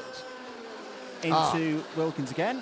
Another interesting thing, there's another poll up. Is Other out there again? No, he's not. So he has got a younger brother. There's only 2 others. Oh, okay. So, it's Davidson, Ferguson, Kenny or Forks are the 4 options for victory. So, yeah, there is no a younger other from another brother-mother. No, there's not. There's only 2 others. Neither of them are in Water Swift restricted. Good. That clarifies it for everybody. Yes. Biggest move in this race, Oscar Kenny, up 3 spots.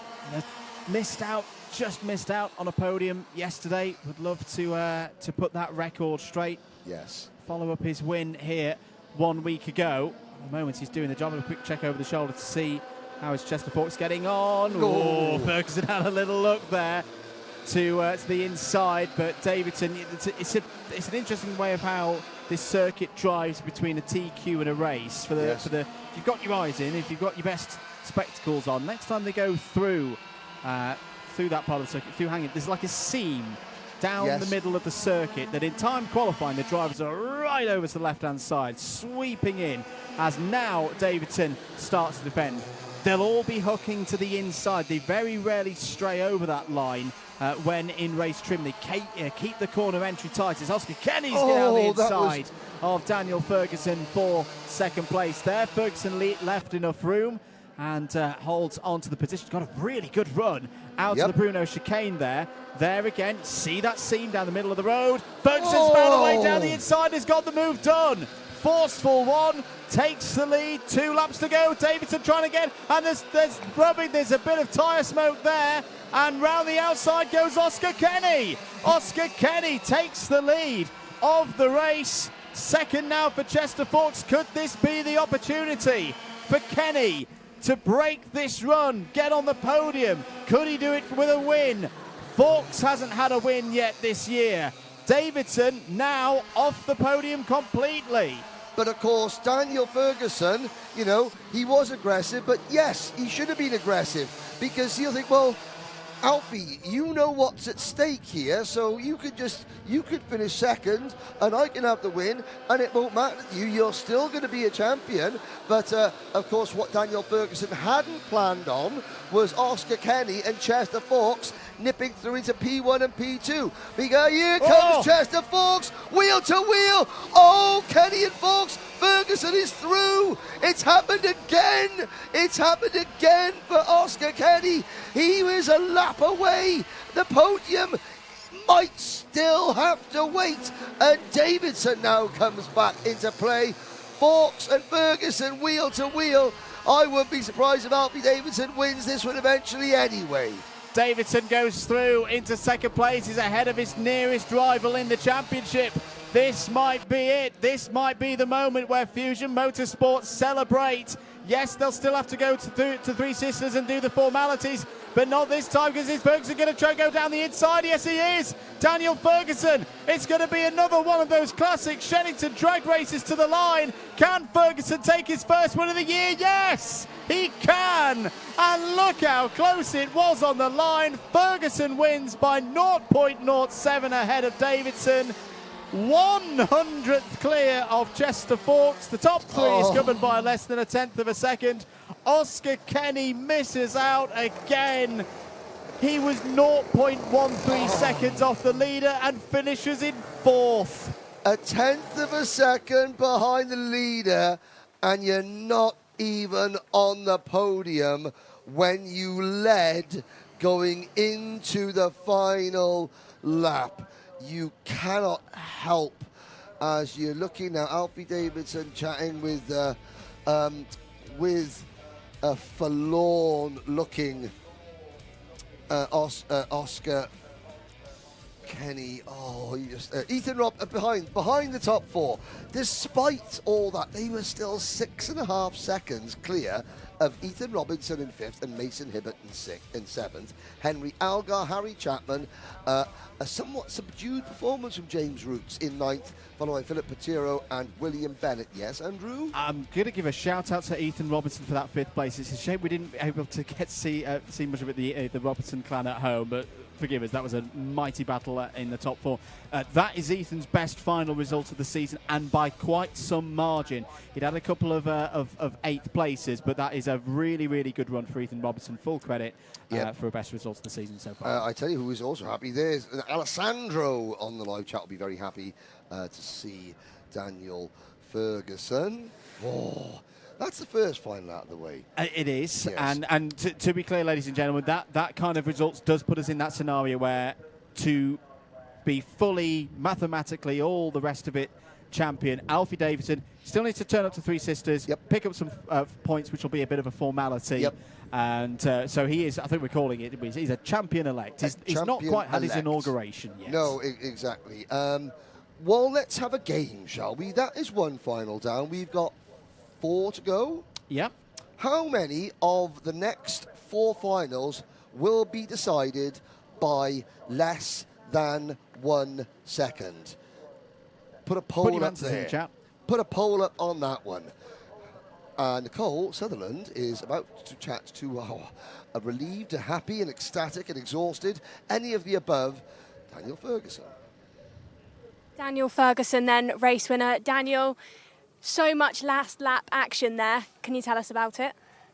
Well, firstly, I thought I had lost the race totally, 4th, going into the last lap, but then I see them crash and I'm like, come on. At the start, I thought I was going to crash myself, but I rode the curb like 3 wheels on the grass, and I just defended and won. Congratulations, absolutely amazing drive. And who have you got to thank for that one? I saw some happy parents, happy mechanics. Yeah, my parents, Ben, Danny, everybody who helped me, my brother, and especially Ram. And then the next round then, we're going up to 3 sisters. How are you feeling about going into the next round against your competitors? I'm feeling like if I can beat Alfie twice, I feel I'll be very, very close to possibly the championship. Just have to drive harder than the last one and I'll be there. Congratulations, Daniel. We'll head up to some highlights of that action-packed race and then I'll see you on the grid. Thank you very much, Nicole. What a great little interview there. Yeah, exhilarated, thrilled, exhausted, relieved, all of the above. Here are the highlights of a race that has already been nominated on the live chat for the Race of the Week awards. Ferguson got away early at the start. Davidson pounced, and Chester Fawkes, I think we'll see probably go through at some point as well. There was a move there. That was a scary moment for William Bennett, out of the race with her left rear wheel parting company, but he was okay. Then the holding pattern. It took a little while for Fawkes and for Kenny to close in. Once they did, however, Ferguson was the first person to make a move, quite aggressive. There is, over the curbs goes Davidson, the fist in the air. There's a lot more highlights than that, but we've only got a few minutes to show you the key moments. You'll be able to watch this back on the live broadcast on the Karting UK YouTube channel and the Alpha Live channel.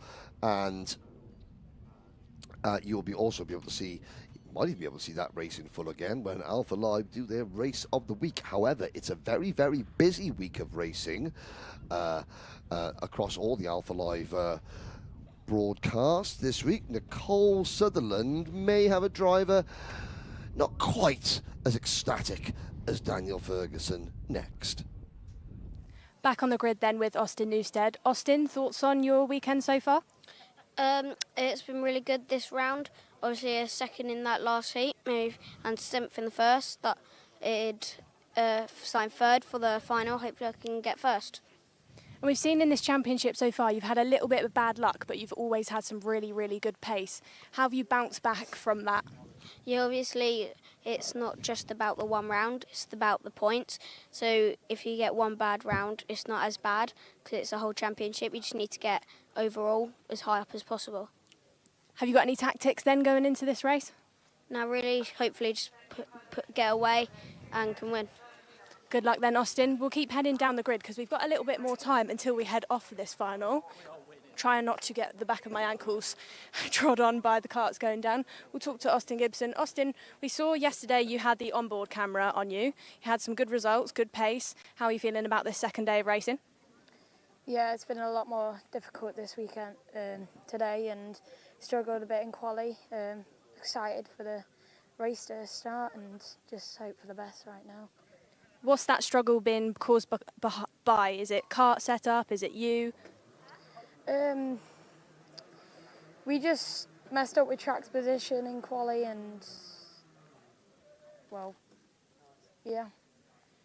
Do you think then, because it's a bit of a tight corner, a tight track where people sit on the white line a lot and defend a lot, does that make qualifying a lot more crucial in a weekend?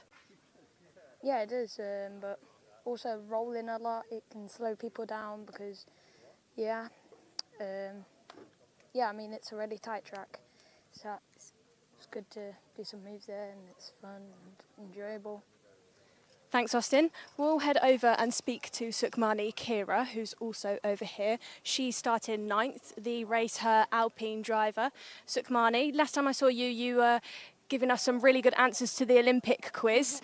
How are you so good at knowing Olympic sports? I've watched it for a few years now. I really enjoy watching it, so yeah. We've also caught up earlier on with Abby Pullins here to show some support. She's also on the Alpine Academy. Alice is here helping you. What's Alice and Abby said to you before this final? Just to keep my head down and try to get to the front as soon as possible, because unfortunately I got a penalty in that one, so starting P9, so hopefully we can get to the front. Good luck, Sukhmani. Hopefully I'll see you at the front. We'll head up to a quick word from one of our championship sponsors, and then the Water Swift will be underway.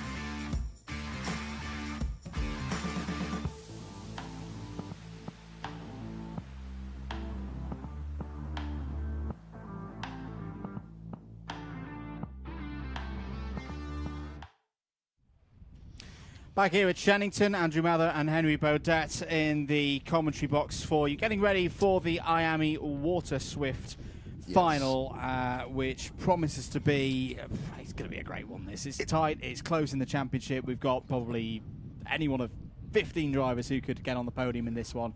It's going to be a very, very tense 12 minutes. Yes, indeed. A lot will depend on how the lead group behave, or specifically the drivers in second and third behave in the opening laps or two. You could end up with a runaway winner. You could end up with 15 karts all climbing over each other. That's the nature of this circuit at Shenington. It does lend itself to slipstreaming a lot, but you do lose an awful lot of time if you're battling compared to if you're running on your own. You can see the mechanics at the bottom of our screen there, the mechanics wandering off to the behind this. The drivers are now alone on the dummy grid. Motorsport Magpie making a very good point that beating Fusion in Water Swift as a privateer, muchos impresivinos. If that's a word, not sure it is. Don't care really, because very shortly we're going to give you the starting lineup for another candidate potentially for Alpha Live's Race of the Week.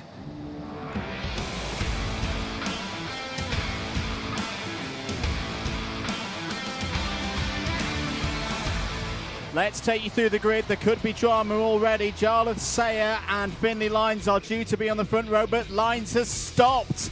Rolling out of the pre-grid. Austin Newstead and Blair Smith due to go from row 2. Will Green and Austin Gibson on row 3. George Clark and Harley Musk, they're on row 4. As you watch Finley Line try to coax that kart into life, Sukhmani Kira is next, then Luca Holmes-Balak, Teddy J. Porter and Christian Colby. That's the top 6 rows. Harry Williams, George House, Henry Clark and Colby Patterson round out your top 8 rows on the grid. Max Mason, Ian Carey, Freddie Wood and Charlie Clough are next, followed by Sophie Campbell, Mason Brooks, Callum Graham and Ian Nayar. Okay, Grayson Wortley, Luca Naraway, Joseph Davis and Johnson Stewart are next, followed by Sheikh Ahmed Al Khalifa, and they're going to go around again. Right, so Finley Lines, Stuart Lines, Dickie Lines, Mike Spencer and the rest of the senior the rest of the Synergy Racing team breathe a sigh of release. And I noticed the rest of the mechanics on the garage stand saying, hurry up, hurry up, hurry up. Oh, Grace Smith gives me cake, thank you very much. So we'll go around a formation lap again. This is one of those strange points of a race meeting where the formation lap, a lap that's not even part of the race, could be one of the most important laps of the race. They're all trying to hurry up to stop Finley Lines getting back into his starting slot. And let's have a look. Right. No, okay. Finley Lines is still... Only at the Bruno chicane. Only at the Bruno chicane. Now, Tom Moore's son, Luke Moore, it's his birthday on Tuesday, and Graham Smith has just given me a slice of cake. Oh, cake commentary, cake commentary, cake commentary. Special. Oh, I know. Into the tram lines, 12 minutes plus 1 lap are not underway by the looks of it on our screens. Oh, no, I think we have gone green. We have gone green. The ticker has started.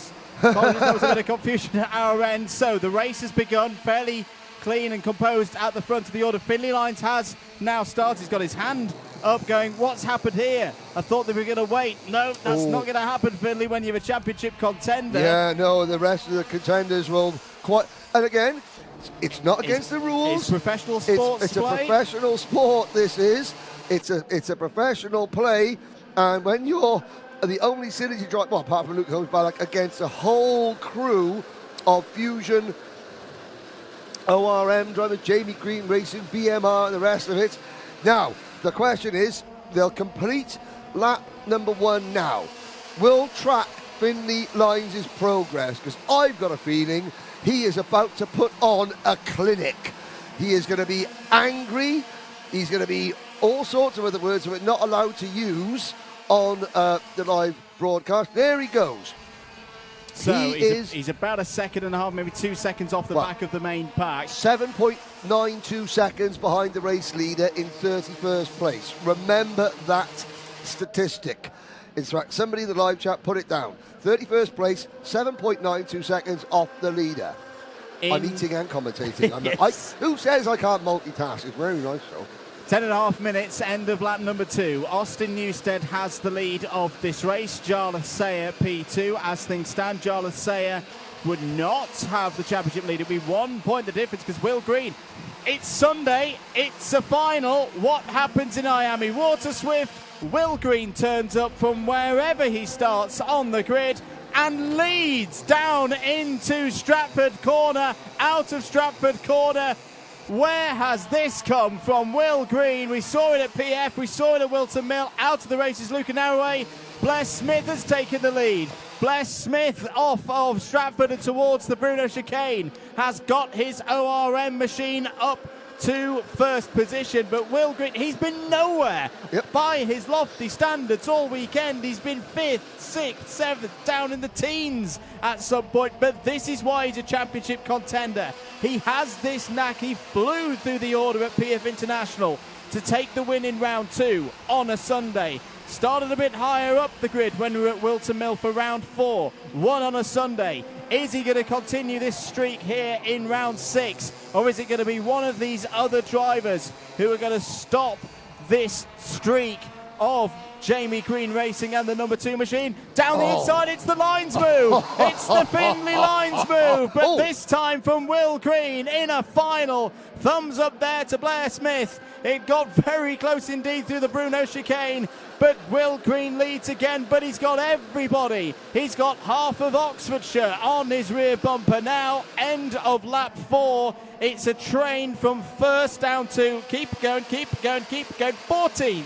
14th of the top 14 are covered by 2 seconds. Well, we said this is either going to be a breakaway victory or a lead group of 15. We were wrong, but only because Finley Lines at the back. Otherwise, it would be 15. And still they changed. Now, I know that Blair Smith's grandparents were watching, and they were watching from up in... Is it Stonehaven? Yes. They're from? Yeah, up in Scotland. That's a very smart... That number 46 car, very smart indeed. With the... who's that on? Oh, I couldn't quite see the number on the cart. Now, Finley Lines update. Finley Lines is now 29th, 7.3 seconds. So he's gained 0.6 of a second on the leader, whoever the leader is at the time, and he has already passed a couple of people. He's now caught the rest of the field. He has to now. I mean, we're not going to be able to see much of it because, understandably, we are going to try and focus on the leaders as much as anything else. There is Vinny Lines. Okay, green, the bright green crash helmet. But this is great with Vinny Lines. This is absolutely superb, Vinny Lines. Look at them. None of them want to give an inch. They are tripping over one another. And I've got to say, in 7.5 minutes' time, if any of these drivers on our screen now are looking at Vinny Lines' go-kart, they will kick themselves. They will indeed, but right now, Will Green continues to lead this race. Look at this. This is not the first lap if you've just tuned in. Nope. This is lap 6, and it's going to go on like this for the remaining 7 minutes. Warning from race control to Will Green. Okay, that's a little bit of a wag of the finger from race control. Nothing more than that. It's not a time penalty. It's not an under investigation, but that will be on the mind of Will Green now. Second in this championship last year. He wants to go one further.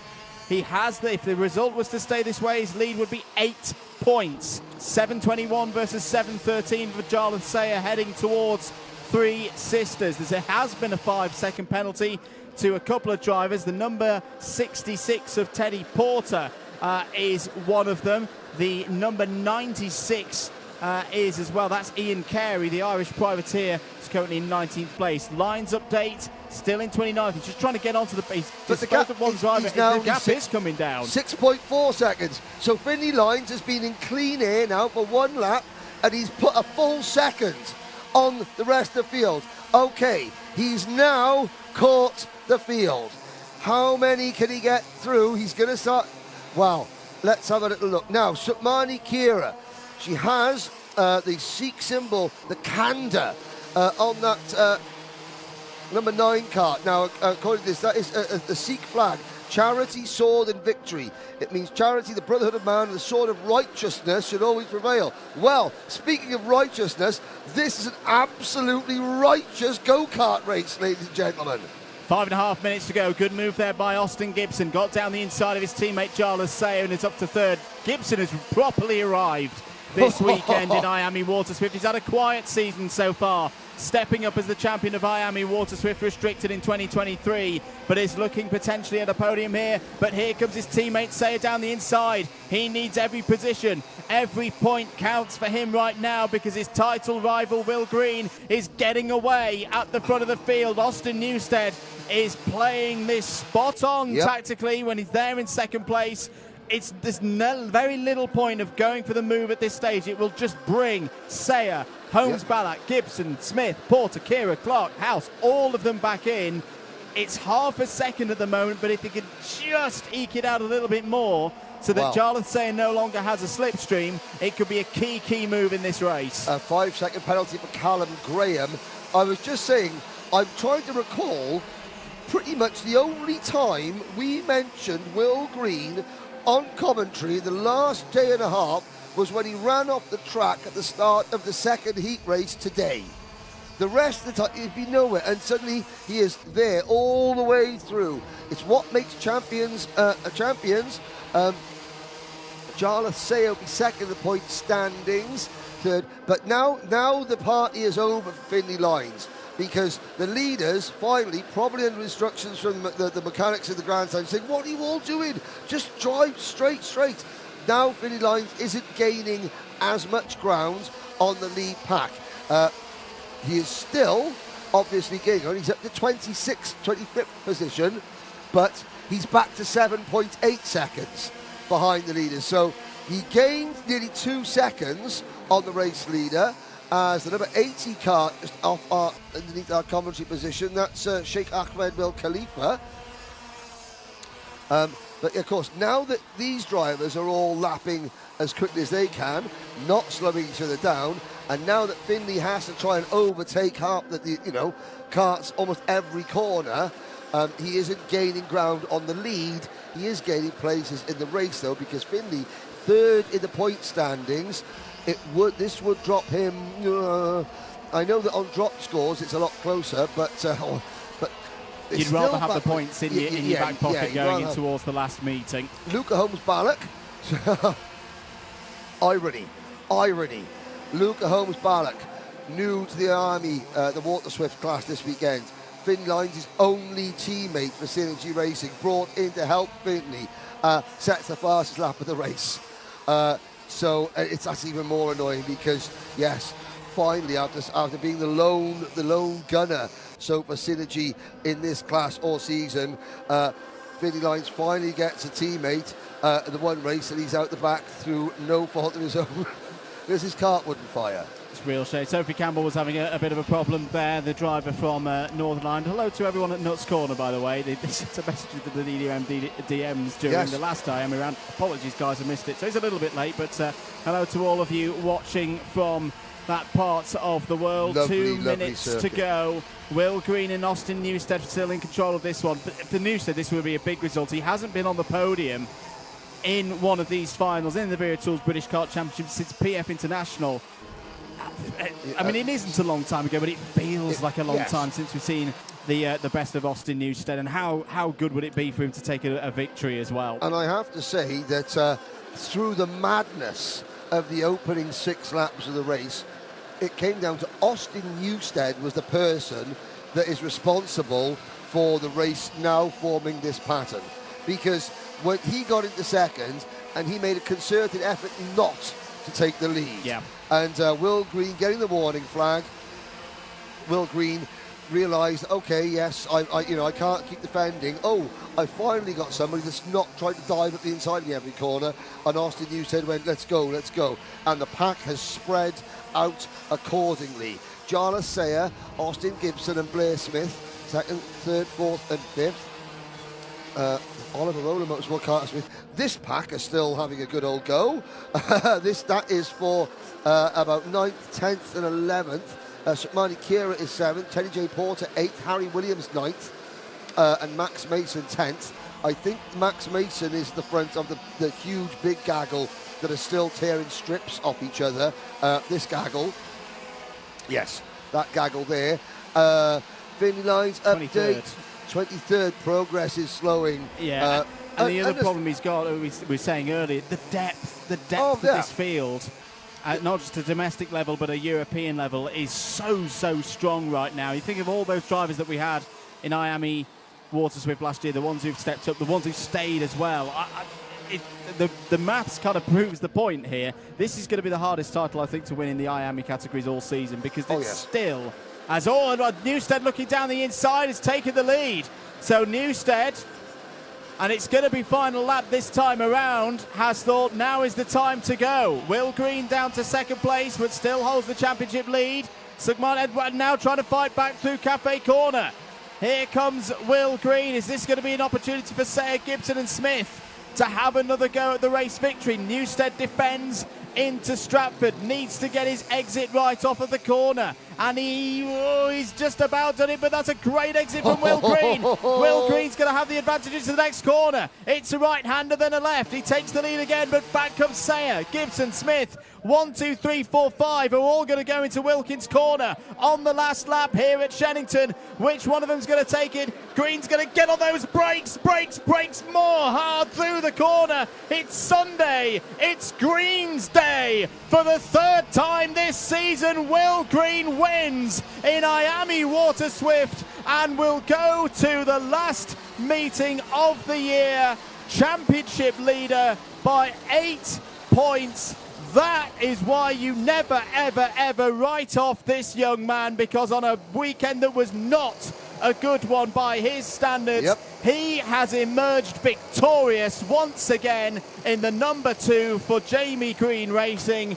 Austin Newstead is on the podium for the first time since PF International. Jarlath Sayer will head to Three Sisters, breathing down the neck of your championship leader. What a race, what a finish, what a drive from Will Green. Do you know what his performance here and the season so far tells me about that young man on your screen? That he can handle pressure. He can. And everybody else will think, do you know what? We might be able to gain some ground, but hang on a sec. Come the last race of the season, come the Sunday final, the potential championship decider at Three Sisters, oh dear, Will Green's going to be on top form. That's a psychological advantage as well. Austin Newstead, he impresses me so much. with the way that he reads a race, the way that he does this without any teammates, without any help. He took the race by the scruff of that neck, by the scruff of its neck, and pushed away. Even when he was under pressure on the last lap, he was able to hold off Sayer, Gibson, and Smith. And yet, you go back, ladies and gentlemen, to look at. There was a camera shot that that Fraser down on the pit lane got of Austin Newstead before this race, and you're just looking in his eyes and you're just focusing. And like I say, joke about the smiling assassin and the great white shark, but you look at those eyes, you look at how he drives.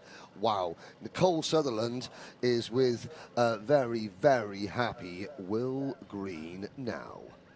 Our mini class, they're so young, but they are truly seasoned, like professionals. Will, firstly, congratulations. How does that win feel for you? Yeah, it was a tough race, and I'm really glad with that win. I've got a bit more of a bigger championship lead, so it's been a good race, and I'm very happy with it.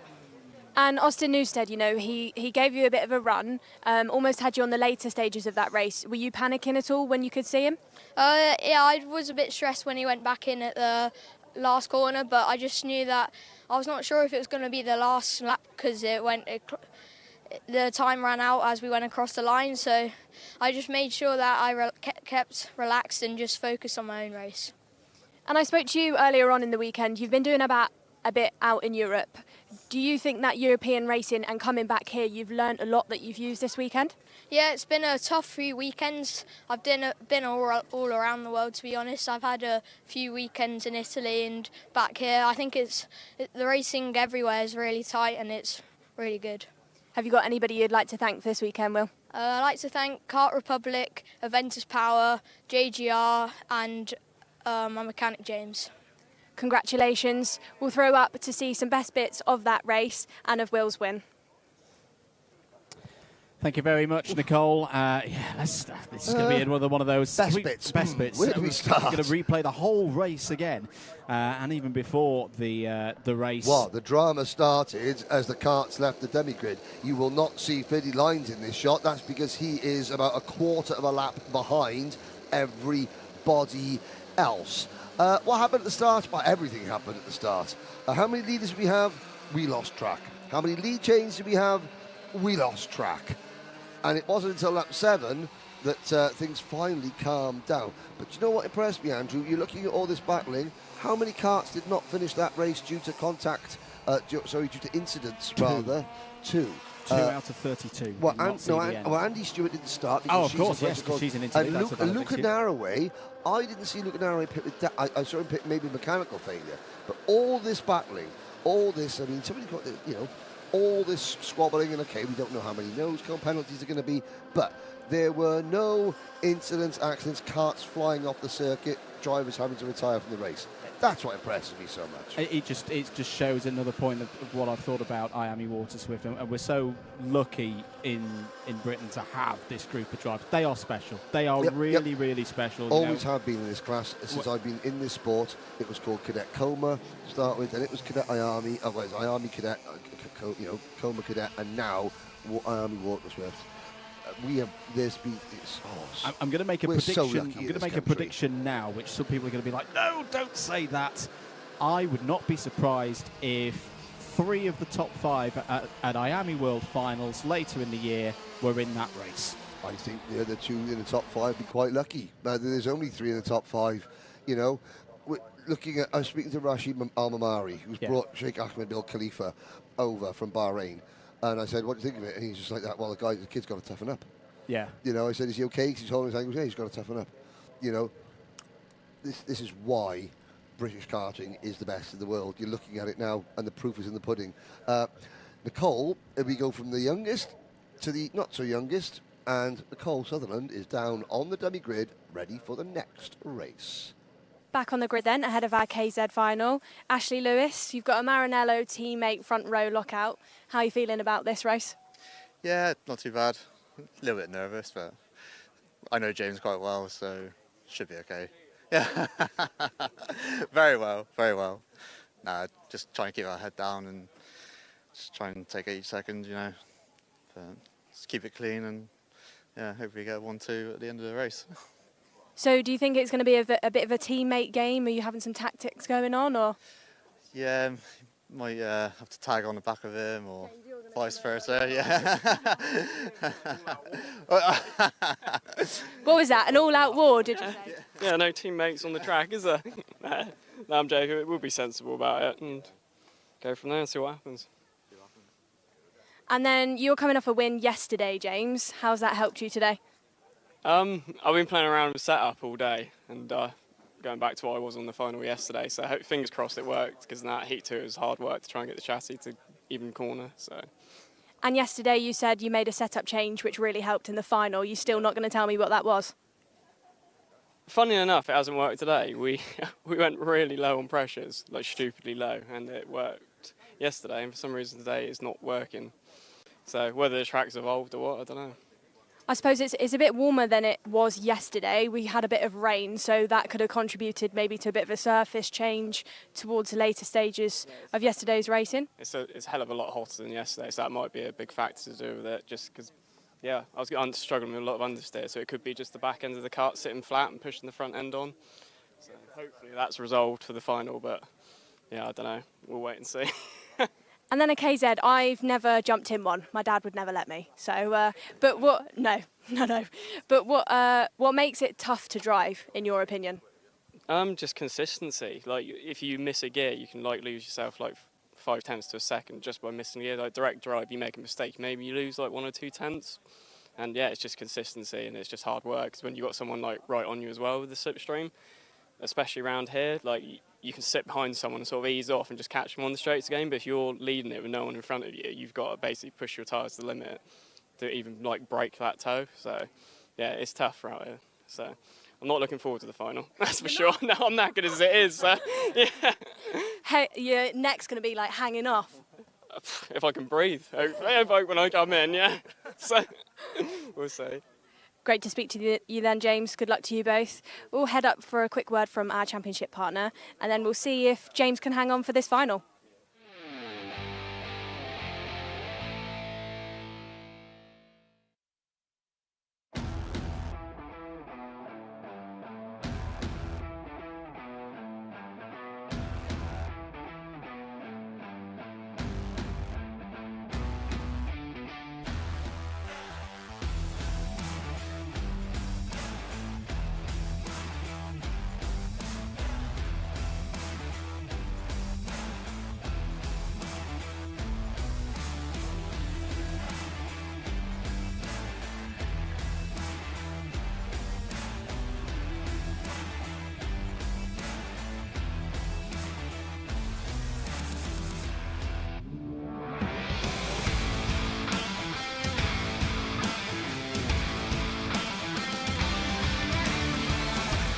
Time for the final in KZ2 for the second time here this weekend at Shenington. The round 3 final will take us to the halfway point of this KZ2 season. And it is due to be another fantastic race, an intriguing race. It's been an up and down day for a number of our competitors. The first race saw a number of retirements, Henry Baudet.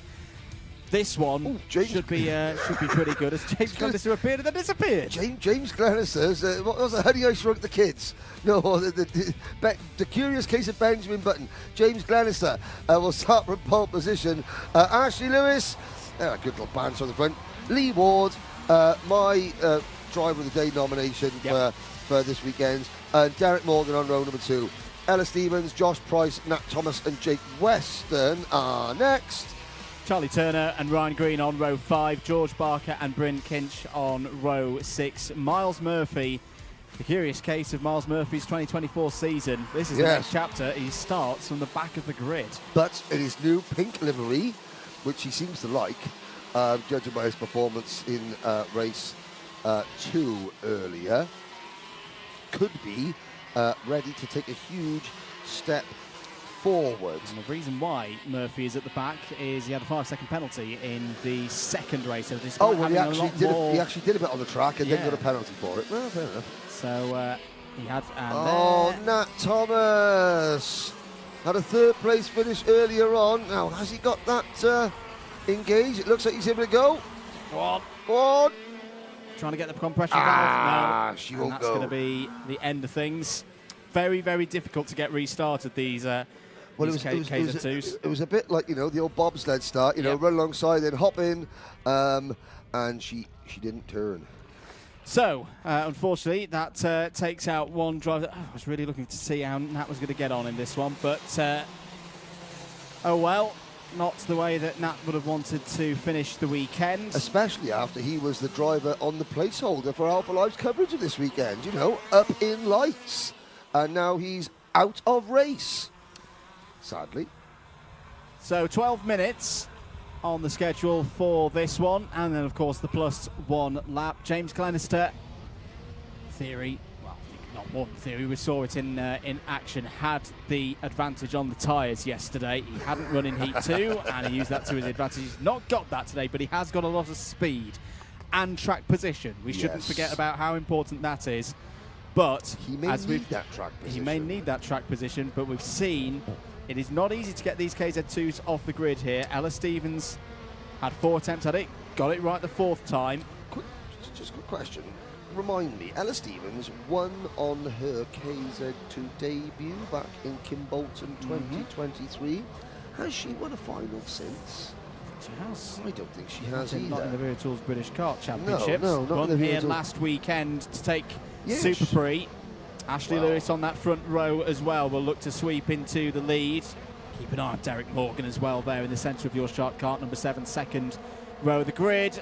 Eyes on the lights, away we go. Brilliant start for Lee Ward. Go on, Lee. Lee Ward rockets into the lead off of the grid and will lead down to Stratford Corner for the first time. They've all got going well. Ella Stevens there having a fight with Charlie Turner through Pitts Bend, but what a start. What a time to do it. We said how difficult it is to get these karts off the line. I think we've just seen the best one from any KZ2 driver here this weekend from that man there, Lee Ward. But you know what else is really difficult? It is to maintain and get one of these into a winning performance. And Lee Ward does it as a privateer. That's even more impressive. Yes, there are other privateers, including Derek Morgan, the only driver here on a right chassis, in 4th position. But you have to excuse me, the fan in me came out there at the start. You just want to see privateers. This is nothing against the teams at all, who bring a level of professionalism to this sport that you can only dream of. But if this sport becomes inaccessible, beyond the realms of a dreamer, of a privateer that can come here and plonk their wagon down and compete at the same track, same space of tarmac as all the big guns, then you've lost the sport. And Lee Ward has proven that it can still be done. Whether he wins or not, who knows? He is giving it the beans, and everyone else is tripping over second place. They are indeed. James Glenister and Ashley Lewis came very close quarters there on the entry and the exit of the Bruno chicane, to the extent that they've lost a second to Lee Ward now. Miles Murphy, well, a switch has been flicked, because he's up into 8th place now as the fastest driver out there on the circuit of 45.49. Was down the inside. Derek Morgan, Del Boy on the move. It didn't quite pay off, because I think he's lost one position from this. Well, when I first saw and met Miles back in the old BUKC days, which is about 10 years ago now for both of us, Miles was a master of coming through the field. That's where he caught my attention. Normally when he was flying past me in a Coventry kart. He's going to need all of that. There he goes. He's right up, now, there's another one, and he's disposed of Ashley Lewis and is up to 6th place now. There's Jake Weston having a go as well. Had a very good start to the day before his retirement in heat number 1. How he would love to be back up in the top 5. 9.5 minutes of this one to go. Josh Price is now the fastest driver out on circuit. 45.18 has disposed of Charlie Turner. Is up into the podium places. He is your championship leader at the moment, remember. Still the early days of this championship season. A bit of the opposite to what we've been talking about in the IAMEs. These drivers will go on to Kimbolton in 2 weeks' time and then rejoin the IAME classes for their own finale at Three Sisters, their second double header of the year. this could be a key race for Josh Price because he's been the consistent one so far this year. His lead would be 23 points over the race leader at this stage. So he's going to be looking to keep things nice and calm in this one. Through the old BUKC days, the British University Karting Championship days. Oh, the risk of making myself sound ancient. I was a champion at BUKC, a driver's champion back in 1999. Won the championship here at Shenington. After driving at the bank halfway through the race meeting. Anyway, moving swiftly on. Yes, before the Daytona 100. Now, Lee Wards, let's see what we're made of now, young man. Out of the final corner, 8.5 minutes to hold off 2022 championship runner-up James Glenister, who has won more KZ2 finals in the modern era of this championship than anyone else. And Glenister glides up the inside with consummate ease. Price following him through. So you have the most decorated KZ2 driver. You have the last year's runner-up and ex-British touring car driver. And behind you, Lee, you have got former Team GB member in Rotax. You have former British champion and current British Open champion. And there you are as a privateer. It would be great if somebody watching this puts a sponsor logo on that plain orange overalls, because Lee Ward has got some talent and he's showing it now. A podium is not on the cards right now, but we got 7 minutes to go. The cavalry, led by Miles Murphy, are coming. However, Lee Ward just got to hold on. But whatever happens, the KZ2 fans, they will be aware of Lee Ward's talent at the end of this one. Under investigation, not good news now for Miles Murphy. The roller coaster continues. It's just an under investigation for now, but that's going to be something hanging over the number 4. We've not seen anything from our view in the commentary box, which is somewhat restricted, which is just mentioned from what we've got here, because it's a very long circuit. They disappear out of our view down at the far extreme ends of the track. But yes, Miles Murphy is under investigation for something that's happened out there, but he's still got pace. He's closing in now on Lee Ward. Keep an eye on Ella Stevens as well. She's the fastest driver on circuit now, 44.64. The trouble is she's down in 8th place. A repeat of last weekend's heroics to take the E-plate, looking not quite on at the moment. 6 minutes of this one to go. Now, is this going to be the point where we start talking the T word again? Tyres. Yes. Josh Price is the flip of yesterday. Josh Price's tyres are one race fresher. He was a retirement, an early retirement from the very first heat of the day. We know he's got speed. No. We know he's got pace. The ex-BTCC driver has got James Glenister in his sights now, down the inside into Stratford hairpin, and Price takes the lead. I was going to say, James Glenister, I sort of, you know, when I'm talking about saving tyres and tactical retirements and things like that, I don't mean it as an insult to them. It's a fact, whether it's true, whether it's the actual case. Some drivers will never admit it, but it's not against the rules.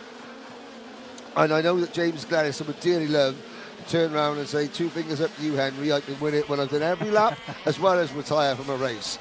We'll have to see. Miles Murphy, new fastest lap of the race, 44.60. His next job is trying to get past Lee Ward. This could be one of his most key moves of the race. If he could get it done quickly, he's got the speed, he's got the progress ratio to get back up to Turner, Glenister and Price. Glenister's having a go. Brilliant. Glenister tired the road. And very close there into the Bruno chicane. Price will hold on to the lead. Now the question's going to be, we've seen a bit of rim to rim, you know, close action and punctures here today on this circuit. Is Glenister's kart okay? Are all of his fun? No, he's got a little bit of a slow moment there. Did he just miss a gear? Or is that indicative of a further problem for James Glenister? He's got his teammate Charlie Turner all over the back of him now, and the rest of the field, in fact. Lee Ward's still there. Miles Murphy completed the top 5. This could be the moment for Josh Price to gallop away with this one and further extend his championship lead. I wonder if we could possibly see a replay of that. Oh, what was that? Lee Ward, hand in the air. That wasn't a problem. I'm wondering if we can dig into the, let's have a little look. Now, Price defends, Glenister keeps coming, there's a curb there, and I think Glenister was just trying to come back across well, because he didn't want to go over that curb. That's a worrying thing. Nope, they're all still there. Okay, Glenister's recharged the batteries. He's now attacking Price again. Charlie Turner in third, and there's a half-second gap back to Lee Ward. We have got 8 karts within 1.6 seconds. Oh, Ashley Lewis out of the race. Quinkinch out of the race. New leader, James Glenister. Glenister through, and Turner's gone through as well. Price is going to try and fight back here towards the Bruno chicane.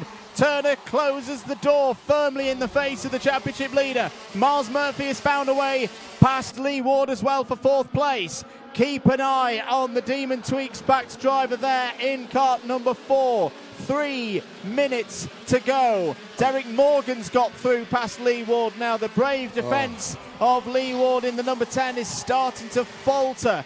Ella Stevens is still part of this. Jake Weston is still part of this. But the big question now, has anybody got the performance to take on the Rush Performance 1-2 here?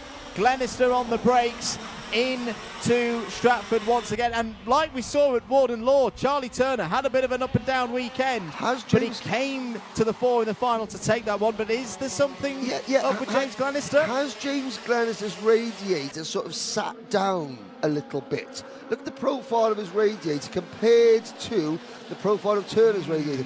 Is it running a little bit lower? Because that was the side of the car there was contact on. I've got to say the C word because there was wheel-to-wheel contact, and I wonder. And of course, on the grid, chatting to Nicole, James Glenister saying that, make a race between myself and Ashley Lewitt, his Rush Performance teammate. Well, he's got another Rush Performance teammate now breathing down his windpipe, that of Charlie Turner. And don't count Miles Murphy out just yet either. And a bit of a... He did say it's Luke Moore's birthday. Luke Moore, the son of team owner Tom Moore, and Luke idolises Miles Murphy, and so I might be joking. Come on, let's give Luke a podium for his birthday. Not that he doesn't like Josh Price or anything like that, but Miles is his favourite, and why not? And I want to say I'm gonna steal a joke from Troglodytes on no, you're not. Okay, what do you call a small blue Miles Murphy? Go on, Miles Smurfy. Thank you very much. I can't even claim thank you, Troglodytes. I love that one. I love that one. Right, now, Turner. 60 seconds to go. Glenister still leads. Everything looks A-OK for Glenister in the number 37. But what about now? Him. Charlie Turner turning up the pace now. Glenister made it 3 wins in the space of 4 finals here at Shenington. He won in 21, he won in 22. He's not got the punch off the corners. I don't think that kart is singing at 100% right now, Henry, because it's whenever he comes through a traction zone and tries to get on the loud pedal, there's a little hesitation with the momentum of the number 37. And you know what the worrying thing is with Glenister? Is the biggest hesitation coming out of the last corner, coming out of Wilkins. That's where the biggest hesitation is. Right where you don't want it. Now, you've got Rush Performance 1-2, Moore Racing 3-4. The grandstands finish is on. Each one of our finals today has been a contender for Alpha Live Race of the Week. And we're going to have one more lap in KZ2. Can the KZ2 contenders cement their place for a bid for Race of the Week? Let's see. Down towards Stratford then for the final time. Should note that both of the Moore Racing drivers, the 2 of Josh Price and the 4 of Miles Murphy, are under investigation. You'd imagine that for Josh Price it's for that moment with James Glenister earlier on in this race. We did see that moment coming out of Stratford. Charlie Turner, what does he do here? Is there a way past his teammate James Glenister to take his second victory of the season? Into Wilkins once again. Is Turner going to do something clever? Glenister gets off the corner and wins again at Shenington. That is 4 final victories in the last 5 KZ2 Wera Tools British Kart Championships finals here, and it's James Glenister again. Tyre advantage or no tyre advantage, the class of this man is permanent. Absolutely. And James Glenister is on top again. Incredible. That's what you want to see. The handshake. Not quite sure if that hand would extended down to Josh Price in third position, because of course, you know, everything happens so much faster in a KZ2. What a race. And let's just think, 0.6 of a second covering the top 4. So those of you that voted for, well, so far, not one race separated by more than a second and 2 to go. Yep. That's not a bad, that's a bad little statistic at all. So Miles Murphy, he almost got you a podium, Luke. He almost got you a podium, but not maybe next time. Derek Morgan ended up as the leading privateer, just 2.2 seconds down. Jake Weston and Ella Stevens. Stevens fast, just couldn't make the moves. Lee Ward, 8th position, does not do that drive justice in any way, shape or form. Following Ashley Lewis in 9th, Ryan Green 10th, George Barker in 11th, and Bryn Kinch, again, Bryn Kinch, he did a few laps, but he admits himself he's getting beaten up by these karts. And Nat Thomas, you can see Nat in the blue t-shirt there, running over to his Jade Birrell ART, was the only retirement.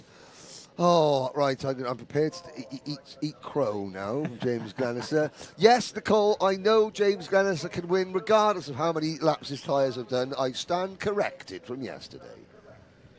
KZ final winner then, James. James, are you feeling all right? How's your arms? My arms are fine. I'm just out of breath. It's just like, well, I haven't done much testing, well, barely any at all. It's not so much like the sort of physical side of it, because that sort of kind of stays, but it's just like the fitness, like you're breathing. And obviously when you're pushed, like Charlie was pushing me on the track and that, and you can't afford to make a mistake. You're just like, you're so focused, it's just absolutely knackering. So the adrenaline's like wearing off now and I'm feeling more and more tired. I think on the penultimate lap there as well, Charlie got a fastest lap. Were you nervous that he was going to overtake you, or did you trust him? If I left the gap, Charlie would have definitely gone for it. So I covered it, 2 laps from the end. And again, on the last lap, I had a few bad corners coming out, and I was trying not to overshoot the corners. So I backed off on pace a bit. But if there was a gap there, Charlie would have definitely gone for it. So we're in the same team in that, but it's still racing at the end of the day. So you come here to win. Have you got anybody you'd like to thank for your second win of the weekend?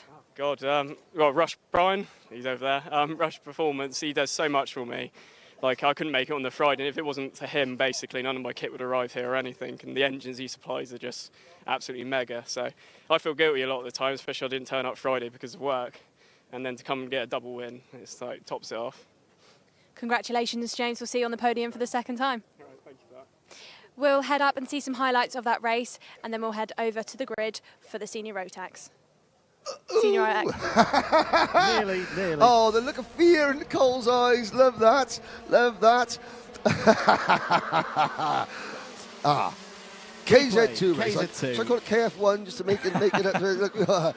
Well, I mean, that was about as far. Can you imagine how close that race was? That is lap number 2. And Lee Ward led by a country mile. But yes, tyres, kit, privateer kit versus, James Glenister talking about, the equipment that the team provides and stuff like that. And, sometimes you can't compete with that as a privateer. But Lee Ward showed that a privateer can still mix it with the very, very best. And everyone, Andy Warhol said, everyone gets their 15 minutes of fame. Lee Ward will have his at some point, I'm sure. That could have been utterly catastrophic. I noticed James Glenister. Did James talk about that incident with? I think he was fairly coy in terms of that one. But that was the point at which he made the move stick on Josh Price, and key at that point that Charlie Turner was able to get back through as well. That's what set up the Rush Performance 1-2 through to the end. I think there were still some concerns out there for James Glenister, particularly through Wilkins. Just a little hesitation there, but he had good speed, good top speed. That indicates as well that in terms of a race setup versus a timed qualifying setup, they got it absolutely spot on for James Glenister this weekend. That was the last we'll see of KZ2 till Kim Bolton. Yes. Henry? Now back down to Lucy Derrick. Oh, sorry, not Lucy Derrick, wrong name, wrong. You get it wrong sometimes, everyone makes a mistake. Nicole back down on the grid. I've joined Henry Gregory on the grid ahead of the senior final. Henry, what's been going on this weekend? Just been struggling for pace, really. Had an up and down weekend. I'd come into the weekend knowing it'll be my worst round, as I haven't done as much track time as the rest of the field. But with the amount of track time I've done, I'm quite happy for where we are, and hopefully in this final we'll just make up a few places and hopefully finish in a good result so we're not so far down in the championship. And we're getting on a bit now in the championship. We're quite far through, and the next round will be the last two. Do you feel the pressure at this stage? No, not really. I think we're currently 7th in the championship. I think a top 5 still on the table. Just going as your normal race weekend and just go from there. I think the pressure, when your pressure gets to you, you kind of don't drive as well. Good to hear from you then, Henry. We've got a Vismo teammate starting in front of you. So are we going to have any team games going on, or is it every man for themselves? As long as I'm in front, I don't think it really matters. Did you hear that, Henry? Yeah. So So you completely going to do your own thing? Yeah, I think so. I think I'm fast enough to run at the front. I've just not raced well myself. My racecraft's not been very good today. So I'll try and improve on that in the final. So has that just looked like not going for moves or making silly mistakes? Why has your racecraft suffered? I've not had great starts, I'd say, and then ended up with sort of a train of karts behind me and having to defend, and then sort of losing momentum and not going forward with the speed I've had, really. Yeah. Great to hear from you. We'll head up and hear from Viritools before we see this Senior X30 final.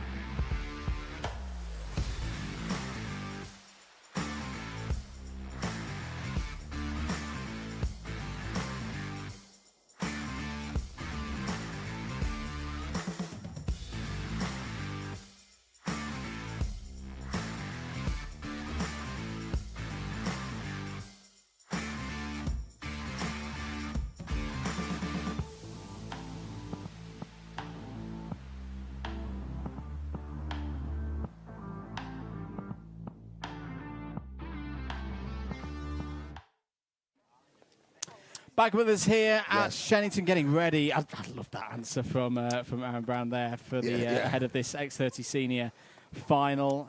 Sure to be a hot one out there on circuit. Temperatures in the mid-20s here at Shenington. And so you've got Brown Power. He's doing the engines. Does the engines himself? Yeah, we had a really good chat with him earlier on in the weekend. So gave us a little bit of insight. I would hazard it out. This is one of the busiest people in the paddock, because not only being the driver, engine tuner for numerous drivers across this field. Joker as well. Team player. Yeah. Can I just say a couple of quick things? Thank you to Troglodytes for single-handedly supplying with some very bad jokes, but also for improving the Alpha Live algorithm on YouTube through all the comments. Thank you very much. Comments coming in. It's Senior X30, 20, X30. Yeah, up next.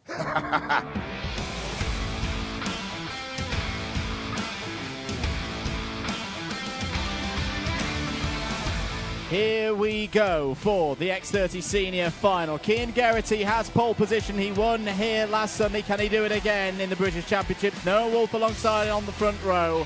Lewis Bird and Gus Lawrence start on row 2 ahead of Freddie Lloyd and Hayden Eldridge there on row number 3. Row 4, James Pashley and Alistair Cresswell. Starting on row number 5, there he is, the busiest man in karting, Aaron Brown, alongside Fred Green, Henry Gregory and Joseph Smith are next. Oliver Stilp and Ty Stansfield are on row number 7. Then Ryan Ashberg and France's Tony Casagwell. Row 9, Harry Ewell and Harvey Ross. Sam Lewis and Archie Tillett complete the top 20. On row number 11, we find Luca Mann, the second of the Gregerty Motorsport runners there, alongside Robbie Buckley on row 11. Row 12 is Freddie Housley and Kasper Pajecki. Row 13, David McIntyre and Juan Pablo Girard, Oliver Harris and Dylan Briley. And next, William Smith, Oliver Ans, Nasser Al-Thani complete the field. Away we go for 12 minutes plus 1 lap. Good start for Geraghty, leads into turn 1. Through goes Bird as well into second place. Off the 54 cars. Off the race. In the middle of the field, it's Henry Gregory. It's the second of the Vismos who was behind his teammate Aaron Brown and doesn't even see Pitts Bend on lap 1. He is up and out of the kart and okay. I got a little bit distracted there. Kieran Ragg of Alpha Live suddenly started sprinting across the pit times. Maybe a camera battery or something like that. I thought that something had gone wrong. That's why I was distracted. Maybe that's why. No signal, and yes, yellow flag. The Battenberg flags are out. So restarts have not been good. I've got to say, a couple of times been caught out by restarts happening very quickly. This morning being one of them. The great work by the Shenington marshals there. The tyre barrier is already replaced. Henry Gregory, I would assume, is going to come round and pit because he's got a very... Yeah, he did get going again. Yeah, he got going again, but he is damaged. And certainly the nose cone has been all skipped. Is Gregory going to come out? Yes, he's just come over to register lap 1. Yeah, well, I tell you what, Uncle Tyrone, can he rejoin the field? Of course he can. Right, now, everybody else needs to get themselves in order here because Geraghty, Wolf, Lawrence, Lloyd, Bird, Eldridge, Cresswell, Pashley, Stansfield and Joe Smith. That's your top 10. That's the only umbrella we've seen today. Thank goodness. And the good thing is, can Henry Gregory actually catch the field? He has. He's caught the field. He's part of the main pack already. Right, so we'll watch out for Gregory. Fred Green also lost out in that. Fred Green's actually allowed Henry Gregory back through, I think. Are we going back to green? Yes, we are. Away we go then. Kid Geraghty and Noah Wolf immediately on the attack. Oh, my goodness me. Noah Wolf has already pulled off one spectacular move on Kid Geraghty today. That was nearly another one right off the restart.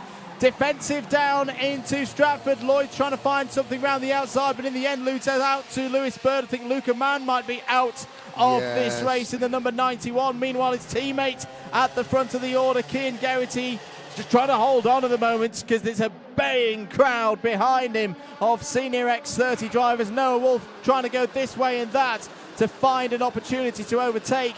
Gus Lawrence sitting there calmly as ever in third place. End of lap number 3. It's Geraghty from Wolf, Lawrence, Bird, Lloyd, Eldridge, Cresswell, Pashley, Stansfield and Ruff. Your top 10. I'm still, as we watch a kart slowing down, coming out of... I'm still trying to catch my breath. Fair play. Noah Wolf, you have some John Stones, my old son, to try and capitalise. But again, I think the Noah Wolf from his mini days, that would have been a big crash. Yes. This Noah Wolf, okay, we'll go for it. Same, attitude, same, instinct, but more composure. And what it looks like is a Water Swift final all over again. Here we go. Geraghty, Geraghty's going to get himself in trouble if he's not careful for over-defending. There you go. But what can you do when you're just a sitting duck? Basically, you are a sitting duck. If you don't defend, you are a sitting duck.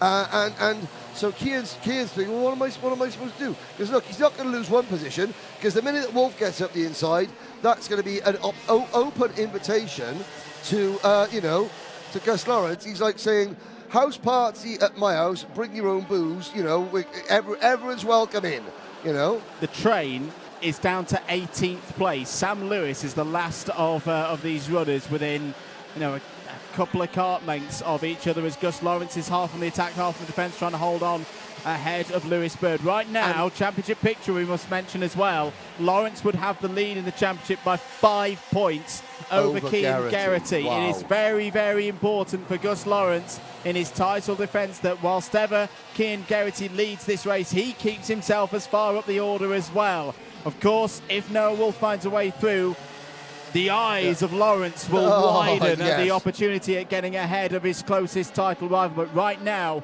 he's got to focus on keeping himself there in that decent position and on the podium. Plenty of nudging going on, going into that, going down to braking. Now, the only saving grace that Cian Geraghty has is the fact that everybody behind him, you said it perfectly, one eye on attack, the other eye on defence. That is the only thing. The pace is ridiculously slow.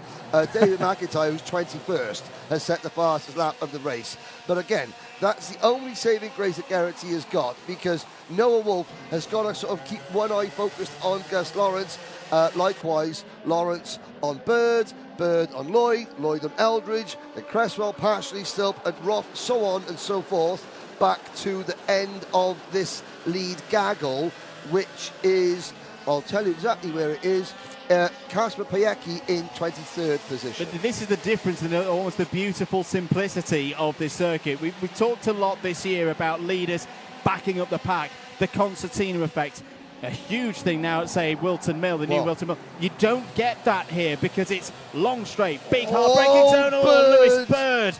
Big close moment there for Lewis Bird. He's going to lose out. He's going to slip down to 6th place.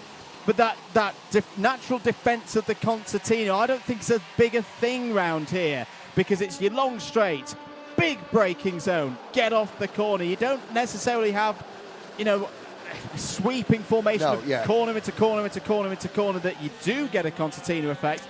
It's hard work to be a leader around here. We've seen it across the whole weekend, but right now you've got to give it to Cian Geraghty. He is doing a magnificent job to hold this pack behind. It's you know, it's not a track that I find a particularly rhythmical track. It's a track of specific sectors. Yeah. I know you say that every track is made up of sectors, but like, see, for example, a track like Clay Pigeon, you can get into a rhythm. One flows into the next, flows into the next, flows into the next. Not the case here.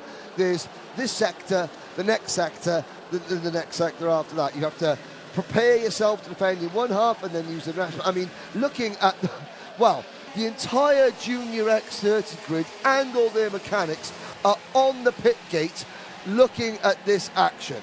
We are 8 minutes and 8.5 minutes into this race. We're running lap number 10, and yet 3.8 seconds separate the top 21. Geraghty gets another warning. Yep. I mean, that's three. So that is three so now. His dad is learning about the role of team manager, which is, you know, part manager, part diplomat, part politician. And there it is, plus 5 second penalty. That is a big, big moment in the story of this race. An in-race 5 second penalty has been given to kart number 73, Cian Geraghty. And it is, in the context of this one, a massive penalty. It drops him all the way down. Implication penalty. To 23rd place. He now opens the door. He's now got to change his tactic. He's now going to get up the road. He's got to spread this 23 kart pack apart, because otherwise he is going to lose a huge stack of championship points. Oh, dearie me. Let's have a look now. Well, we can't second guess the officials. They make the calls. We simply talk about what we see. Okay, Cian Geraghty knows he's got a penalty. The gesticulation, shaking the hands. How does this change his approach? He now has to put his foot down and get away. And will he get overtaken? No. The other question, how does it change the mentality of Noah Wolff? Because he will know that he is currently sat on a race victory in the Wera Tools British Kart Championships. It would elevate him to 4th place in the championship standings. Gus Lawrence knows that as well. It's now all about whoever can sit on the rear bumper of Cian Geraghty for the next 3 minutes plus 1 lap is going to take the 65 championship points here. You can see Geraghty is now relying on the pace. He's stretching it out. We're going to keep an eye on what position 5 seconds back is. We talked about P23, it's now P18. It's still a huge loss of championship points for Cian Geraghty, but at least it's going in a better direction. Bold one down the inside there from Hayden Eldridge on Freddie Lloyd. Freddie Lloyd has had a quiet weekend. At the moment, he's looking at third place in the championship standings, heading towards the final meeting of the year at Three Sisters. I'm looking at this now, at the way that Cian Geraghty is beginning to drive away. And again, yes, that, you know, defending is a part of racing, and there is a school of thought that says, look, you shouldn't be defending, you know, at the early start of the race. And there's another school of thought that says, well, if you're leading a race, as long as you're not weaving or blocking, which Cian wasn't, you know, then you can do whatever you like. That's a debate for another time. The frustrating thing now for Cian is that he is getting his head down, and he is pulling away the rest of the field now. His speed, he is setting his personal best lap after personal best lap after personal best lap. Now, I'm not saying that if he had done this at the start, he wouldn't have retained the lead, because I'm sure that Noah Wolf would have made a move for the race lead. Now Noah Wolf doesn't have to, but just look at the way. There were 23 karts in the lead group 2 laps ago. Now he's gone for it. Now there's 3. And Wolf leads on the road, and of course, Geraghty doesn't fight. That's smart. Now, he doesn't want to let Gus Lawrence past. He wants to push Noah Wolf away. If Geraghty is smart, only a minute to go. But in a situation where the championship hangs in the balance, Geraghty can gain, you know, 5, 6, 7 positions by simply pushing Noah Wolf and keeping himself between Wolf and Gus Lawrence. And then that's what we were talking about earlier, about the experience of Noah Wolf. Now, that was a key move for me 1 lap ago, because Gus Lawrence had just lit the afterburners, like the jets that fly over his home circuit of PF International. He was flying. He's the fastest man on the circuit. Wolf's now got track position. He can hold Cian Geraghty as a buffer until that moment there, because Lawrence has got down the inside, has got past Cian Geraghty. That is smart work as well. Gus Lawrence now knows if he can find a way past the Jade Racing Team youngster ahead of him, he's going to take another victory. He's going to extend his championship lead. They're going to see the last lap board this time around. Noah Wolf, can he hold on? Can he give Jade Racing Team a victory here at Shenington? Well, we're into Cafe Corner for the final time. It's frustrating for Geraghty because now Wolf has to defend from Lawrence. That will slow all 3 of them down, and that will bring more drivers back to within 5 seconds of Geraghty. So Lawrence to the inside, Wolf defends. Geraghty he can't trip over himself. That's smart from Cian Geraghty. That's going to annoy Gus Lawrence, but it's smart from Geraghty. Geraghty can't afford to lose time. Wolf checks over his shoulder. I don't know why Noah Wolf's defending, because he knows Geraghy's got a 5-second penalty. And look how close the rest of the field have caught back up already. Lewis Bird there in 4th place, but Noah Wolf wins on home soil for Jade Racing and the Birrell ART. Wolf, after a spectacular weekend, it has to be said, Wolf wins. Now let's calculate how far down Cian Geraghty falls. Andrew Mather, the answer is 15th. 15th he falls to. But he's 15th, but if he was a 1/10 of a second further up, it would be 14th. If he was 6/10 of a second further up, it would be 13th. That's championship points. Yep. So, you know, again, that is why Cian Geraghty didn't want to let Lawrence attack Noah Wolf, because it would have slowed them down. And you look at that, you know, if Geraghty had been another half a second slower across the line, it would have been an 18th place finish. That's how tight it is. There is your results. Wolf, Lawrence, Bird, that's your provisional podium. Then it is Lloyd, Cresswell, Eldridge, Pashley, Stansfield, Brown, Stilp, Roth, Smith and Tillett. And Archie Tillett, who they named a kart seat after him. That's nice. Oliver Rands. And after Oliver Rands, that is where Oliver Rands sits there, 5.1 1 seconds behind the race winner. That is where Geraghty would slot in, just in front of Buckley, Cazagel. So again, you know, one more corner behind, got Lawrence and Wolf both defending, and that would have cost Cian Geraghty 2 more spots. It's such fine margins, you know. We try, you think to yourself, why, Henry, shut up, stop over-explaining it. There is no over-explaining it, because, you know, it is that close. Nicole, take a breather. What's Noah Wolf got to say about that? Race winner, Noah Wolf. Noah, you're back on the top spot of the British Kart Championships. How does that feel? It feels amazing. Fully deserved for the team. They've done an amazing job with me. It's their home win pretty much because they live here. They've done an amazing job, really. I can't say much more. And, you know, you went for that move quite late in the race. What were you thinking when you went for that? I just thought he was holding me up a little bit, so I went past. I didn't really gain anything, lose anything, but I was in the perfect spot the whole race.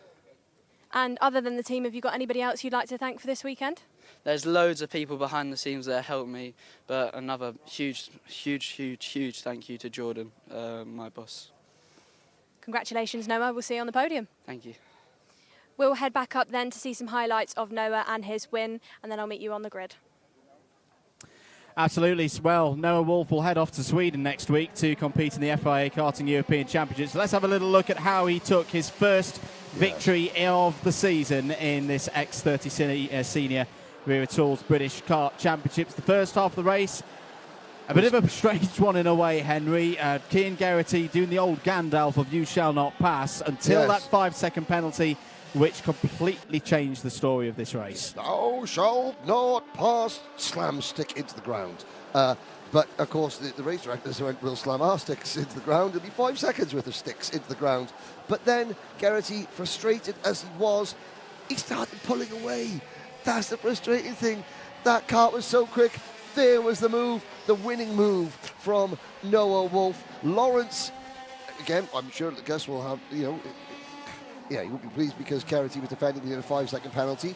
But, again, you explained the differences so tight indeed.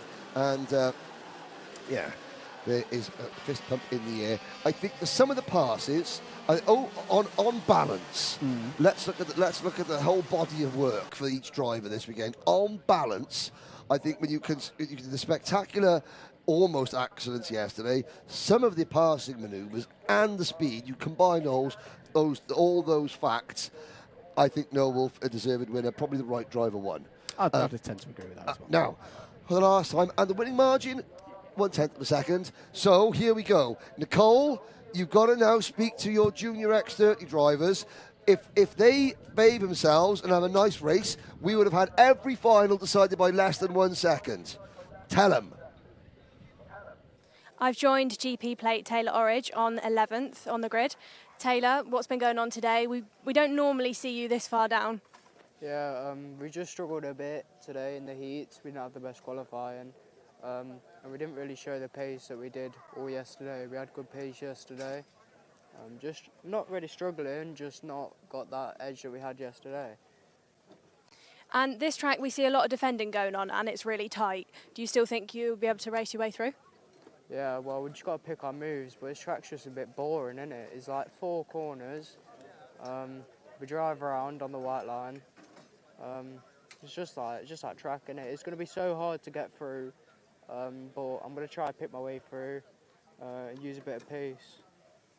Great to hear from you, Taylor. We'll go over to Harrison Whitcomb, who'll be sat next to Taylor on this row. We'll speak to the Argenti driver. Harrison, we'll grab you for a second. Yesterday we saw DNF in the final, but what are you thinking of today's final? Well, I'm just looking to win it. And I just spoke to Taylor. I asked a similar question where you see a lot of defending going on this track, and it's a short lap. It's really tight. Do you still think you'll be able to race your way through? Yeah, I'll still be able to make my way through because everybody will just be defending. I'll just pick my way through one by one. Great to hear from you. I do want to speak to the Birrell Art driver, Laith Khan, who is one of the drivers this weekend we've been seeing has come through the grid quite nicely. Laith, how are you feeling ahead of this race, and can we talk to you about your improvements throughout this championship? I'm feeling exciting going into this. A bit nervous, but just planning what I'm going to do. Yeah, I've made a big improvement this year compared to where I started off. I barely got any points at Wilton Mill, but I've made an improvement this weekend and starting in the top 10. Hopefully I can keep that position. This is a track as well where we see it gets quite bunched up. You know, it almost ends up being kind of one big pack of karts. Do you think that's going to make it a challenge for you, or would you prefer that? It's going to make it more difficult, but that also means the drivers behind me also have that. It's not just like I have to deal with it, so hopefully I can just make my way through the pack.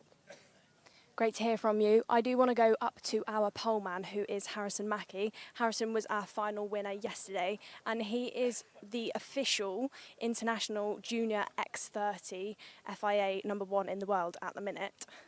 Hello, Harrison. How are you feeling ahead of today's final? Oh, I'm happy. We've had a good day so far, so I'm just going to go out for the final and enjoy myself. Your brother Lewis sat down there, doesn't look... Are you right, Lewis? You got a heat stroke or something? Why? Holiday. And your brother giving you any tips ahead of this final? Just to enjoy myself. You don't have to win, so as long as you enjoy yourself, that's all you need to do. Great to hear from you then, Harrison. Best of luck for the final. We'll head up and hear a quick word from Wera Tools, and then we'll see the Junior X30s.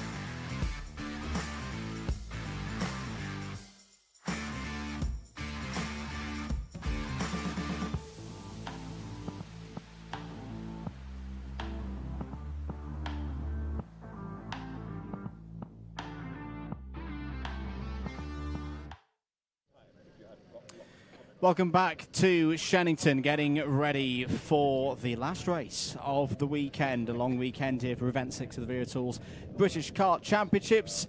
It'll be the 6th final of the year for the X30 Junior category. There on board is going to be our live camera giving shots from kart number 74, which I believe is going to be, yes, it's going to be Zef Nurnberger, who qualified through the repechage earlier on today. A very entertaining race, which has had changes, by the way.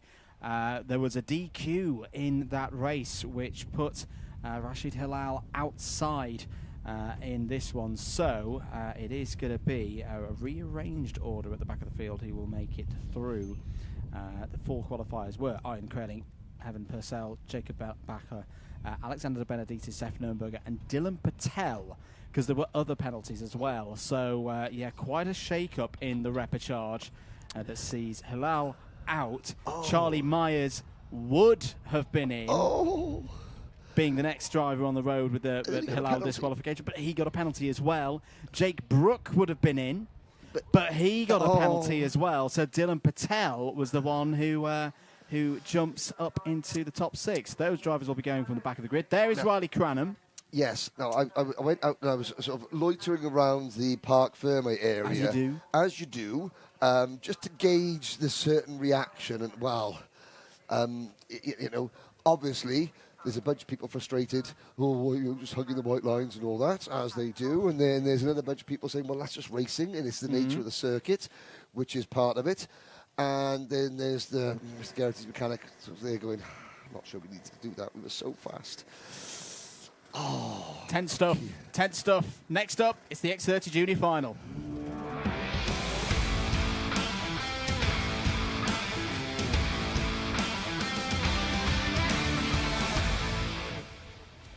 Here's your final grid of the weekend. Race number 36, the X30 Junior Final. As Harrison Mackey on pole position. Alongside him on the front row is teammate Riley Cranham. Kenzo Craig and Mayan Patel go from row number 2. George Edgar and Thomas Spearing starts on row 3. Then it's Morgan Moore on the podium yesterday on row 4 here alongside Zach Green.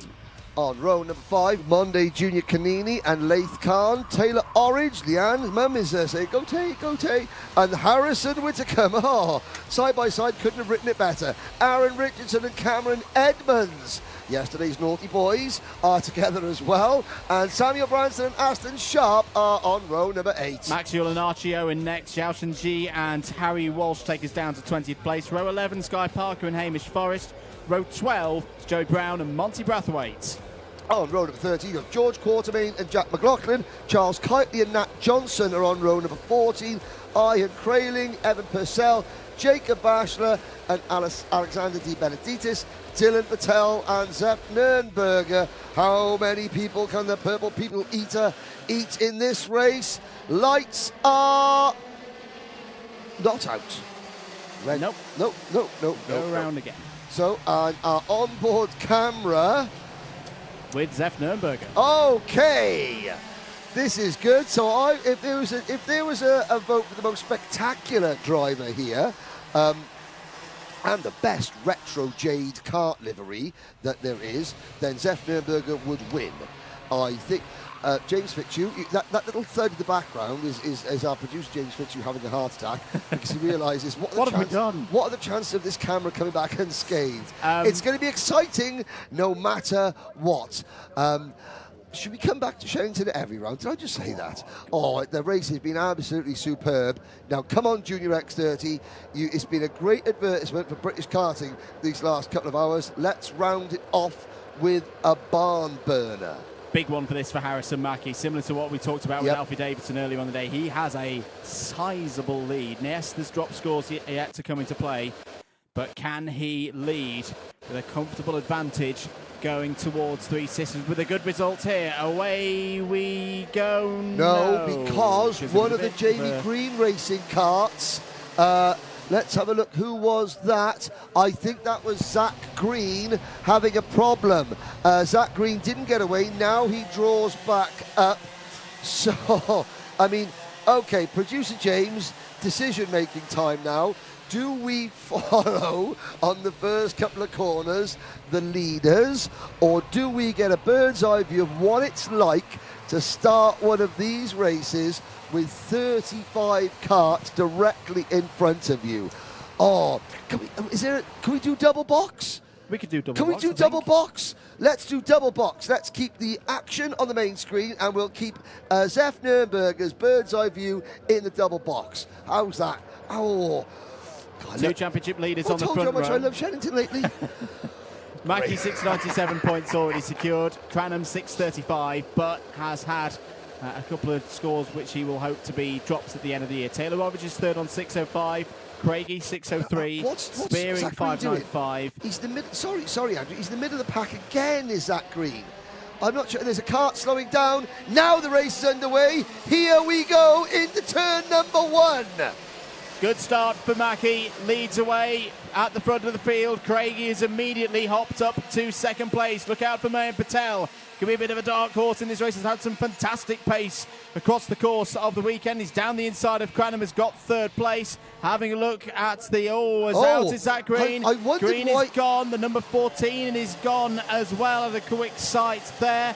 Yellow flags out on the entrance to Bruno Chicane. That's going to neutralise the far end of the circuit because the number 17 of George Edgar is out of this race. Archie Owen was the other driver who did not see the start. End of lap 1. Mackie from Craigie, Patel, Cranham, Spearing, Moore, Canini, Orridge, Richardson, Sharp. That's your 1 through 10. I was wondering why the back of the field was so spread out. And the reason was, as you were going through the championship points, Andrew, I was thinking, obviously, there was a problem with Zach Green's kart because he was suddenly, it was the middle of the 2 rows, creating a 3 wide.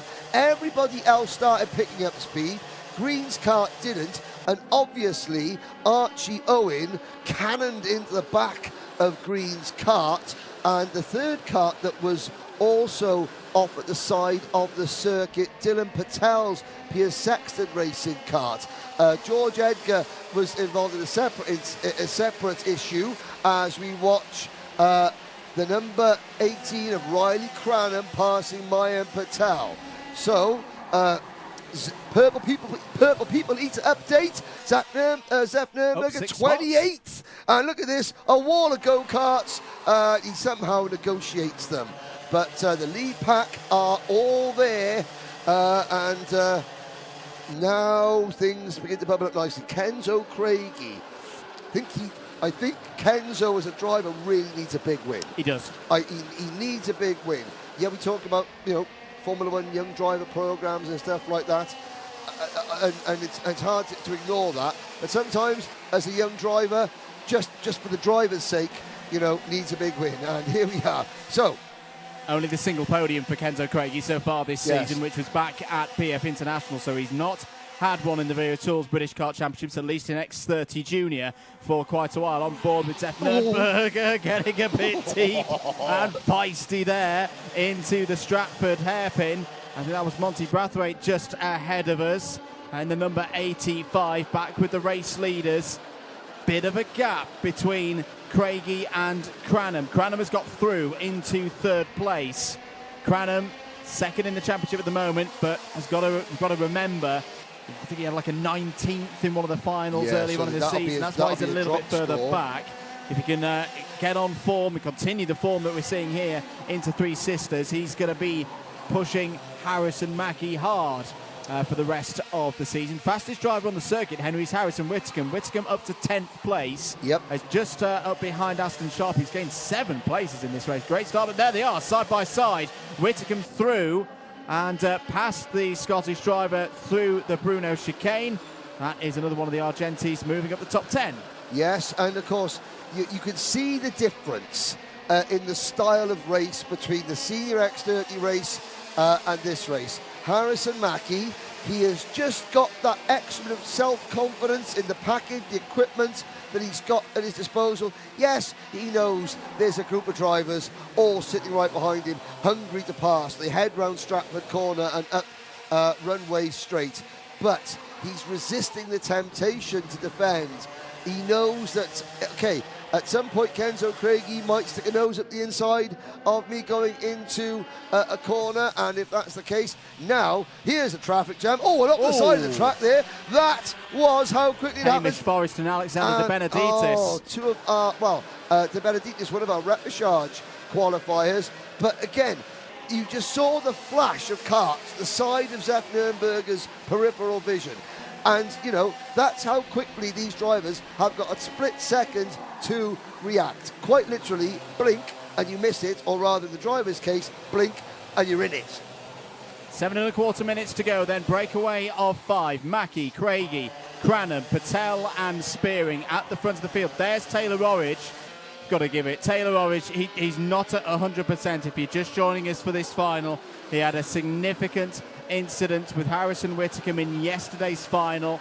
He's fine. Yep. He's been medically cleared, but he is racing with a bit of a bruised hand. He's not at 100%, but he's still giving it his all. He's still there in the top 5 in the championship scores. You never know how important this 6th place could be. Back on board with Zef Nürnberger. That's Monty Brathwaite to the head. Down the inside goes Craigie for the lead and gets it done through the Stratford hairpin. Kenzo Craigie to the front. And you've got to say that these 5 leaders, you've got a pair of drivers from Fusion, a pair of drivers from Argenti. The wild card really is that red and white Birol ART of Mayan Patel. Now, obviously, having not done the first couple of weekends of this championship, Mayan Patel is not a name off an entry list that I would have picked as a potential winner. What do I know? Now Mackie back in front. There's no fear. The drivers are trusting each other. Mackie knows the stakes are high. He defends into Stratford Corner. But he also knows that, Kenzo Craig, he's not just going to come across and wipe me out when I make a move with 6 minutes to go. Now, there's the gap. The gap is still growing. There is Orange in 6th and Whitcomb in 7th. I've got to hasten to add that, it's not a, there's no anger between Whitcomb and Orange or anything like that. Now, Monty Brathwaite goes to the inside of looks like McLaughlin there, and Nurmagomedov tries to go through. Oh, there's Cranham and Mayan Patel, who started this weekend spinning at the first corner of race number 1. Talk about individual growth over the course of the weekend. Patel learning lap by lap, and he's a very, very quick learner. Andrew Mather. Couple of penalties coming in. Charles Keitley, the number 65, has got a +5 second in-race time penalty, as the number 57 of Cameron Edwards as Zef Nürnberger down the inside. There's the big point saying, look at what's happening ahead of him. It's all kicking off. This is classic X30 junior racing at its best here at Shenington. Less than 5 minutes to go on the clock. End of lap 10. Mackie leads from Craigie. Craigie, another driver who will be heading north to Sweden next weekend for the last round of the FIA European Championships. But right now, one of the busiest drivers in European and British karting wants to get his first victory of the season, but he's got to find a way past the statistically best driver across the whole world in X30 junior racing. Harrison Mackie is that 10th and a half ahead, and at the moment again he's just looking cool, he's looking calm and relaxed. It's a great relationship that he has with his brother Lewis, who prepares the kart. Lewis, a long-time racer himself, and this is why he just keeps Harrison in almost this zen-like state, that when he then needs to make a move or needs to make a defence, he pounces like a lion, and he's going to need to. Here goes Craig, he's back down the inside to take the lead. Here comes Patel as well, he's through to second. And Cranham's going to have a go at his teammate, but Craigie once again back to the front, but it's Mayan Patel, the wild card in this scenario. We've already seen one win in X30 in the senior category for Jade Racing Team. Could they have another? Cranham's trying to find a way round Mackie past his championship rival. Thomas Mintz-Spearing starting to fade a little bit. He's losing touch with the top 4. There's 3.25 minutes to go. Craigie has the lead, but he's got a hard job ahead of him to keep this victory within his grasp. Do you know something, as we're watching this, Shenington is like the Darlington's race spray in NASCAR track. It's the grand old lady of British karting. Is it a bit cramped? Yes, for us. Is it the most modernised facilities? No. Is it absolutely brilliant for kart racing? Oh, heck yes. And this is why we come back year after year after year, because it produces racing like this. And what odds against a win for Mayan Patel with 2.5 minutes to go? But these two have got to remember it was this same situation 24 hours ago between Harrison Whittaker and Taylor Roberts. Thomas Mintz-Spearing trying to go around the outside. Whoa! And he gets a face full of curb and tyre there. Mighty effort. It was Orridge and Whittaker at this stage in the final yesterday. First and second, they fought, they tangled, and it was Harrison Mackie, who was sat in third place, who took the spoils of war. 2 minutes to go. Out of the final corner to complete lap number 14. Craigie holds to the inside. No opportunity for Mayan Patel to make a move on that run through Park and then Cafe.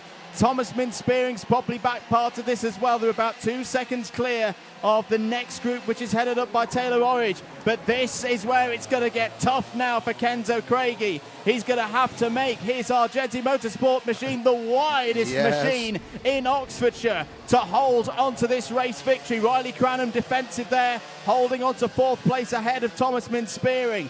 Bit of a gap now, like half a car length, which as soon as we said that, it's gone as Patel closes back into Craigie. He's doing the business at the moment, is Kenzo Craigie, Henry, but we've still got probably 3 more laps of this. And do you know what? If Kenzo Craigie said you're going to be leading with 2 laps to go, what driver do you think is going to be sitting right on your rear bumper?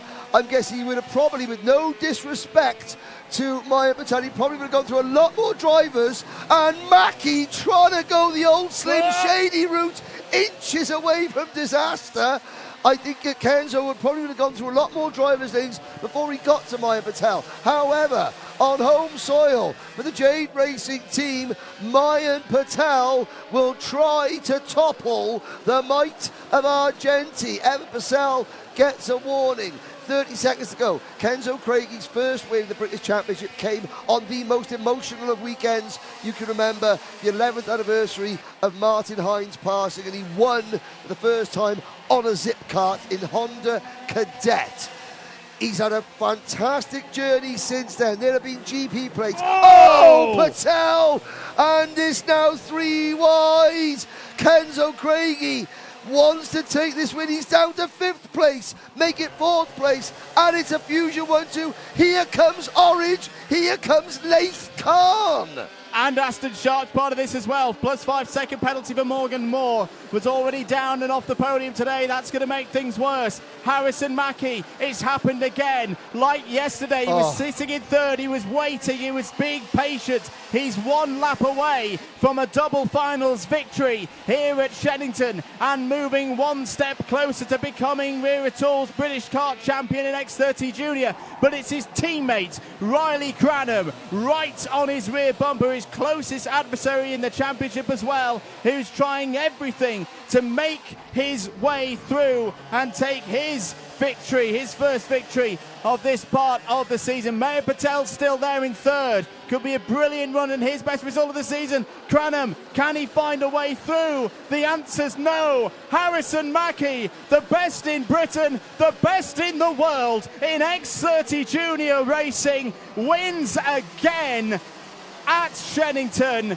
He will take a commanding lead to Three Sisters for the season finale. It's another Fusion 1-2. Cranham on the podium again, and Mayan Patel is on the podium as well. It's another home bit of success for the Jade Racing team. For the last 20 years, that team of Harrison Mackie's Fusion Motorsport, they continue to produce champion after champion. There is an investigation going on. We don't know what it's for. Cranham in 2nd, Patel 3rd. The wait for Kenzo Craigie goes on just a little bit longer. However, he was back on form. And in the midst of all that, Taylor Orridge managed to nip past Thomas Min Spearing for 5th position. Aston Sharp, and once again Cameron Edmonds, up into the top 10. Laith Khan, Harrison Whitcomb, and in the midst of all that, we obviously concentrated on the leaders and the implications of the leaders. But from the repechage, Ian Crayling finishes 11th, and Sky Parker takes 12th. 1, 2, 3, 4, 5, 5 Argenti Motorsport karts in the top 14. Congratulations to Joe Turney, who's helping to run that team this weekend. The next time we could see Joe in the UK is September, where he could be a European champion already, and he could be we can't say it. We won't go that far but yet. You He's still know got a job what to we do next mean. Weekend. Mondi Junior, Canini, Joey Brown, Sam Branston, Jacob Bashler taking a top 20 finish after a day from you know where. Nicole will be interviewing the winner down in a short time. Let's have a look back at some of this. The start, look at the front, look at the slow, how much the back of the pack was down, was away from everyone else. That was because Zach Green slowed down Archie Owen, unfortunately getting involved. It broke down to a group of 5. The Purple People Eater, where did the Purple People Eater eat? 24th. And Camera was not munched. There we go. Well done, Zeph, and thanks for a great entertaining weekend. But, right, pick the bones out of this one, Mr. Mather. Well, this was the move with about 4 or 5 minutes to go. Mackie back ahead of Craigie. Craigie would return to the lead a few laps later. This was some of the action involving Zeph Nurnberger. Great fight he had with Monty Brathwaite and Jack McLaughlin over the course of that race. Craigie was very strong down into Stratford in particular. Good run here from Mayan Patel to get up into 2nd place. And right at this point, you thought, Kenzo's he's not completely got hold of it, but he's got a good grasp on the race. He was just ticking the laps on by, but it was this moment there, and the moment with Mayan Patel, that opened the door for Harrison Mackie to step through into the lead of the race, and then it was the defensive work. And this is, for me, arguably the finest bit of Harrison Mackie's tool set this year. His ability that when he gets to the front, he's not one of those drivers like a Gus Lawrence who will, just incrementally get away, but he just has this ability of getting to the front and just staying there and positioning his kart. He's one of the best in the game at it. But 2 laps at Stratford Corner after his race almost ended, where he clipped a tyre, made the same move, had faith in himself, made it stick, and was able to earn the win. What a story for the whole family. Yes. Lewis, the mechanic, parents, Nanny June on the live stream, it's official. Harrison Mackie is ranked the #1 junior X30 driver in the world. And on that note, let's see if he can avoid saying any naughty words when he speaks to Nicole now. We're with our provisional winner, Harrison Mackie, for the 2nd day in a row.